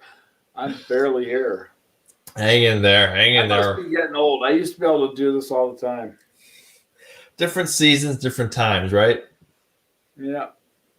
But to your point, I will stand as long as I have to if it brings awareness to these small business people who've given so much and had such a tough time. I mean, this is a small price to pay. Especially when you consider, over 100,000 businesses permanently closed, and everything that those other small businesses had to and continue to deal with, whether it be restrictions or lockdowns, so on and so forth. They've been through the ringer on a massive scale. It's and in many ways, it's a miracle that they're all still around. And I know we've talked about several times. I'll never forget driving through St. Charles when we had our board meeting up in Dundee, Illinois, and it was very sobering driving through those shopping areas, seeing the massive open parking lots, seeing those small business owners, barely hanging on. It's freaky. Even down here in Texas, I remember a couple months back driving by, you'd see parking lots that would historically be jam-packed where you couldn't find a parking space. Now like totally vacant, open. And again, That's a lot one of of those things I think has permanently changed, but we'll find out. Elaborate a little bit, just the way we shop, you mean, or? Yeah, I think you're changing consumer behaviors to the point that online shopping it was already there, right? This just caused it to explode. And I suspect it will just get stronger as a trend, not weaker. Wholeheartedly agree. I wholeheartedly agree. Again, we've talked a lot about the whole digitalization and the customer behavior side of things. But I think I don't think you can talk about it too much. I think as small business people, being in small business, we've got to be aware of what consumer demands and consumer preferences are. Because if consumers tell us, hey, I'd rather purchase online, guess what? You better have your store online ready to roll. Yeah, absolutely. Absolutely. Don't wait. Get out in front of it. Study your customers. Know your customer avatar, their customer profile. Know what's important to them because it will vary based upon that customer profile. Real quick, I do want to talk about that. Hammer it down. Don't have a broad customer profile. Yes, you can serve a wide or a broad category of customers, but hone in on that target. Identify exactly. How many are at our target? 33 million? Right about that, 30 million, yeah. That's targeted. But in our marketing efforts, we are very targeted. We have a customer profile built. We know their behaviors, their values, where they spend their time, how in general they become aware of what we do, which social media platform they like to use, their preference for that. You have to know, it's imperative that you know your customer because in that light of reasoning, you should have a perfect customer drawn up in your mind. And I am shocked by the number of small businesses when you ask them, tell me, who can I send your way? Oh, anyone, XYZ. That's awfully broad. That is awfully broad. So for example, I'll make this McGraw Council a great example here. We can literally work with anyone. I'll narrow it down here. We can work with anyone under 20 million in revenue, fewer than 50 employees. Our ideal client, that perfect client that gets the most out of this, it's typically going to be a small business with about 2 to 3 million in revenue or less, under 12 to 15 employees. It's going to be service-based and it's going to be B2C. That is a very definitive customer profile. Pretty detailed. Exactly. And so through that knowledge, we're able to target market and make sure that when we send out our marketing efforts, it's kind of targeting that business demographic.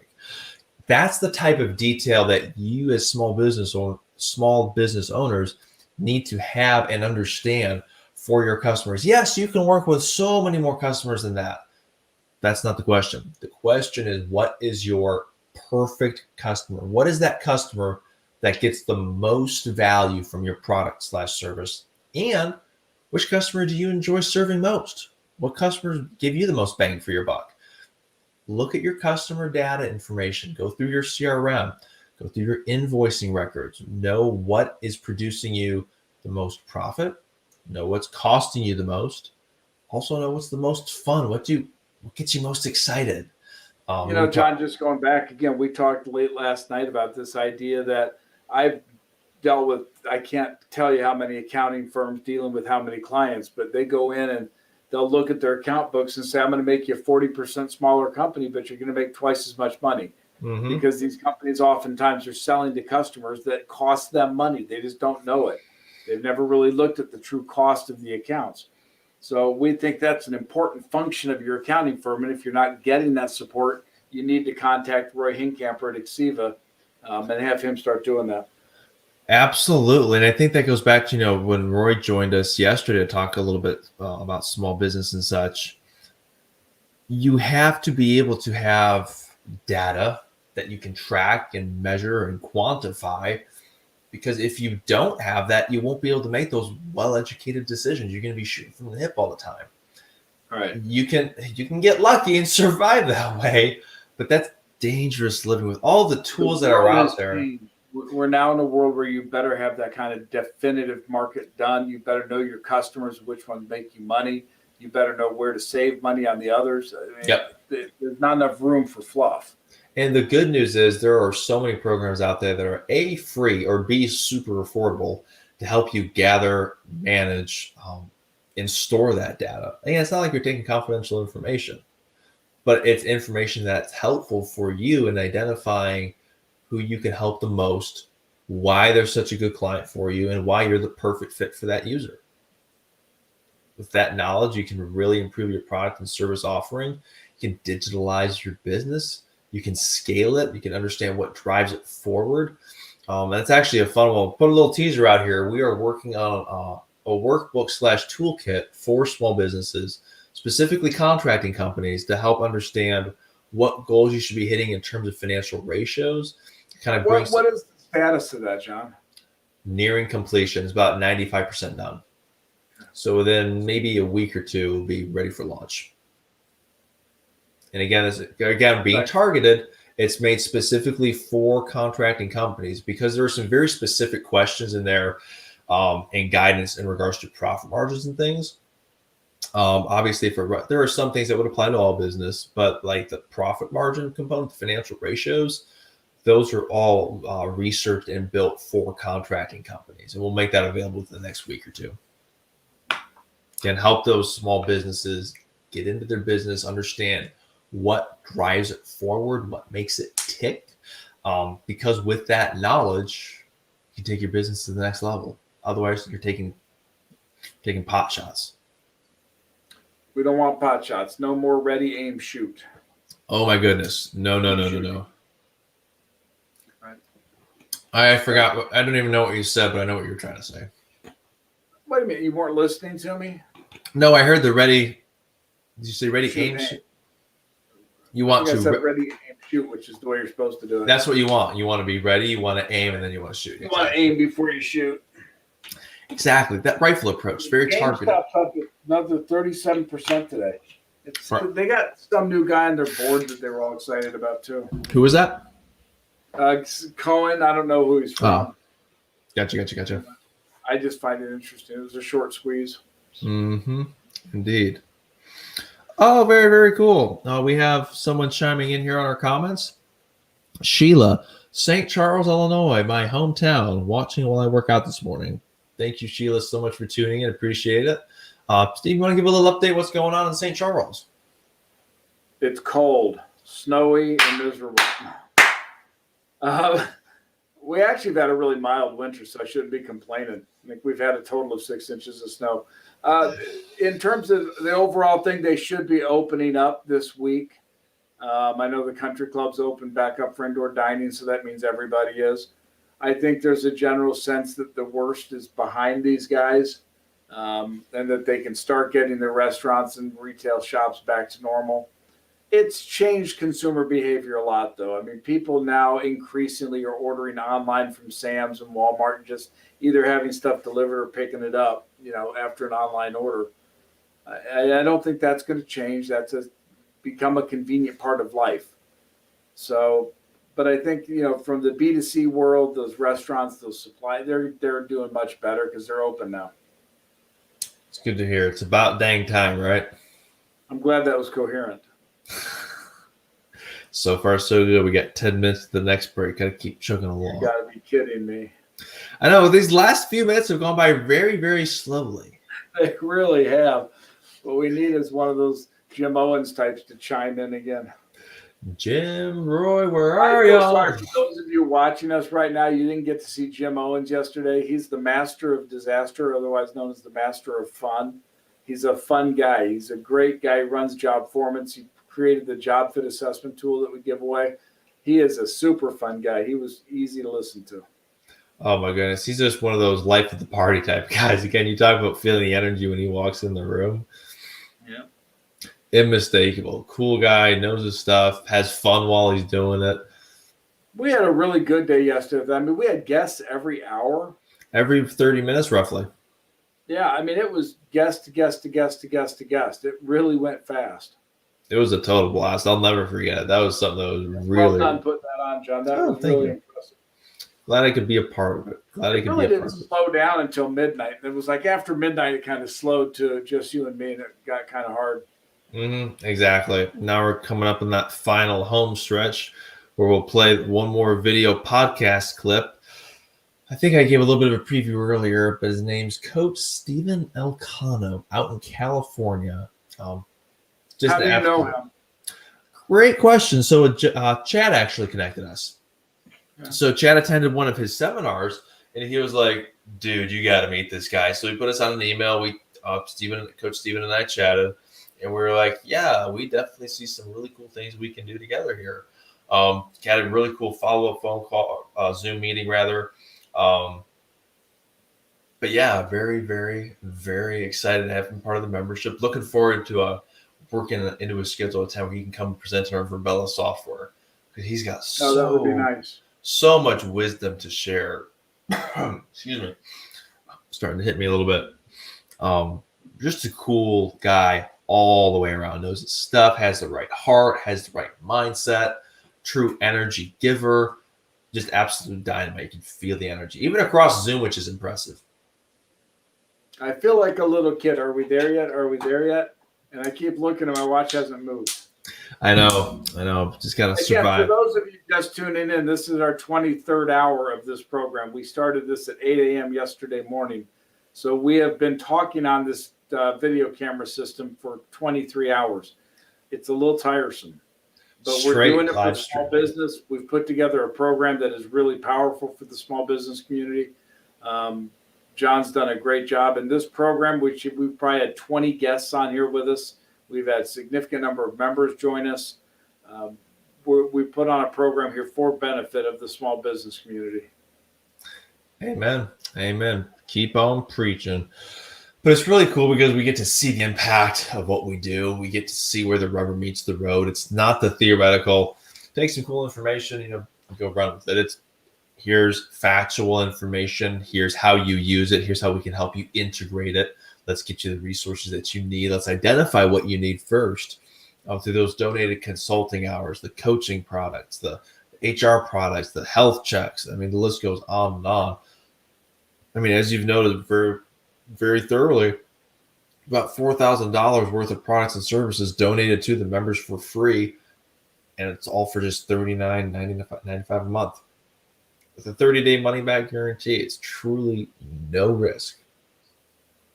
It's not only no risk, it's less than no risk, because we're giving them $4,000 in products for $39 and telling them they can get their money back. Exactly. It's one of those things. We have a 100% retention rate with members. That's why we're willing to do that. We're passionate about what we do. We know it helps. We know it works. We've seen people go through it. It's a very, very powerful membership. It's exciting. Very dynamic. It's achieving everything that we want it to.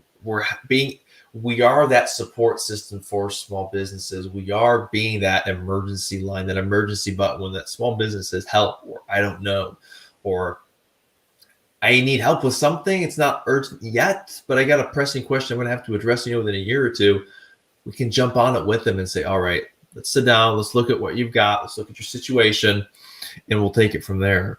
But again, just being that sounding board to them, getting them the tools, the resources that they need, being there for them, being their advocate. And it's one of the 3 pillars of educate, unite, and advocate for that small business community. Too often that small business gets left behind. We're a very fragmented demographic. We have pockets of connectivity, but it tends to be geographically locked. we are bringing those communities together into one platform. And for those small businesses that understand networking and connecting with others, imagine if we can connect every small connected local community into one national platform. Talk about how dynamic that would be.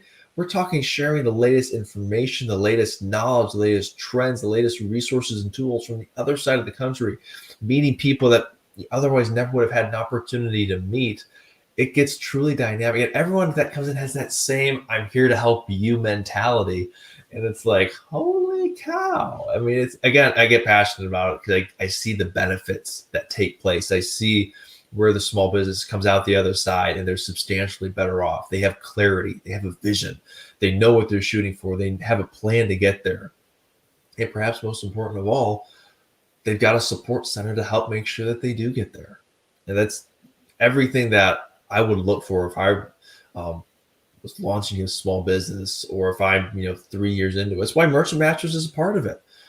We see it. We see the need for it. We see the value. We see what it can do. It is truly unique and truly dynamic. And again, that's based on what our members say. So we're having fun with it. I'm having a total ball. Get to live out the vision of what we're trying to do, help others achieve their American dream, and be their advocate, be there for those small businesses. So we've said it often. We're going to say it more. We've got 2.5 minutes or so until our next break. But yeah, we're absolutely having. Well, I'll let you speak to you, but I'm having the time of my life. Go for another 2.5. 2.5 hours? No, minutes. Oh, just say, well, if that's a challenge, I can't. Well, actually, technically, I'm not doing that to you. Technically, I got another. It is funny. 2 About hours. 6:30, I just hit an absolute wall. My brain is just half shut down. I'm literally going to I'm make literally myself hallucinating when I'm sitting here. hang in there. Just make sure you have like a good brace you can grab onto, so no No, I falling. won't fall. I'll just fall asleep. But I won't even. My head won't even nod. My brain will just be asleep. I tend to get the head nods when I'm ready to pass out. I get the little going back. My death nail is when I lean back. That's when I know I'm officially on the countdown, because then the eyes naturally close and I give myself about 30 seconds before I'm out cold. Yeah. I haven't had any really good hallucinations yet. And I will admit my throat's starting to get to the point where it's dry and worn out just a little bit. You've done a lot of talking in the last hour. I appreciate it. You haven't made me do it. Well, that's the point of a tag team. When one person needs a little bit of a boost, the other person got a little bit extra to give. It's how you get it on. My throat's fine. I could talk. My brain is going, what have you said? Who have you said it to? And when are you going to say it again? I'm like, I don't know what I've said. I am officially in the point where everything's kind of just blurring together. Exactly. So it's kind of we funny. have like 1 minute before this last final break, and then we're on our last push for 50 more minutes. Exactly. So y'all, get a second win. if y'all are listening, please help us hit that 1,500 member goal. We have 1 hour left. Share the live feed to your Facebook page. Tag a small business that you know and love. Tell them that you love them, that you support them, that you got their back. Sign up as a platinum member, or even sign up as a gift for someone. Put their information in there, and let's get them the resources that they need and really can use to take their business to the next level, so that their American dream is no longer just a dream, but their reality. And that's the stuff that we get to do with small businesses every single day. We are officially under 1 minute until our podcast clip with Coach Stephen Elcano. And I'm telling you, I'm so excited. If y'all haven't seen the full podcast yet, it's worth an hour of your time, especially if you got driving to do. Was I in Verbella? Did you do this in Verbella? No, this one was a podcast. Okay. This one was a podcast. I'm hoping to bring him into Verbella when he has time in the coming months. But just a truly dynamic guy, true servant leader, true small business guy, rock solid. Do you know what time it is? It's officially the last hour. We made it to 7:00 a.m.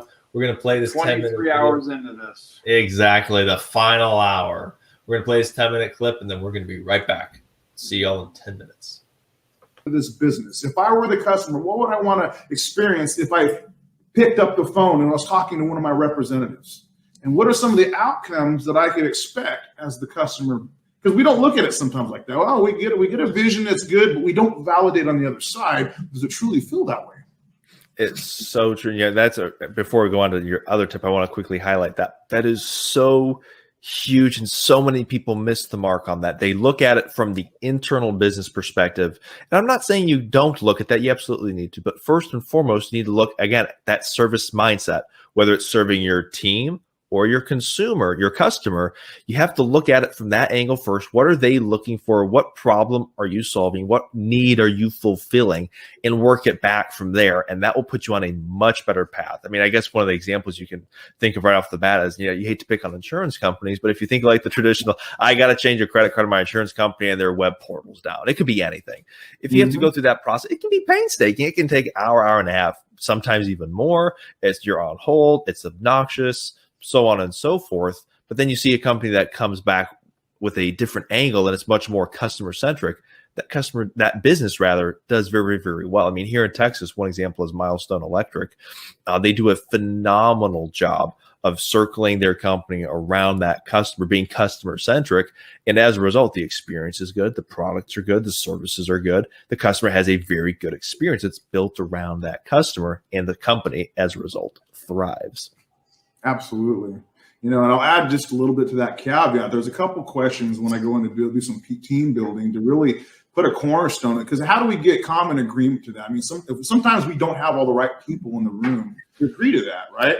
It's true. So typically what I want everybody who has the greatest influence on that team and to move the vision in that team and ask a couple questions. Like, number one, okay, if we were the customer, what would we want to experience? Write everything down. Get everybody to agree. It's like, yes, there's a non-negotiable that shows up with this line items of this is what we want them to feel. Everybody's going to do this. We're always going to check ourselves. Are we doing it? Right? There's always a constant reminder. The second question I would ask is, what do we want to feel coming to work here? Because often we don't focus on that. We're distraught. We're busy. And sometimes we get frustrated and caught in the moment. But guess what? It bleeds off into whom? The customer. So true. So, what's really funny, real quick, I don't want to hold this up too much, but you can feel it when you're interacting with a business that has that problem. You can just see it in everyone's face. You can see it in their eyes. There's something out of whack. They don't want to be there. They don't want to be with the company. The management doesn't want to be there. The owner's not happy with it. You just see it trickle down the whole organization. And the same is true of the opposite. When they're having a good time, when they love what they do, when they love who they're serving, when they're doing it with a passion, they have that clear vision, everyone wants to work with that company and with those people. And you can see it a mile away. I completely believe that. And that's why it's so important that we get the person of influence or the leader of the pack, if you will, in a peak performance, because they have that much bearing all the way down to the customer. It's a ripple effect, and sometimes we just don't see it. It's easy to get lost. Sometimes as a business owner, you can't see the forest through the trees. Absolutely. We've said that before, right? It happens to the best of us. It does. So we got tip number one, have a clear vision. What would be the second tip? So I'm going to say, focus on ownership versus accountability. Elaborate. Yeah, let me qualify that. Oftentimes, accountability is like we have a set of standards inside the company. Well, really what we're doing is we're asking our employees to abide by those sets of standards. And they're going to, right? So I'll equate it to being like this. It's like being renter versus owner. So accountability is kind of like being a renter. You're going to do exactly what's asked of you. No more, no less. But if we're going to do some great things in an organization and do it absolutely better and add better value, you can't just do what everybody else is doing. So I go into the ownership mentality. Now, when you own your own home, you do different things, right? Oh, for sure. 100%. You decorate it differently. You invest. And my point is you invest differently because it's yours. I would say anybody that's listening to this message, empower that type of leadership through everybody in the organization to be an owner and not a renter. Because when things don't look right or it is now personal. It's just, I'm not going to walk by the problem, act like I didn't see it. It's personal because I own a piece of this. I mean, I remember this anecdote I heard is working from NASA. The janitor was asking, hey, how do you love your job? He was like, I absolutely love our job. He didn't see himself as throwing the trash. He said, we're sending someone to the moon. That was ownership mentality. And it takes a leader to establish that within an organization, because it doesn't happen by itself and it doesn't happen easily, but through a proper mindset, through proper values, and then the follow-up actions that exemplify those values, you achieve that. You do, and you have a different, when it's ownership, your accountability is different. You're able to receive, and you're not going to bark back at somebody who's going to say, you remember what we agreed to? This is the level of standard, because the people that are doing better business, my friend, they have higher standards, simply put. It's plain and dry. It's pretty simple. It's very simple. So that's tip number 2. Do you have one more for us? Yes, I'll say this. So let's focus this year on outcomes and not activity. So typically we focus on a lot of movement, but doesn't give us a lot of achievement. So sometimes we can do a lot of the work throughout the course of the day, but it's not pointing back to the things that bear good fruit. Does that make sense? 100%. The way I like to view it from a business perspective, when I go to our work and I go to our virtual offices and we're getting stuff done, am I being a busybody? Am I doing things? Or am I doing those tasks that legitimately drive things forward in the right direction? When I'm with family, am I investing in that time? Am I engaging with them? Or am I going off into the corner and playing on my phone for the whole time? You're doing things in both situations, but you're not achieving the results you sought out to achieve. I agree. So I would even say, I'll keep it like simple, completely simple. So calling your wife, for instance. Okay, there's an outcome out of that, right? So ask yourself, there's an intention, everything that we do, don't let it be wasted space. So if I'm going to call my wife, well, my intention, my outcome is I want her to feel loved, right? So it can be, I want her to feel loved. I want her to be informed, but understand why you do what you do before you do it. And if it has no bearing or purpose, we probably should not do it. I love it because it's waste. It doesn't produce the outcome we're looking to achieve. And very often it can actually contribute to the opposite. It creates confusion. It can create chaos. I didn't mean to interrupt you. Please go ahead. No, I was completely agreeing with you. That is so on point. And it does. It creates an emotional waste. And we think like, man, we worked all day, but got nothing done. So as we give this nugget, I said, I hate New Year's resolutions. They're dead by beginning of February. Why? Because we focus on activity. Oh, I'll lose some weight. Oh, I'm going to be better in my relationships. That is too general and plain. If I were to say outcomes, be completely razor sharp focus and specific. The more specific, the better. And it's like, go out there, that piece of, if I didn't get the outcome I wanted today, go try something different tomorrow. And if that doesn't work, try something again. If that doesn't work, try again. Exactly. But again, you're shooting for that clear, definitive, crystal clear end goal, that vision. Yeah, absolutely. Typically when I work with them, the clients, we're setting SMART goals, making sure they're specific, measurable, they're achievable, realistic, and there's a time stamp on those suckers, because someday it's not on our watch, right? So. Amen. Yeah. Last time I looked at my watch, never had someday or maybe later on it. I would leave one nugget. This is a simple one, okay? And I'll leave it at number 4. We'll talk later on this, but really, this is where it's at. Love people more than profits. If you love people, the profits will follow. I completely agree. Zig Ziglar said the best. If you help enough people get what they want, you can have what you want. But the intent is not for you to get what you want. It's to serve the byproduct shows up afterwards. And that comes back to getting that strong vision in place. You build the right vision, the right foundation, good will follow. Completely. Coach Steve, I cannot thank you enough for your time. Thank you so much for taking time out of your day. I know you run a busy schedule. You got a lot going on. Thank you for carving out time to share the background, the tidbits, those nuggets that you talk about. Really looking forward to keeping in touch. I know this is going to help a lot of small business owners across the country. So thank you so much. It is absolutely my pleasure, and I look forward to doing more of it. You stay safe and stay blessed. All right, my friend. You do the same. You have a great weekend. Happy New Year to you. Happy New Year to you as well. Bye-bye. Bye-bye.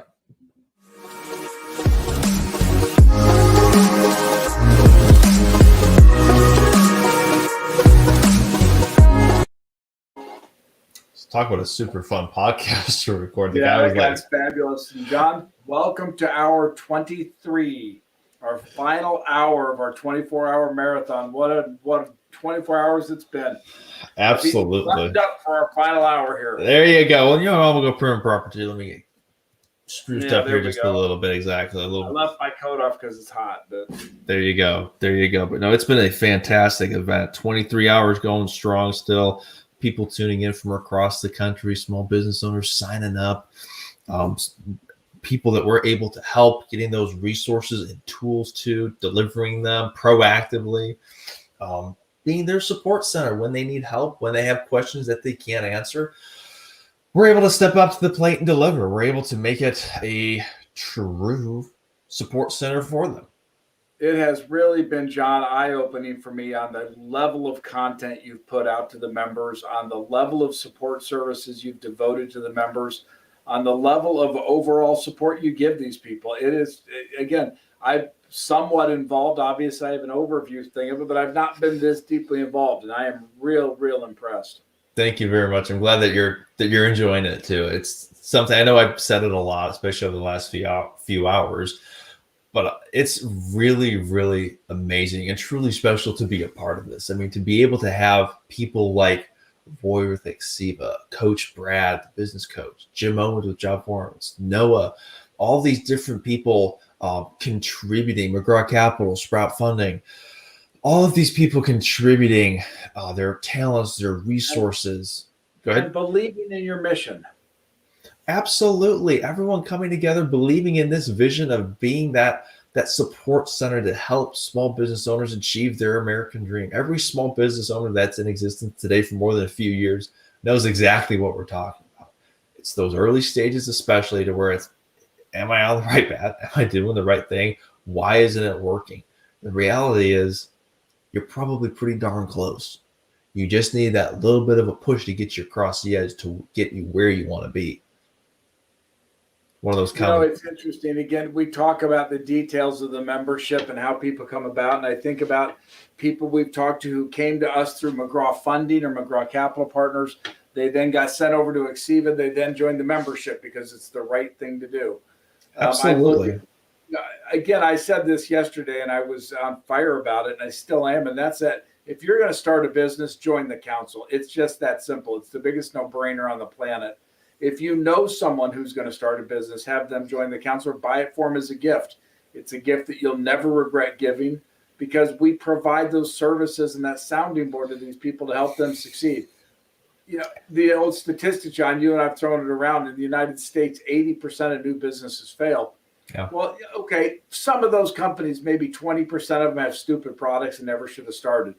But the other companies oftentimes just fail because they had nobody to guide them on the path. They didn't know what forms to file. They didn't know how to keep books and accounting. They didn't know how to predict cash flows. And so they end up undercapitalizing themselves and going out of business. We don't think it's necessary.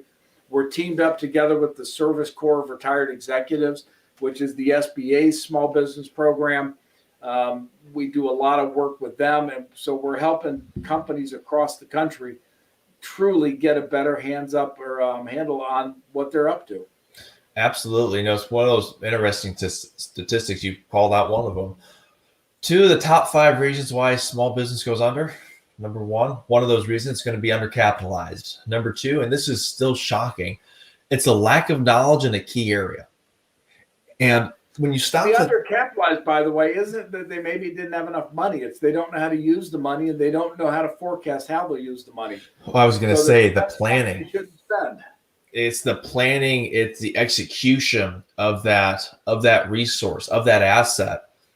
Because again, money. We've mentioned it several times. Money is a tool. You got to use it wisely. You got to use it properly. Not every problem is going to call for a hammer. You're going to have some problems are going to be very, very unique, very, very different. And it's truly our honor to get with those small businesses and figure out which tool they need, which tool is best for their specific situation, and help them come through on the other side, improve, better, growing. They're feeling better about where they are. It's quantitatively improved. Just it's all the benefits that you look for. It's quantitative value. It's truly emotionally rewarding. You feel better as you go through it, not just when you're done. As you're going through it, you're gaining a deeper understanding of your business, of your positioning, where you are, your vision. You do get to do that kind of gut check moment and be like, all right, let's look at where I am. Am I doing this for the right reason? What's my vision? Is my passion truly there? We get to go through all that with those small businesses, and it's really, really cool to be a part of. Well, John, can you kind of recap the last 24 hours? You still have a schedule with you? I do indeed. That's a great idea. So let me pull it up here. We started. Yeah, the folks that are just joining us today and didn't see us yesterday, we had a jam-packed schedule of guests. And I think it's going to be fascinating for you to hear it. So we started yesterday at 8 a.m. In the first hour, we kind of talked about the background, why we felt the membership was needed, why it came into existence, the vision for it, but then also the backstory, even something like the name, where McGraw came from, how it came about, how it developed, how it got started, how we just launched it this past year. Then at 9 o'clock, we had a banker join us to talk about some of what he does, and then also some of the small businesses that he loves and has, had great connection with: coffee company, HVAC, bee companies, like honey producing companies, so on and so forth. We had another great guest at 9:30 by the name of Tim Nichols, small business owner, living the American dream, helping others achieve their American dream. They're a part of the McGraw Council. We're a part of their organization. Again, a mutually beneficial partnership to help small business owners achieve their American dream. See, then, then came Coach Brad Clark. Always a fun time when he joins us for a podcast. Really, for a live impressive program. Super. Talk about pragmatic, really beneficial, outstanding. Then we had Vanessa Stahl with the Royce City Chamber of Commerce join us, talk a little bit about what's going on in Royce City, some of the great places down there that are really setting an example and helping their local community. Really good time. Dr. Eva then joined us at 11 a.m., talking about her business, the businesses that she loves locally, her experiences with them. Good times, small town USA to a T. Then we were blessed to be joined by Chad Tonko for a little bit. He had a lot going on. He was able to fit us in his schedule out in California. True digitalization guru, knows his stuff inside and out, and was able to share some insights, kind of what's coming down the pipeline. And again, share some love for those small businesses out in California that he loves as well. Then at noon, Michael Smith with Lone Star State Mitigation joined us. Great segment there. Always have a good time. Talked a little bit about his business, some of the businesses that he loves. Really, really good time. And we're then honored by our state senator and Senate District 2 for the great state of Texas, Senator Bob Hall, a true ally and advocate for small businesses down in our state capital in Austin during our legislative session in particular. True small business ally. Truly honored to have him join us. Then we had the Minister of Fun, Jim Owens with Job Performance, join us. And Jim spoke with us for right about an hour, telling us his story, what he does for small businesses, the small businesses that he loves, to support. True hour of fun. And again, this is all recorded. You can go back and watch it too. You can still continue to share it. Then at 2 o'clock, Roy with Exiva joined us, talked a little bit about his background, talked about cash flow management, some of his tips that he's provided in the past for small business owners. Managed to give us a full 30 minutes, which was fantastic.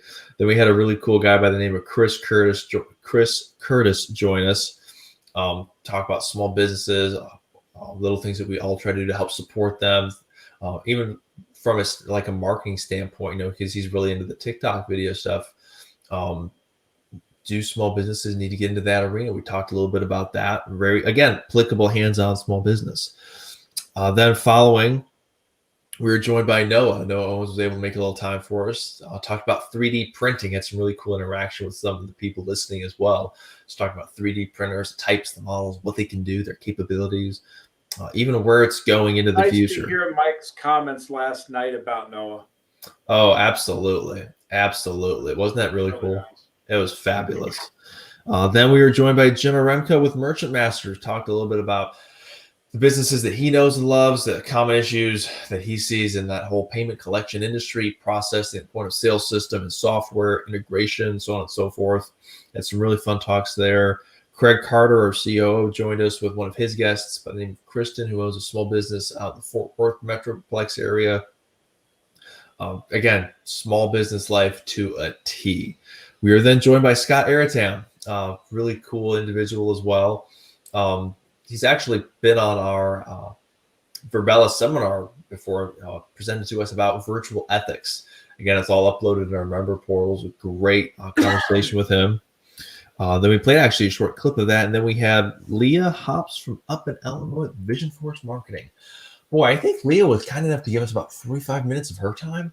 Yeah, that was an interesting dialogue because we got into everything from server management to, just the whole shooting match. The whole 9 yards, Again, all applicable to that small business. Hugely insightful.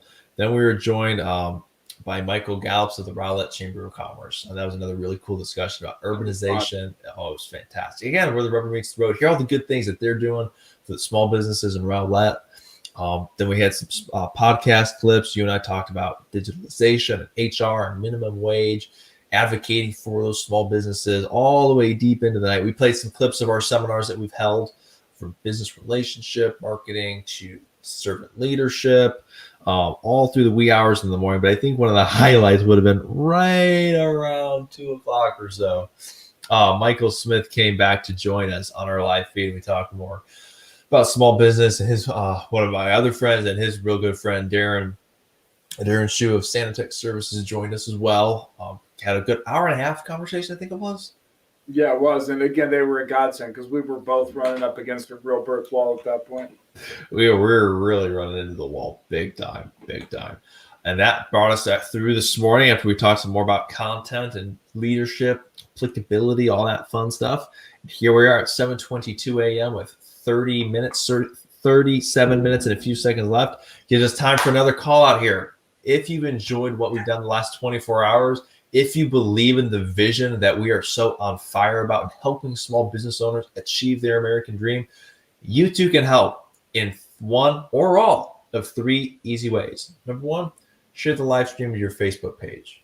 Number two, tag a small business that you know and love. Tell them that you love them, thank them for all that they do, and tell them that you've got their back. And lastly, sign up as a Platinum membership or give it as a gift to a small business that you love. With that $39.95 per month membership, every Platinum member receives a $1,000 financial health check at no cost, a $2,000 coaching product at no cost, a $600 job fit report at no cost, in addition to donated consulting hours and coupons on various pieces of equipment and software packages.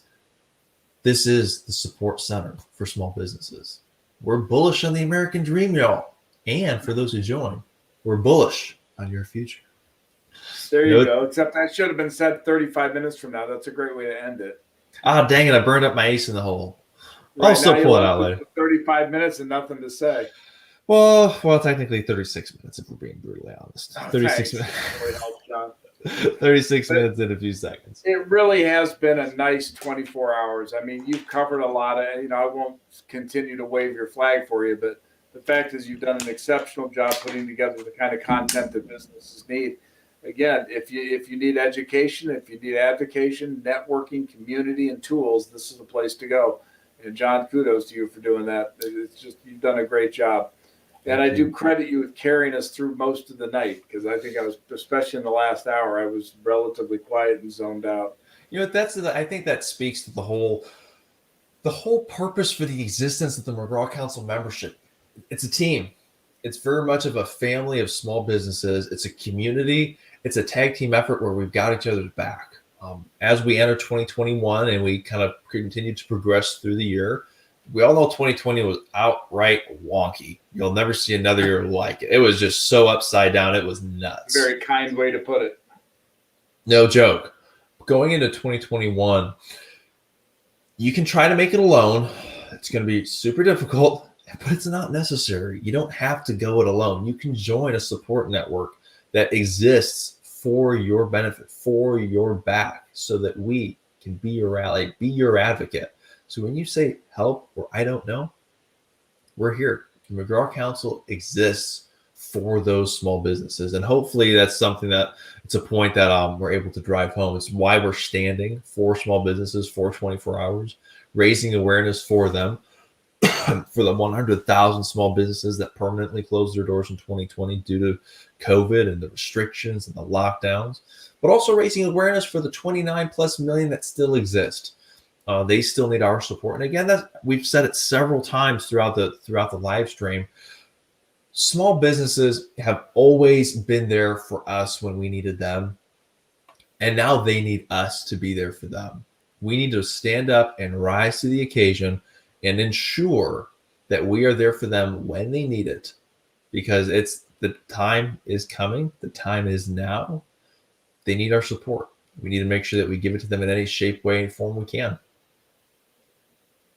They do need our help, John. This has been a tough time. As I said to you last March, I watched 4 of the 5 McGraw companies just about go out of business. Through gut-wrenching hard work, they made them all come back, and they've all survived, and they're all now out to prosper once again. But it was a tough year. And, having created the membership together with you this last fall, I'm very pleased how it's taken off. You put great content on. You're building membership across the country. You're conducting seminars with people from literally around the world. It's just an important mission, and I'm glad that you're on it. Oh, it's a true blessing to be a part of it. I get to do what I love, which is helping other people grow and expand their businesses, achieve their dreams, achieve their goals. Again, I'm passionate about the small business lifestyle because I grew up in it. I got to watch my dad do it. I've seen you do it. You're obviously all over your handprints are all over small business. It's the lifestyle that you've lived. I've seen the blessings that it can be for not only the employer, but the employer's family, for the employees, for their families, even for the customers. When small business runs like it should, and like most small businesses run, it's good for everyone. And I know we've said it throughout the broadcast. We'll say it again. As the small business community goes, so goes the entirety of the economy. Yeah. It's true. It is the bulk of this economy, and it is the ecosystem that keeps it running and keeps it together. We cannot turn our backs on this segment. I mean, we just can't do it. It will destroy most, frankly, of the Western economy, not just the U.S. economy. So we've got to be there to support these guys. But I have one bone to pick with you, young man. You said I wouldn't make it. Did I ever say that on the record? You insinuated it. The politician in me says I never actually said it. Yeah. I will give you a touche and congrats. Yeah, Thanks for sticking with for me. an old guy. Thanks for joining me, by the way. I know you got a lot going on. You got a ton of funding stuff going on, but thanks for literally carving out 24 hours straight to do this with me. It was a total blast. John, it's been a great pleasure, and anything that I can do from the Parent McGraw Council to help you get this going, I am willing to do.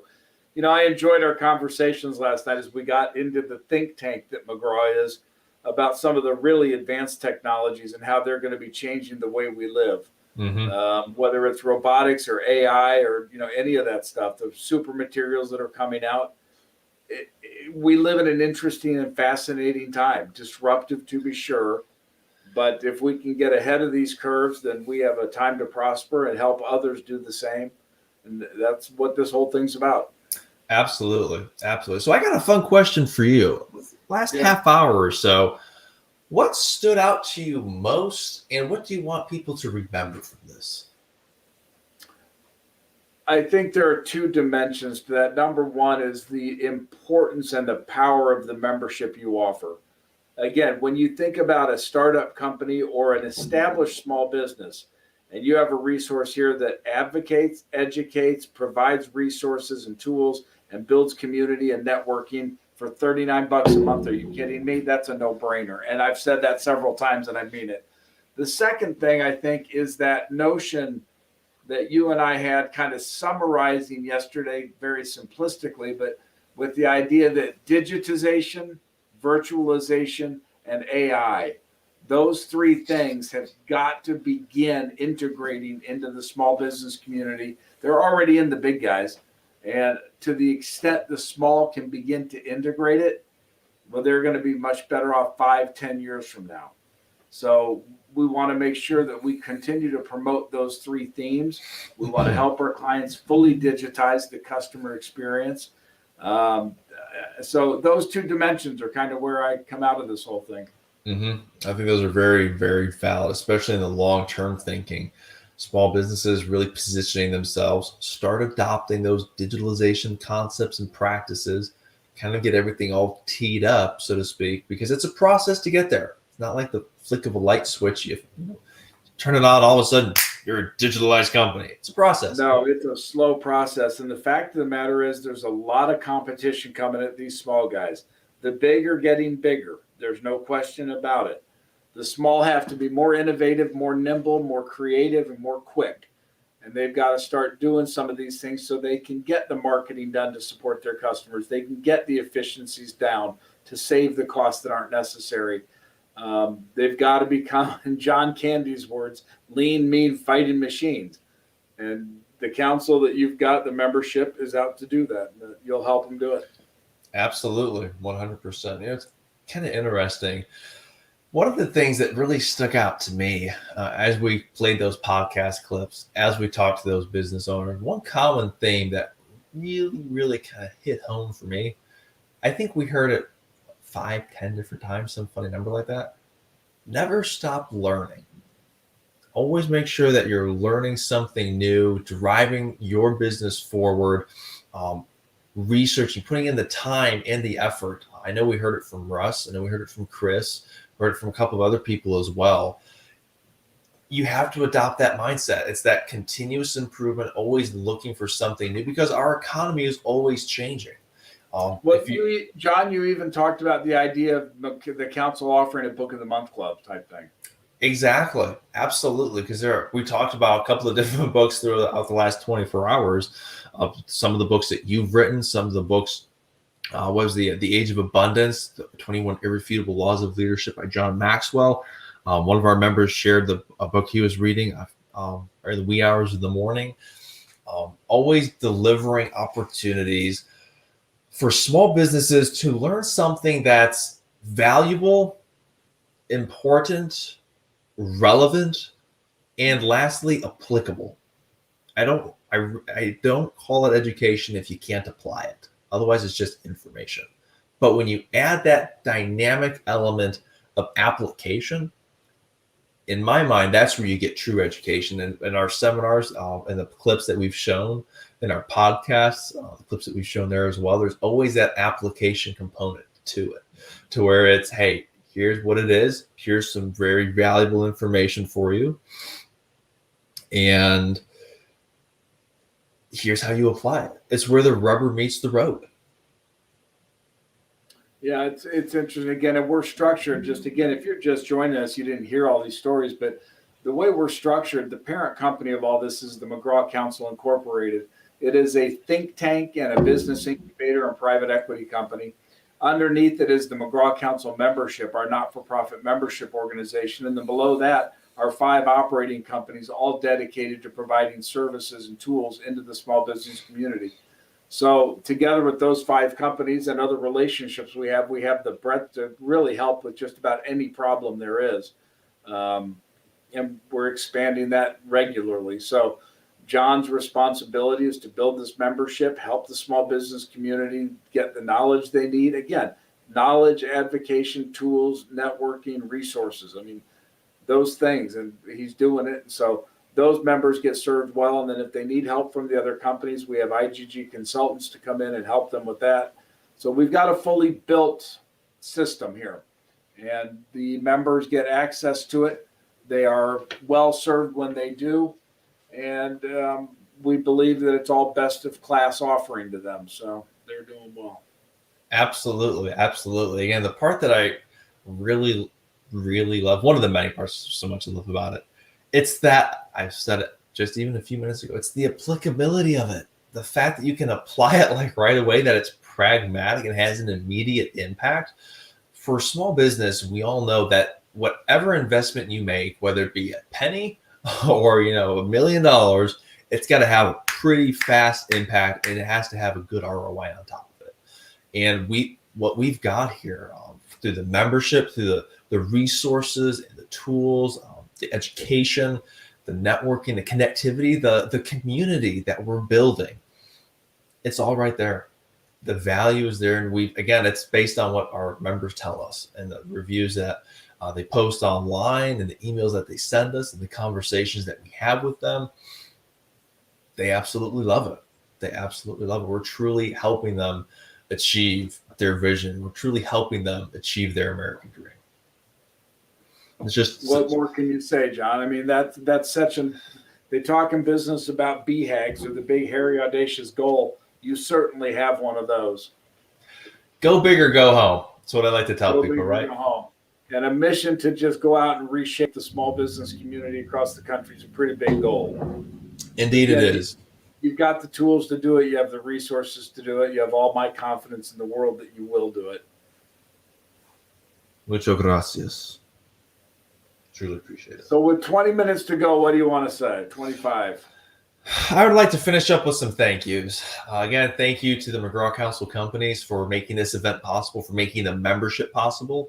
McGraw Capital Partners, Exeva, Job Foreman's, Merchant Masters, IGG, of course, Sprout Funding, a sponsor of ours.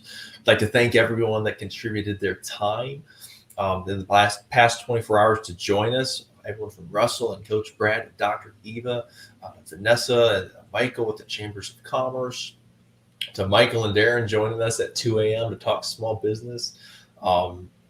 Really, really great time. And, it just reminded me again why we do what we do. And thank you also to all of our podcast guests and seminar presenters over the last just under 6 months.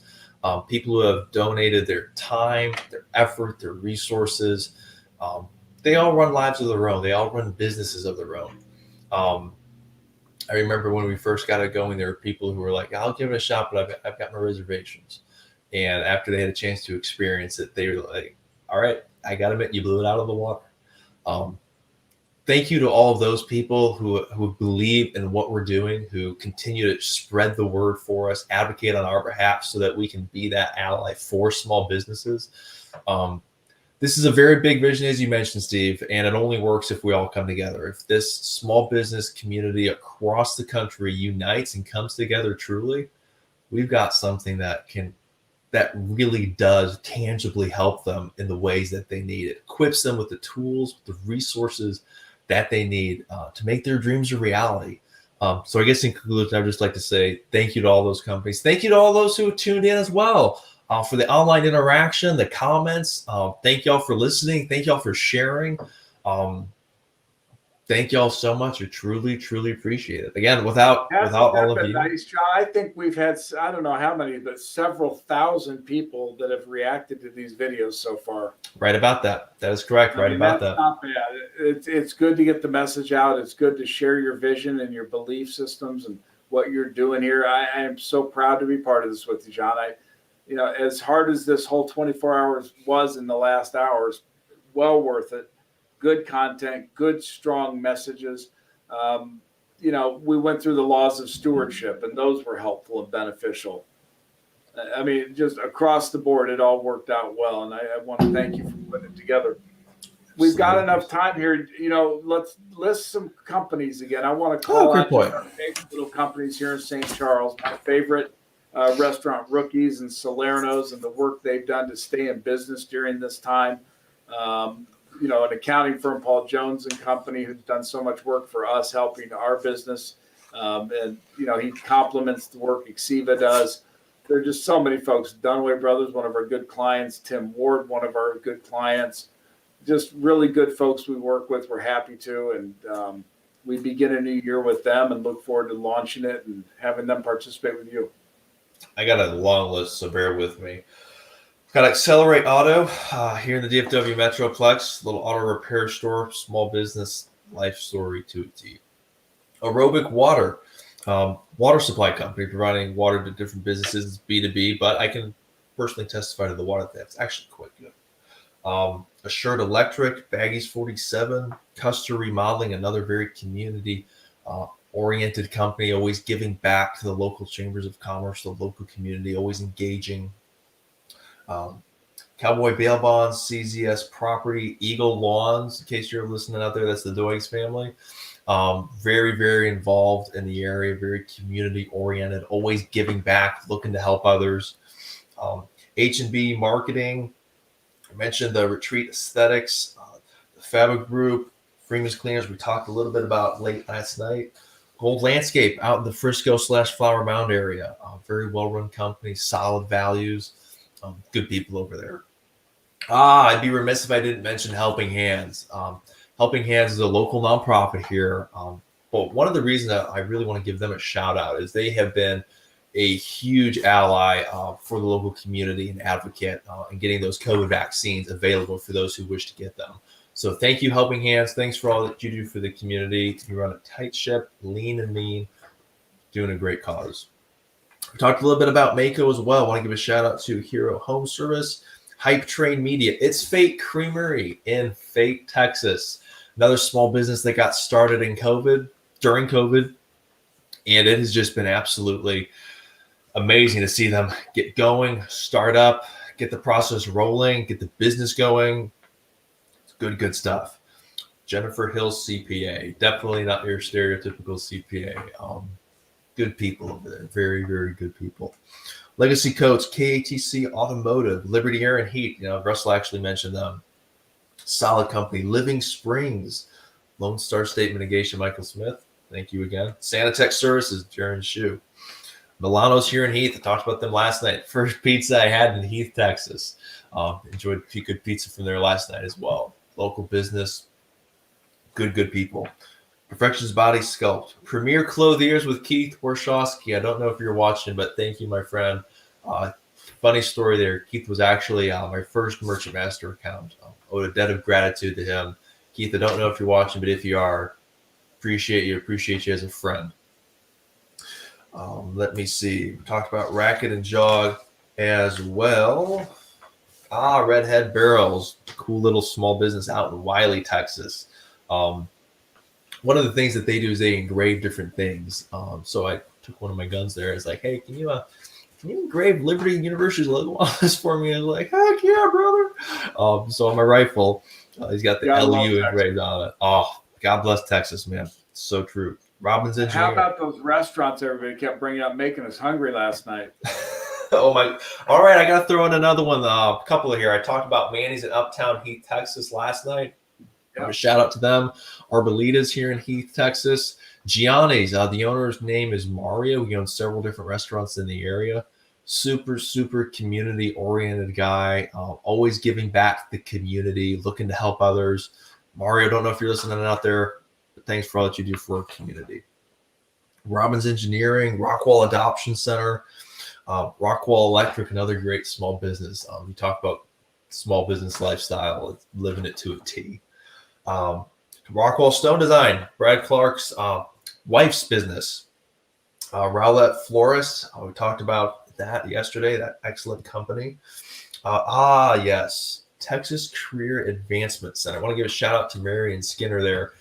He's got that sucker rolling strong. They provide education to individuals looking for either change career or who are looking for a job or a specific set of job skills. And he takes them under the wing at no cost, gets them the training that they need, gets them into the workforce. So, doing some great work and getting great notoriety from it. Texas Dependable Home Inspection, Sandy and David Kyle. Thank y'all for everything that you do for the local community, for staying engaged there. Oh my goodness. I got to mention this one, the Lunch Table in Forney, Texas. Small little local restaurant. Such excellent, cool, down-to-earth people. Again, I got started at a really tough time, literally right as COVID hit, but somehow they managed to survive and they're still trucking along and they're real strong.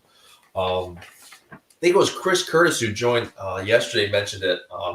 Sammy's Pizzagetti in Rockwall, Texas. One of his big. What was the pig place that was mentioned? The barbecue. Pig and Whistle out in Ladonia. There you go. We don't want to forget the whistle. Absolutely not. Absolutely not. But so many small businesses always giving back to the community. And again, that's what small businesses do. They're always there for us. And that's, one of the biggest reasons why we got the McGraw Council membership going. We want to be there for those small businesses when they need help. Excuse me. And I think now is that time when more than ever, they need someone to have their back. And we want them to know that we truly do stand with them. Again, John, I'll tell you what, I can't say it enough. I'm proud of the programs you put together. The resource package you put together for members is second to none. Again, I think it's the biggest no-brainer on the planet for people to join. For $39, they get a tenfold return on investment immediately. In addition, they get free networking through Verbella with our offices. They get free education.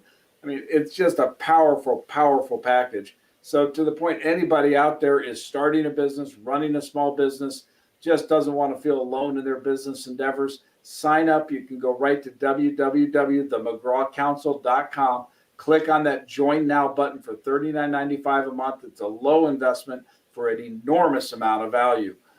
John, again, you are to be congratulated for putting that together. Thank you very much. Thanks for letting me be a part of it too. It's something that I don't take for granted. I don't take it lightly. I know you've placed a lot And of I trust. have had fun with you the last 24. I was real glad those guys came in last night. That was probably the hardest part for me, was about that 2 o'clock hour. When we hit that 2 a.m. hour, we were like, oh man, we got a lot of time to fill here in the middle of the night. No one's out there. And then Michael tunes in. You and me, and it's tough. And I'll tell you, the 6 o'clock hour then took me out. I was literally sitting here hallucinating. Not good. You got less than 15 minutes and you're officially done. Yeah, well, it's been well worth it. Again, I know we've had thousands of viewers around the country.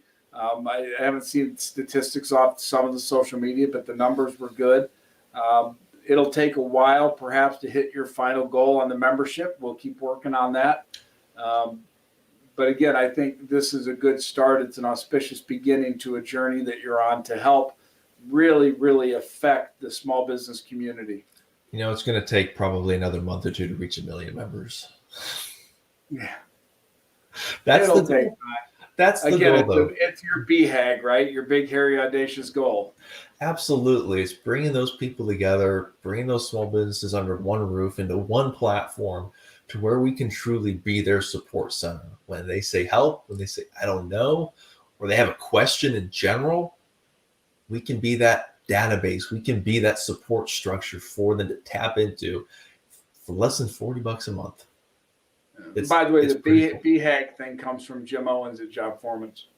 Ah, okay. Give That's the where I minister got of that. fun. I gotcha. Yeah. I was always kind of curious where you picked that up. I'm like, Yeah, no, that's him. He used to be called the mayor too, because he should be mayor of Wheaton, Illinois, but he's not. when is he running again?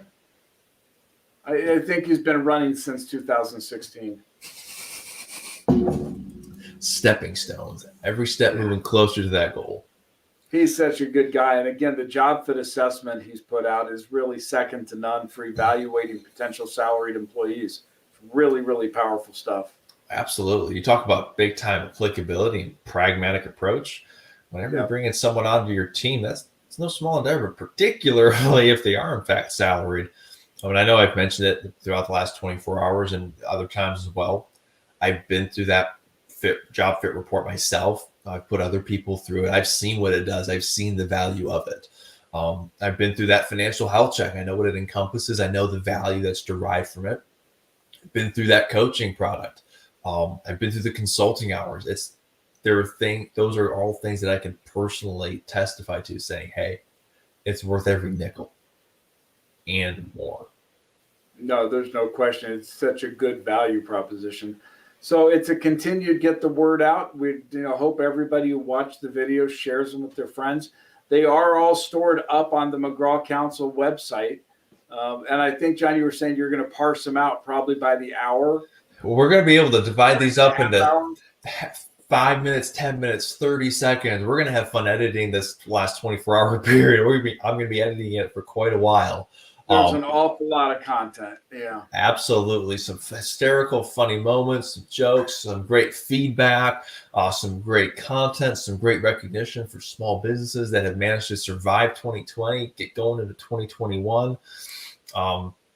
And we have Leah commenting. Thank you, Leah, for noticing. She says, you're still going. I'm impressed.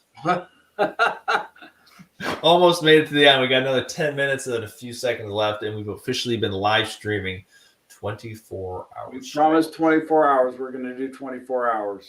Absolutely. Absolutely. And what's the old saying? A man's good word is all you need. Yep.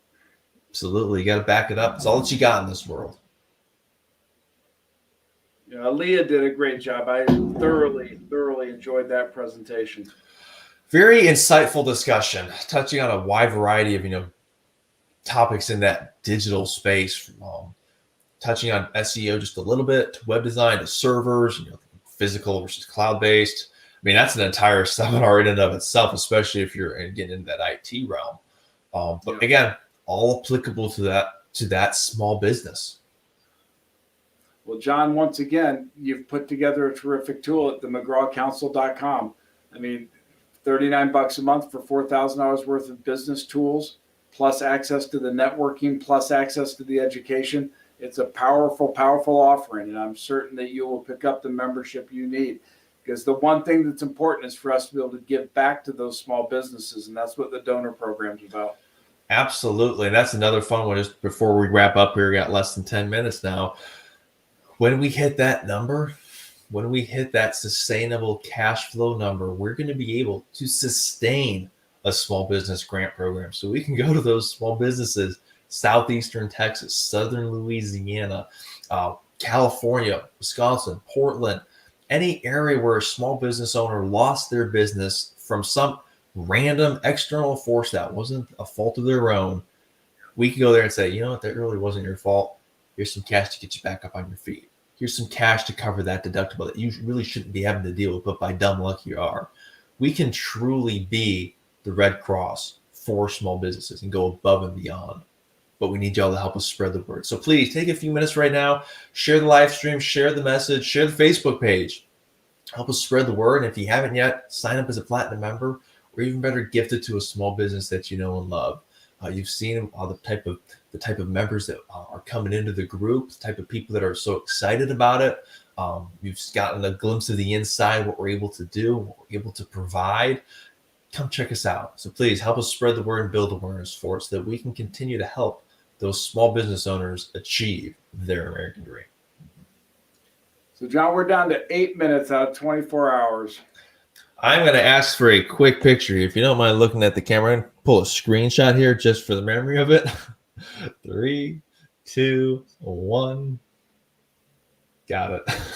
Got to log the memory of it. 24 hours. Yeah, there you go. It's not too shabby, if you say so myself. We handled this well. I give you a lot of credit for the over the night shift because you carried a lot of that weight on your back. Thank you. I appreciate that. And again, thank you for making time. I know you had a lot going on. So if I do want to add a quick little glimpse, small business life cycle, that small business lifestyle, rather.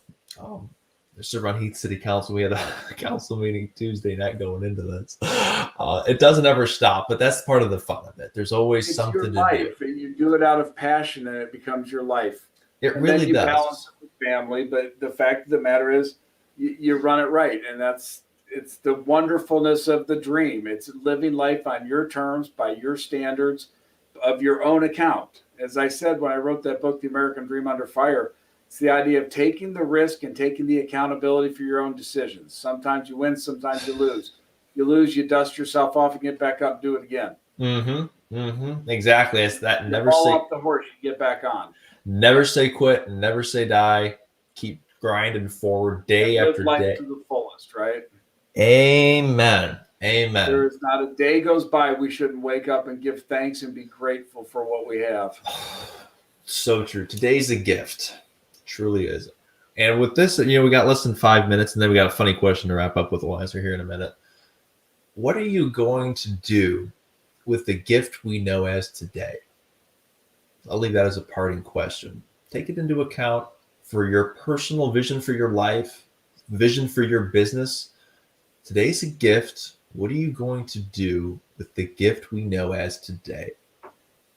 Tomorrow may never come. We're not promised tomorrow. We only have today. Are you asking me? I'm asking that for everyone listening. Because we're going to finish this up in 5 minutes and 5 seconds. I'm going to shut my computer down, shut my lights off. I'm going to walk upstairs, put on my pajamas, and go to bed. You do that. I'm headed off to another virtual networking event. I'm going to go check out the Rowlett Chamber of Commerce. I respect that. Then I have to get up for a 10:30 meeting. There you go. There you go. We do have one question coming in. How many cups of coffee consumed? From whom? That's from Leah. Not enough. I think I downed 1 pot of coffee, 2 energy drinks, and 2 Dr. Peppers. So not too bad. No, I think I did about 4 cups of coffee. And kudos to my mentor and my friend and my brother who told me to drink water, because I think I did 6 or 7 bottles of water. I 1, 2, 3, 4, 5, 6. I'm making a little bit of a mess. I think I got it right about the same amount too. It's important. You got to stay hydrated. Clearly not enough coffee. Again, Leah, if you were here and if you're watching, you've got to be doing this. But in the last hour, I was sitting here literally hallucinating. So I think I'm just a little tired. But we did it. 24 hours straight. It was a total blast. I had an absolute ball. Talking to everyone, interacting with people online from across the country. As far north as Wisconsin, as far west as California, as far south as Texas. We covered the full range. I think, John, it was fun. And again, I think the idea of standing was good, although I'm thankful I had something to lean against. For you, that's got to just be ready to give out. I might be ready to crash. Yeah, I can understand that. But you've done a super job. It's been a fun 24 hours. And again, for those who are just tuning in now and didn't see yesterday, we had guests on every half hour. And these are guests who are the best in their industries. We had some really good people in alternative finance, networking, coaching, accounting, all kinds of stuff. We had a state senator from Texas join us. So we have really had a powerhouse group of guests, and John has put this together to serve the small business community. And what can you say, John? Well done. Thank you very much. Thanks for being a part of it. Thank you all again. I'll say that for the next 3 minutes because I have nothing else to say. Literally, I'm talked out. I think that's the first time in my life. We've got 24 hours. That's not an impressive. That's a very impressive streak considering we didn't really have any downtime where we weren't talking. And actually, I can talk about the markets for a few minutes because we have an implied open up 122. And that's good to see because the markets are a little bit choppy right now. And yeah, so it'll jump up. It'll jump back down tomorrow, but it's up today. GameStop's still up another 11, 12% today. That would have been a home run if you had call options on that. Oh, my goodness. Oh, well. Next time. What do you do? It looks like Darren left a comment. Thanks for effort, education, and entertainment, gentlemen. Darren, pleasure was truly ours. And again, thank you so much for joining us in the middle of the night, man. Darren, thank you for saving the program last night. That was desperately needed. Thank you guys so much. That was awesome. It was incredibly needed. We were both fading fast. We hit that wall. Oh my gosh, that would have been tough. But you guys made it possible. Thanks for coming on. Lifesaver. Yeah, thank you very much for the encouragement. I'm glad you had fun. Thanks again for joining us. Thank you to everyone listening for all the likes, the shares, the engagement, the Platinum members who signed up and are continuing to push our vision forward to help small businesses. Thank you, one and all. Any parting words of wisdom, Steve? The only parting words of wisdom is the mission you're on, John, is real. The tools and services you provide are real. The experience you provide your members is real. It is a legitimate, tangible value for members. If you're going to have a problem in this thing, it's going to get too big too quick. Because once it catches on, I think you're going to have literally tens of thousands of members jump on the bandwagon. Again, for people just joining, the membership program, which is $39 a month from McGraw, incorporates $4,000 worth of tangible business products for your business, free networking across the country, free education, free advocacy. I mean, you're never going to find a deal like that. And John, I credit you with getting those providers to give away free services. I mean, the $2,000 coaching, the $1,000 business evaluation, $600 job fit assessment. I mean, these are real tools that you can put to work today. So that's exciting.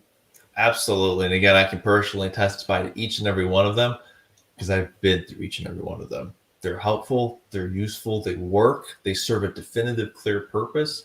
And I'm just super pumped that all those businesses are able to contribute and donate so that we can truly make the membership something that is extraordinarily unique and amazingly helpful.